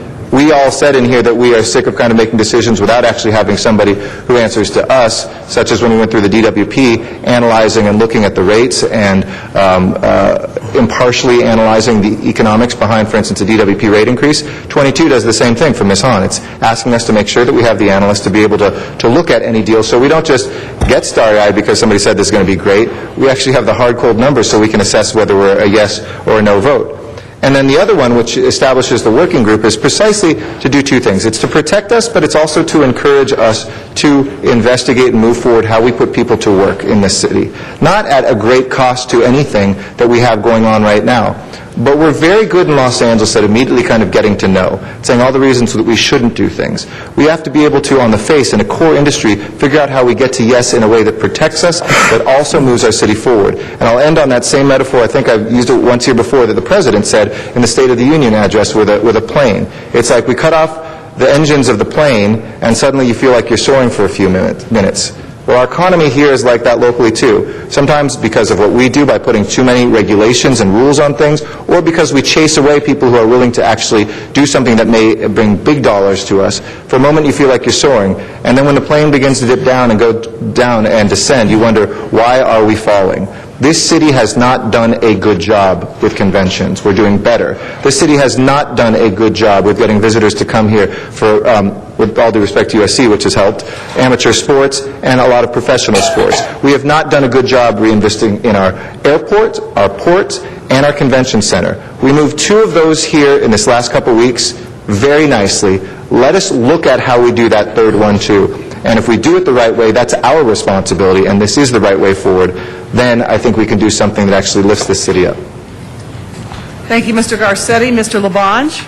Okay, Ms. Perry, on your motion there, I rise to support it if we could have the mayor's business team and a deputy controller come to the committee meeting when the ad hoc meets, so they're interchanged. We agree on that in a friendly amendment? Oh, absolutely. Absolutely. And then the key this Sunday between Pittsburgh and Green Bay is which team has the greatest defense. Jerry, you're our defense. Okay, you're our defense to make sure we do the right thing. Then also, it's the best defense that's going to win this Sunday with the best kicking game. That means if it's not a good deal, we punt. Right? Thank you for the sports metaphors. That's fair? Thank you. Thank you. Thank you very much. Thank you. Mr. Alarcon. Mr. Alarcon. Okay. Why don't we go to Mr. Krikorian, and we'll come back to Mr. Alarcon. Thank you, Madam President. And Mr. Garcetti, thank you for those comments. And certainly what I said was not meant in any way to diminish the important work that this council has done, that our staff has done on all of the issues you discussed. I didn't mean to suggest that at all. I know how hard everybody's been working. I know we've tried to find creative solutions to all these budget issues. My point was a little different than that. My point was merely, as we continue to do that work, retain focus. and don't be diverted by having to go to extraordinary lengths to accommodate an artificial rush of a time schedule created by a developer. That's my only point with that. So you talked about the Blue Ribbon Commission and mentioned that it would be doing its work behind closed doors and that our committee would have the benefit of sunlight. And that's certainly true, but they're not mutually exclusive. And my point is that before we buckle down to all of the work that would be involved in evaluating one of these, an extraordinarily complex deal involving, surrendering a public asset to a private developer, figuring out what all the implications that has for our bonded indebtedness and for our creditworthiness, figuring out whether or not this is even a job creator or a job killer. And there's an assumption that's been part of this discussion that this is just going to create jobs. I don't assume that for a minute. And that's one of the things that we should find out. So all of these are very complex issues. Why not have the Blue Ribbon Commission at least determine basic viability questions like that? Go through some of that before we devote an ounce of effort and a dime of public funds in figuring out whether or not we should move forward with this project. Let them do it on a volunteer basis as community leaders first, and then bring that proposal before us where we have all the benefit of the light of day and committees and analysis and so on. Now finally, on this, on the $250,000 that we would receive in order to do this evaluation. Ms. Hahn, I mean, you're certainly right that to do this kind of an evaluation, there has to be some expertise in this industry area. Here's the problem. Mr. Rosendahl suggested, and I think all of us echoed, that if we're going to receive money from a developer to do an economic analysis, it's imperative that that economic analysis be beyond scrutiny, be absolutely independently done, be absolutely beyond reproach. The problem is that anybody who has stadium and convention expertise is pretty darn likely at some point to have either done business with AEG or plans to do business with AEG. So I'm not sure how we take $250,000, pretend as though the city is spending that money for an independent analysis, get somebody who has the expertise to do this, and then basically we put the imprimatur of the city of Los Angeles on this analysis. We take the developer's money, we spend it, we get a report back that appears to be independent, but in fact everyone on planet Earth knows that that money is being spent by the developer and that the report that we're getting back is being prepared by an analyst who either has done or hopes to do work for that developer. So I say if they want to spend $250,000 to do an analysis, let them go and do the analysis. Give us the analysis when they're done, and the experts that we have in the CAO's office and the CLA's office can look at it and decide whether or not, it is beyond scrutiny. Experts at USC and UCLA and throughout the Southern California area, LAEDC, others, will look at that report and they'll say whether or not it makes sense. It will be peer-reviewed through the natural course of things. So, why don't we go that route rather than bringing the money in here and then pretending as though this is independent when in my view, it would be questionable. Thank you, Mr. Corn. Ms. Perry. Okay, Our final speaker on the queue, by the way. Thank you very much. And to the other Paul Kay, the lawyer and fellow Trojan. Paul, I got to say that I don't think, as elected officials, it's our job to deliberate this on the record. And I don't think, I don't think that I could accept information first from a panel of private citizens.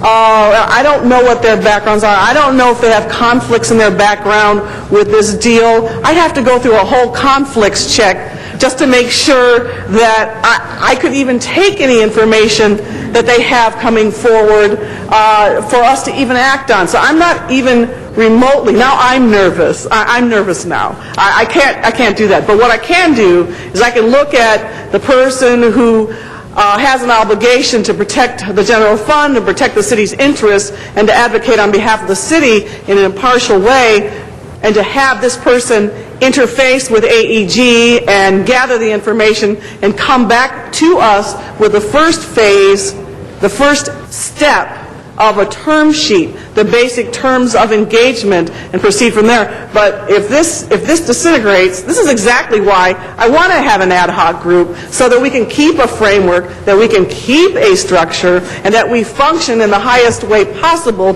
which is we're the ones who are elected here. It is our obligation to review these deals. Nobody's, I forgot the word, rolling over or whatever. An ad hoc is probably a more efficient way to put all interested heads of committees, and the president will choose and determine who that is. And I hope that he sees it within his own wisdom to allow me to be on the committee too. Thank you, Mr. President. But that otherwise it's going to be, and I hate this term, like a bunch of cats, a bag of cats in a pillowcase, and you get one down and three more pop out, and it's going to be absolutely, it will become a hot, stupid mess. And I am not interested in, redesigning a framework that is completely illogical. I don't want to sit here as an elected official and have some very well-intentioned, high-profile, really smart people who are highly successful, but I have no idea whether they may have a conflict in their background or some interest, way in the past or even in the future. I don't want to do that. I just want the CLA to do his job with a team that makes sense, that feels right, and that's logical. And I thought that's where we were going, and I just want to do this and then let all the elected officials pile on in the ad hoc committee. If it's going to go in another direction and, turn into a hot mess, well, I can swing as well as I can swing as well as Richard Alarcon, Thank you, Ms. Perry. Okay? Ms. Perry, you were the last speaker, but you inspired so many colleagues.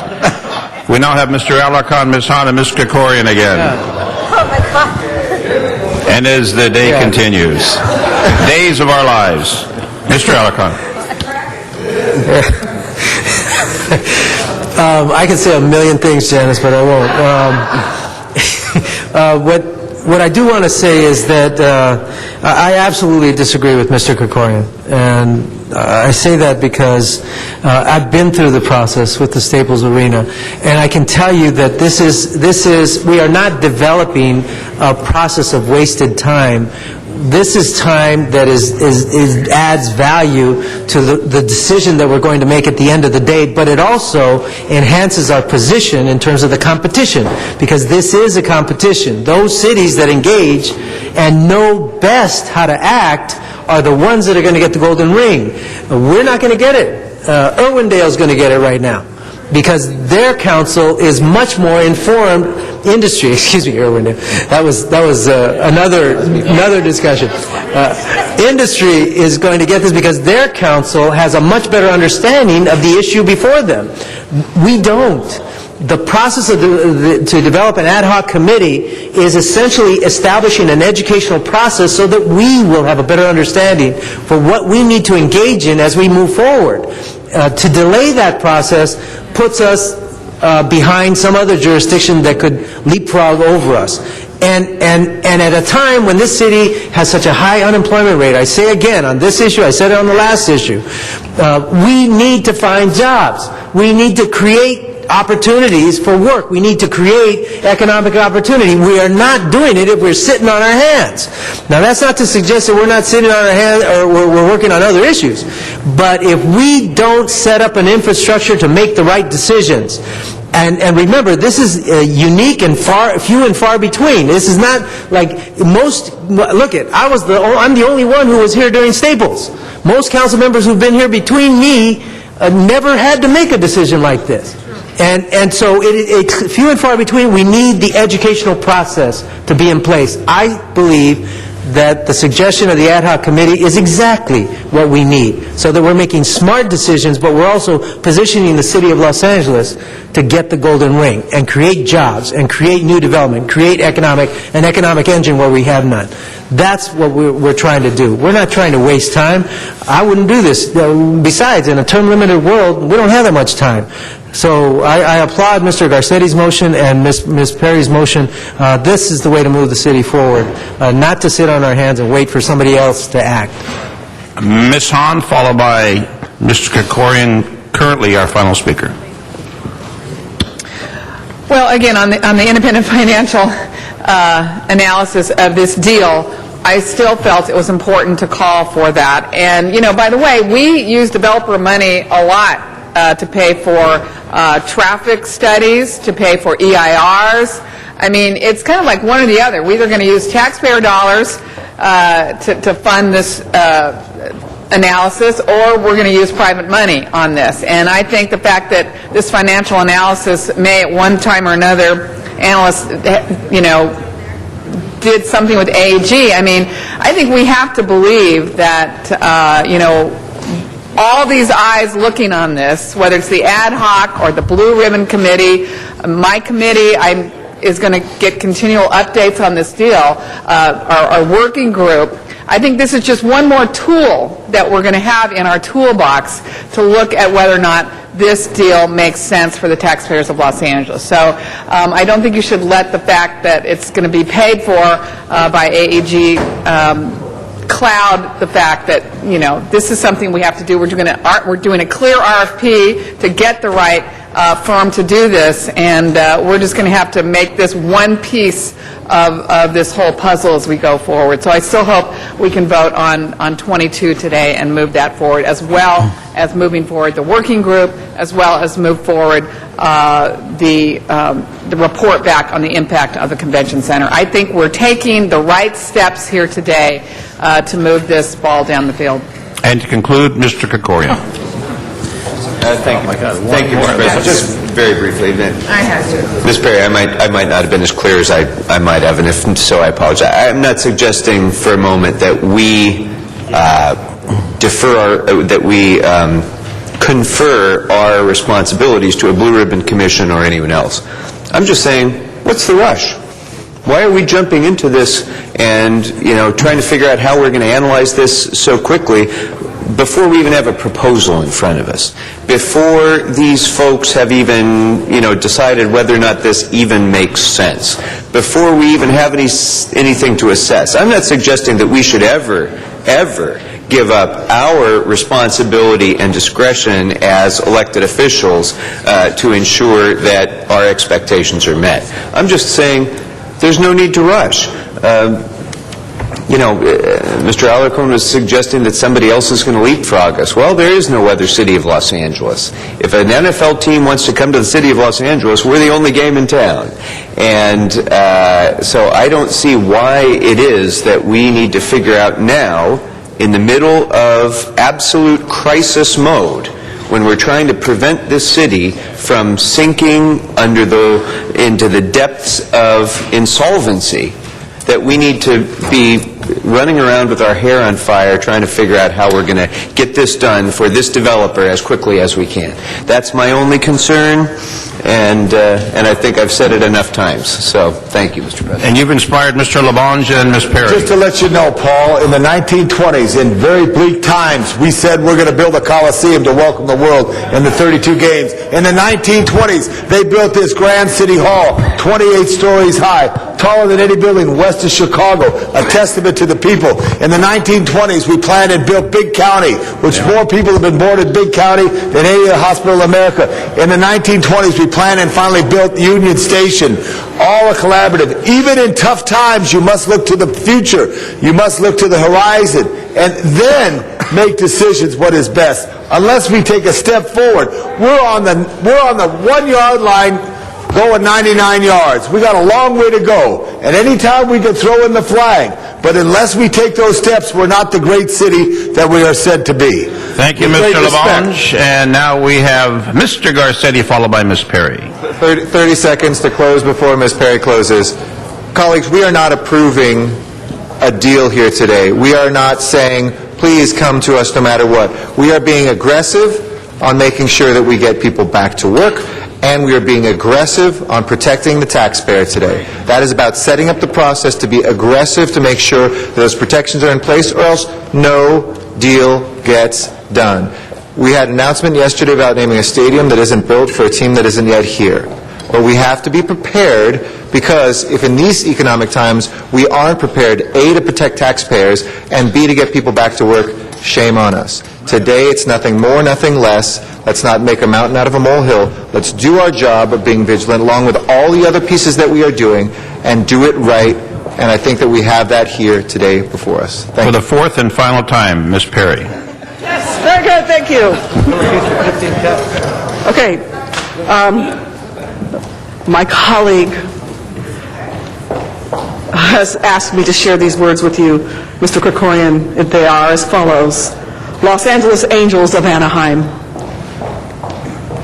You understand? Someone can come in and prevail. While it is not a rush, again, I just want to reiterate, let's just have these people do their jobs and let them proceed, and we can do what we need to do in our ad hoc, as we would normally do, and as we have done. Just so you know, I want to read these motions to you. We had an ad hoc on the Stadium Committee. That was in 2006. We have an ad hoc river. Mr. Krikorian, I wanted you to hear this. Ad hoc River Committee, 2008.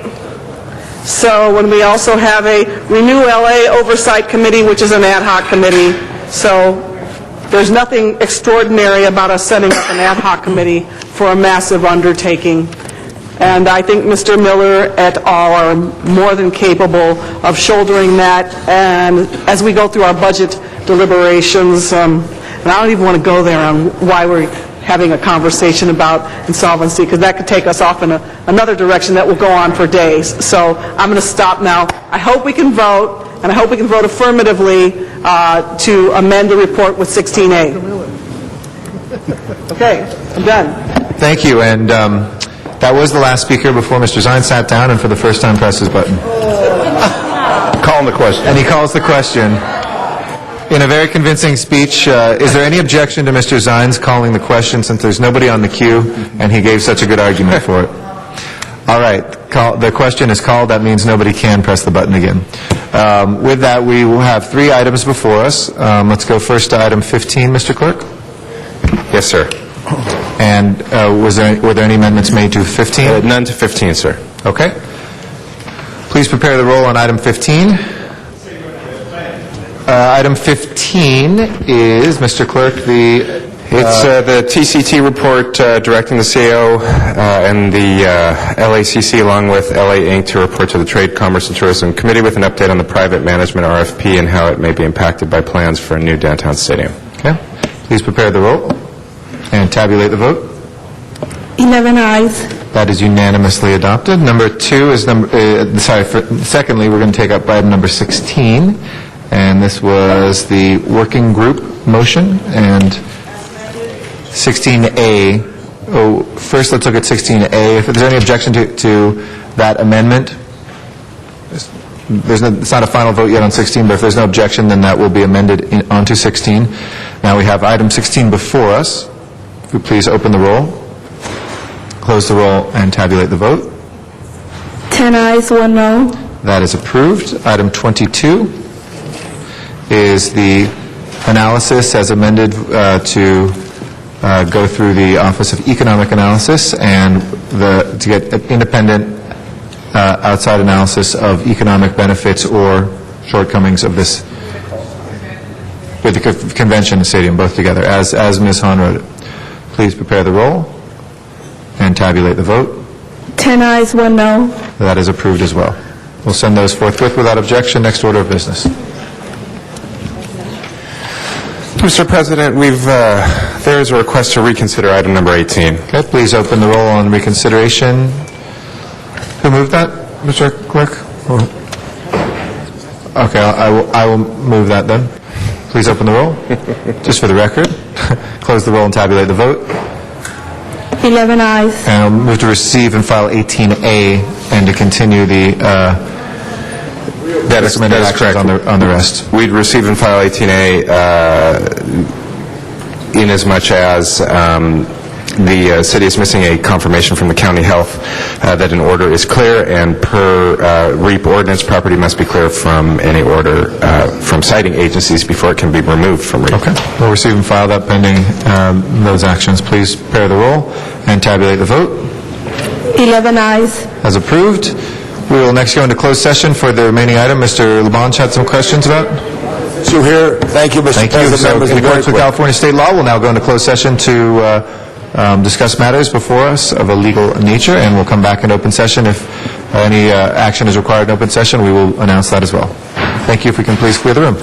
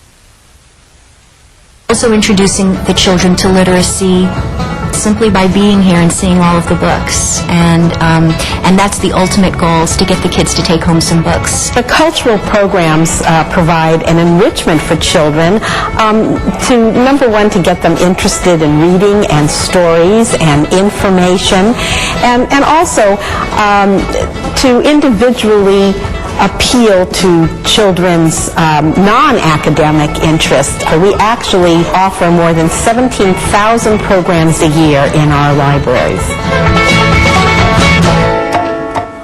Our special correspondent, Andrew Tarr, is at the Encino Tarzana Branch Library, and he reports that he's made a major discovery, and he's giving us the exclusive story.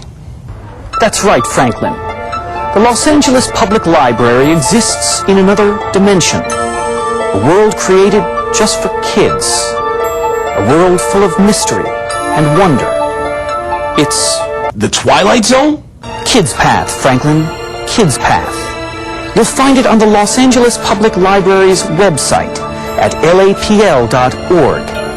Whether you sign on at the library on one of the Kids Path computers or from home, Kids Path offers information, fun, and even homework help designed just for kids. Just click on Kids Path. Don't think of Kids Path as just the kids version of the LAPL. It's a whole lot more. They've got trees and treasures and airplanes and dinosaurs! Ah! Nice dinosaur! It's a gateway, a kids' gateway to the entire world, with resources created and recommended by the library. With Kids Path, a kid has access to books anywhere in the system. Perhaps you're interested in space. You've read every book in the Encino Tarzana branch, but you're still not satisfied. Where can you go? There's a signpost up ahead. It reads, Kids Path. Search the solar system and you find lots more books than you can even imagine. And then have them delivered right to your own branch. You want to become an expert on Mars, yet you've never been there. Luckily, there are 250 books all around the library's system that have something to do with Mars, a red planet that just happens to be in the solar system. But that's not all, Andrew, is it? Oh, there's more, Franklin. Much more. Well, we'll come back to Andrew Tarr in just a little while. But first, let's take a trip over to the Granada Hills Branch Library, where there's magic going on in more ways than one. We have lots of free videos, DVDs, we have story times, we have animal shows, we have crafts, we have stories, and lots of books. This is the fiction area of the children's section, and we have chapter books, as the kids like to call them. We have a whole array of J.K. Rowling's book of Harry Potter, the American Girls collection. We over here have the award-winning books. We have the parents' shelf area, the children's magazines here, videotapes and children's DVDs. This is the board books. These are cardboard books. Independent readers for first and second grade reading level. The very simplest books that we have are the blue dot books here in the concepts area, like opposites, like ABCs, like numbers. Books on tape and books on CD, the Christmas stories, as well as Jewish holidays, Kwanzaa, Ramadan. We usually have programs about sometimes once a month. We're having a fabulous magic show with Tony Daniels, who belongs to the Magic Castle here in L.A. Hold it in both hands. Lean off the elbow. All right. And Andrew, I want you to take it, I want you to rip it right down the middle. Just tear it right in half mentally.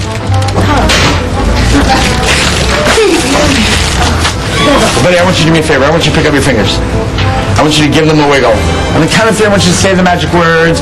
Reading is magic, all right? One, got a wiggle. 1, 2, 3. Reading is magic. And just like that, buddy. I love working at libraries for a few reasons. One is when I was 5 years old, I saw a magician at the library.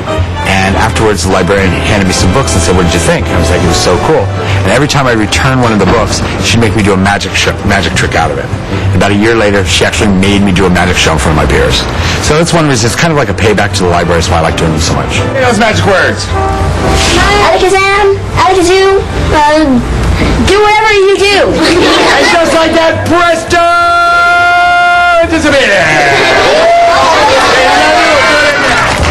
My main goal is to get children to pick up a book and read.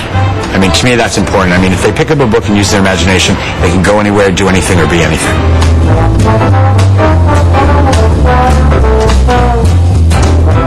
I think I might get some magic books and check them out. Maybe the DVDs. I like to go to the library and read. They help us with our homework here.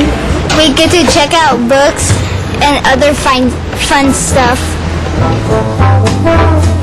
I love the kids. I love the kids. I love the parents. The parents come in with the children. They experience the story times with the kids. When we have crafts, they sit there and do the crafts with the children. So it's really exciting. I get gratification every single day. I personally don't have kids. I have 3 dogs.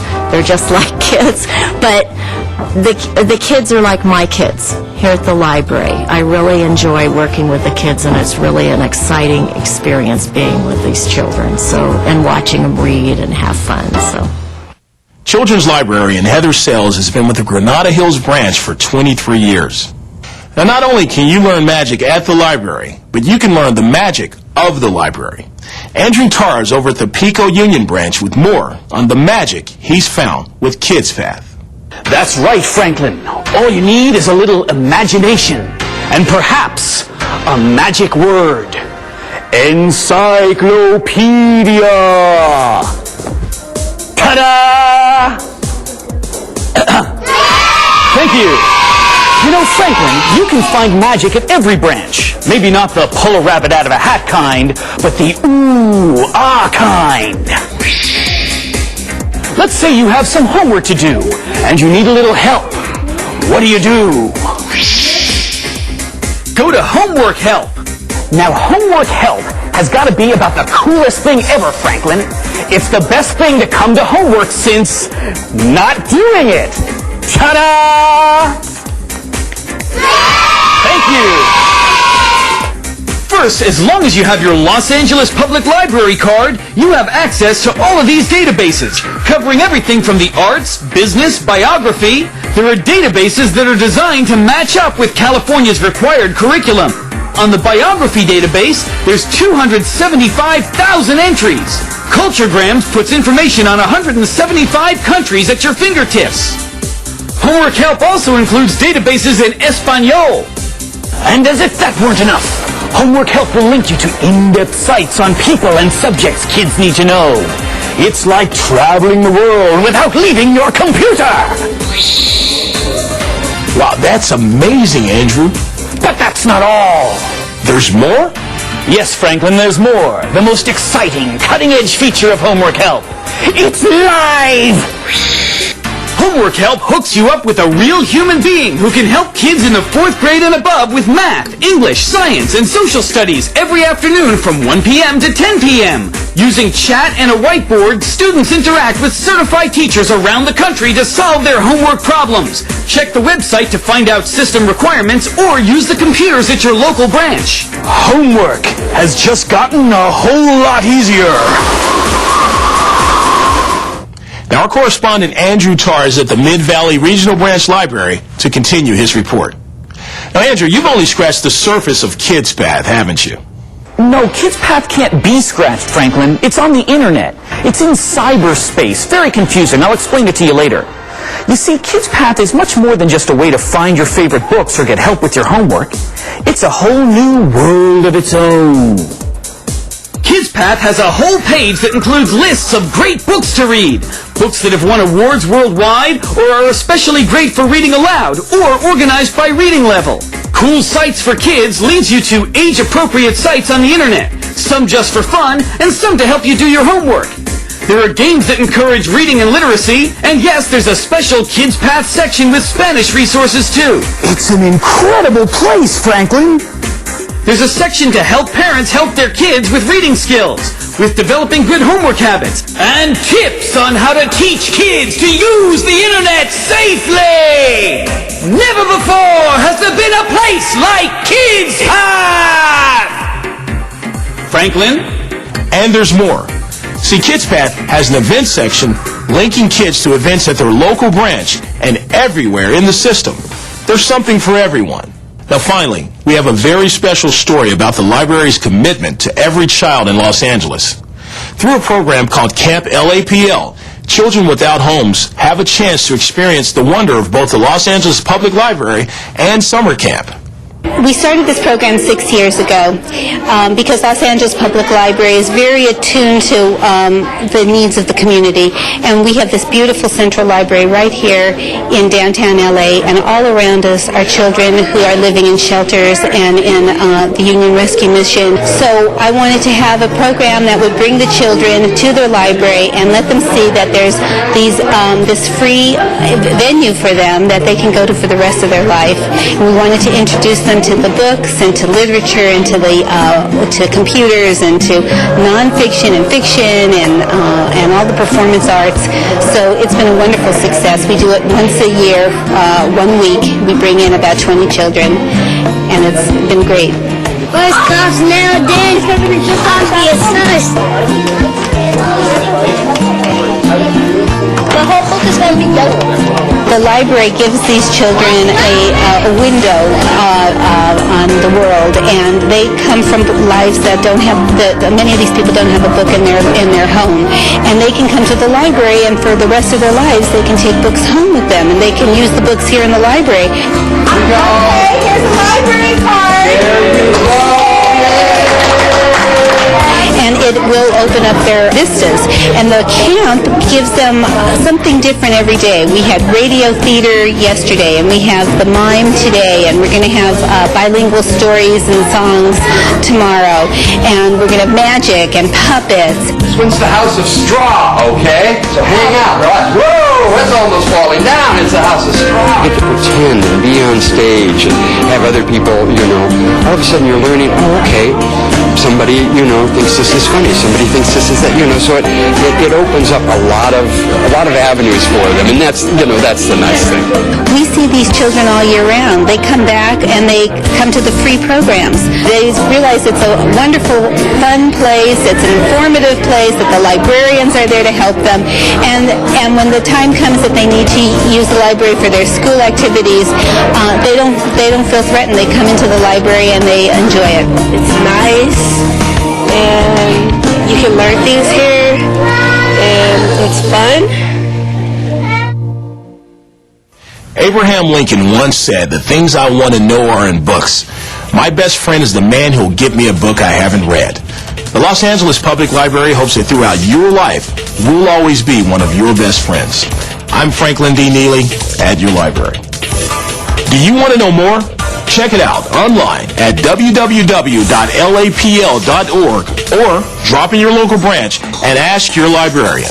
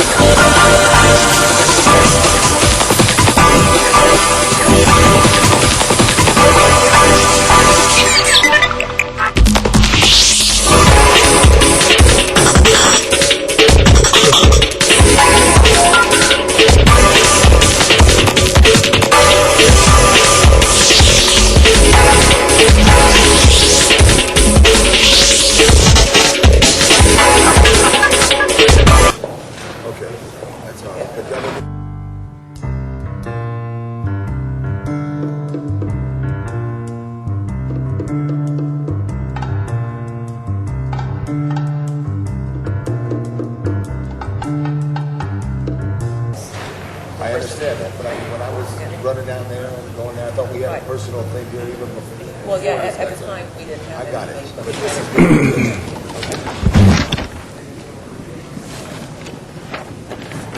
Did you?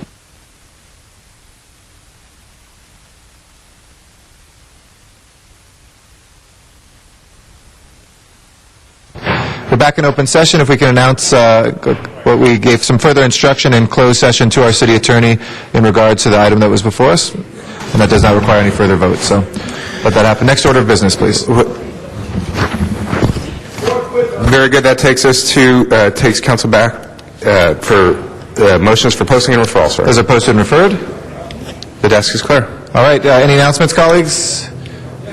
Mr. Weezer. Very much. Public Works Committee that was scheduled to begin at 2 will begin at 2:30. Okay, Public Works at 2:30. Thank you. Any other announcements? If not, can I please ask everybody to rise for adjourning motions? And Mr. Zime, I'd like to recognize you for your adjourning motion. I thought we were going to postpone it. I put it away. Okay, all right, we'll do that. I'm sorry, my apologies, Mr. Zine. We'll wait on that adjourning motion until our next meeting. Mr. Clerk, if you'll please call the roll. All right, this meeting of the Los Angeles City Council is hereby adjourned. We'll be next in the San Fernando Valley on Friday in our Van Nuys City Council chambers at 10 a.m. Look forward to seeing everyone there. Thank you, and this meeting is adjourned.